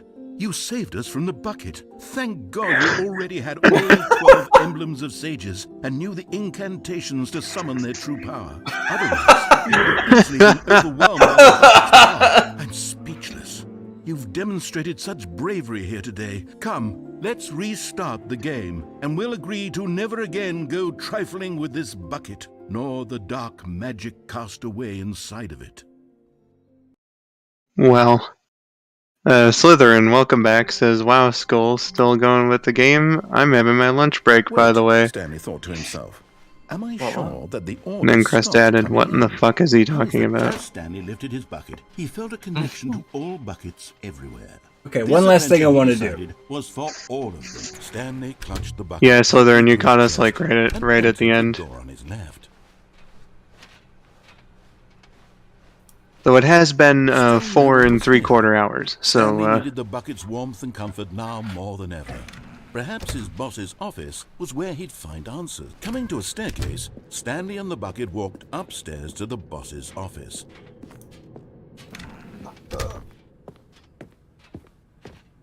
Stepping into his manager's office, Stanley was once again stunned to discover not an indication of any human life. Crushed by the weight of this revelation, Stanley may have broken down into an emotional dumpster fire if not for the soothing presence of the bucket. Even now, in his darkest of hours, did the bucket's warmth and guiding light pierce the dark clouds of confusion and chaos. It would be with him always. The bucket would. And he knew it. The two of them were inseparable. At this point, Stanley was so absorbed in the tender spiritual connection he shared with the bucket that he didn't notice the keypad behind the boss's desk. Nor in his bliss of simply being near the bucket did he have any... Yeah, Josh is going to do this, and then we're going to start 2845. with the little wrap-up bit. Guessed the correct code by sheer luck. Was it that the bucket knew all along? Was the bucket guiding him? Yes. This is certainly the most logical explanation.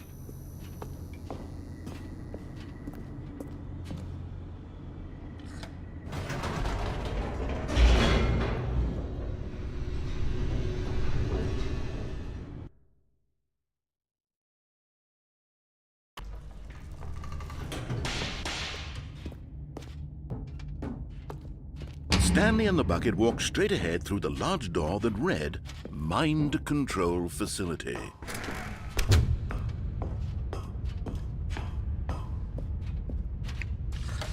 The lights rose on an enormous room packed with television screens. What horrible secret did this place hold? Stanley and the bucket both wondered to themselves.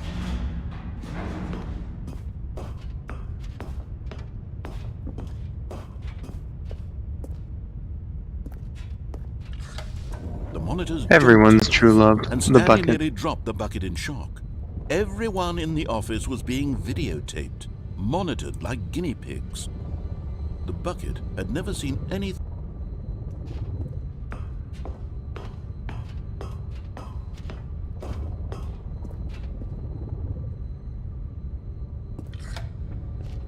Was the bucket under the mind control facility's influence as well? Had the bucket been told to do things it didn't wish to do? What kinds of things does a bucket want to do or not want to do in the first place? These questions raced furiously in Stanley's feeble mind. No! He screamed into the bucket. He couldn't accept it. His own life in someone else's control? Never! He squeezed the bucket tighter. His one friend in the entire world. At this point, he could trust no one except for the bucket. But here was the proof. The heart of the operation. Controls labeled with emotions, happy or sad or content. Walking, eating, working, all of it monitored and commanded from this very place. And as the cold reality of his past began to sink in, Stanley decided that this machinery would never again exert its terrible power over another human life.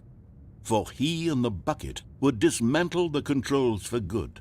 Two best friends, Stanley and the bucket, up against the world. They high-fived in a really cool way, and the bucket made a sassy comment about taking down the system.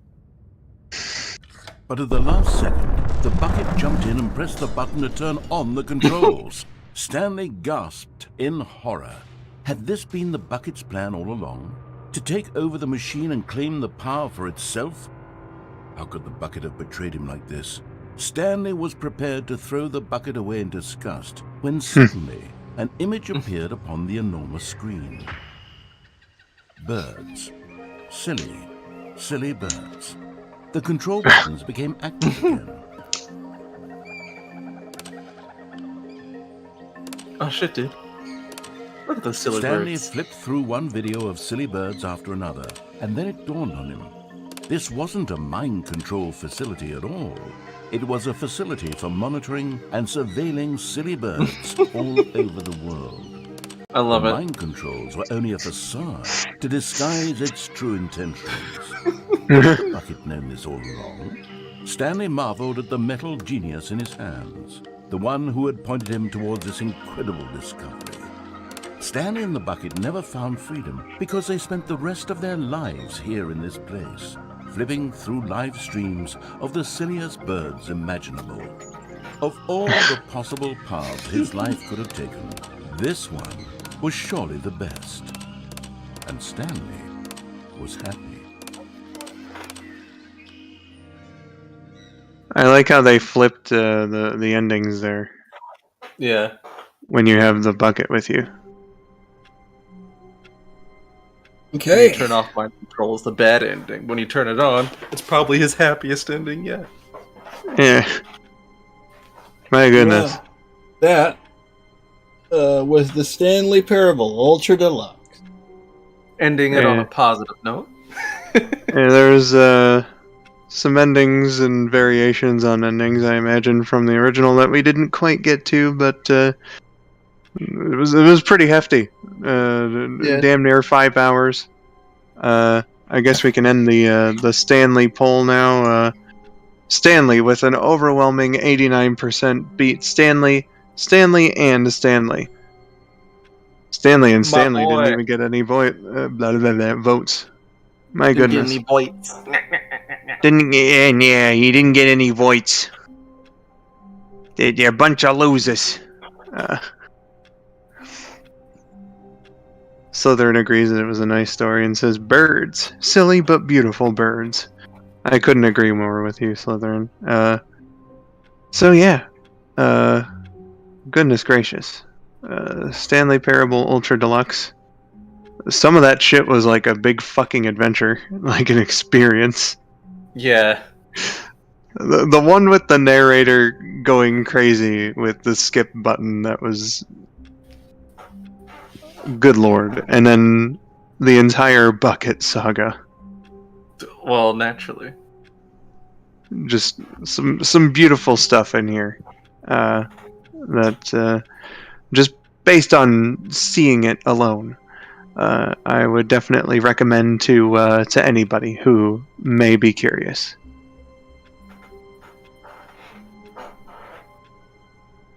And yeah, if that's all we have to say, then I guess we can just do our goodbyes now. Slytherin says it was especially the narrator getting at you guys. Yeah. Or angry rather. Yeah.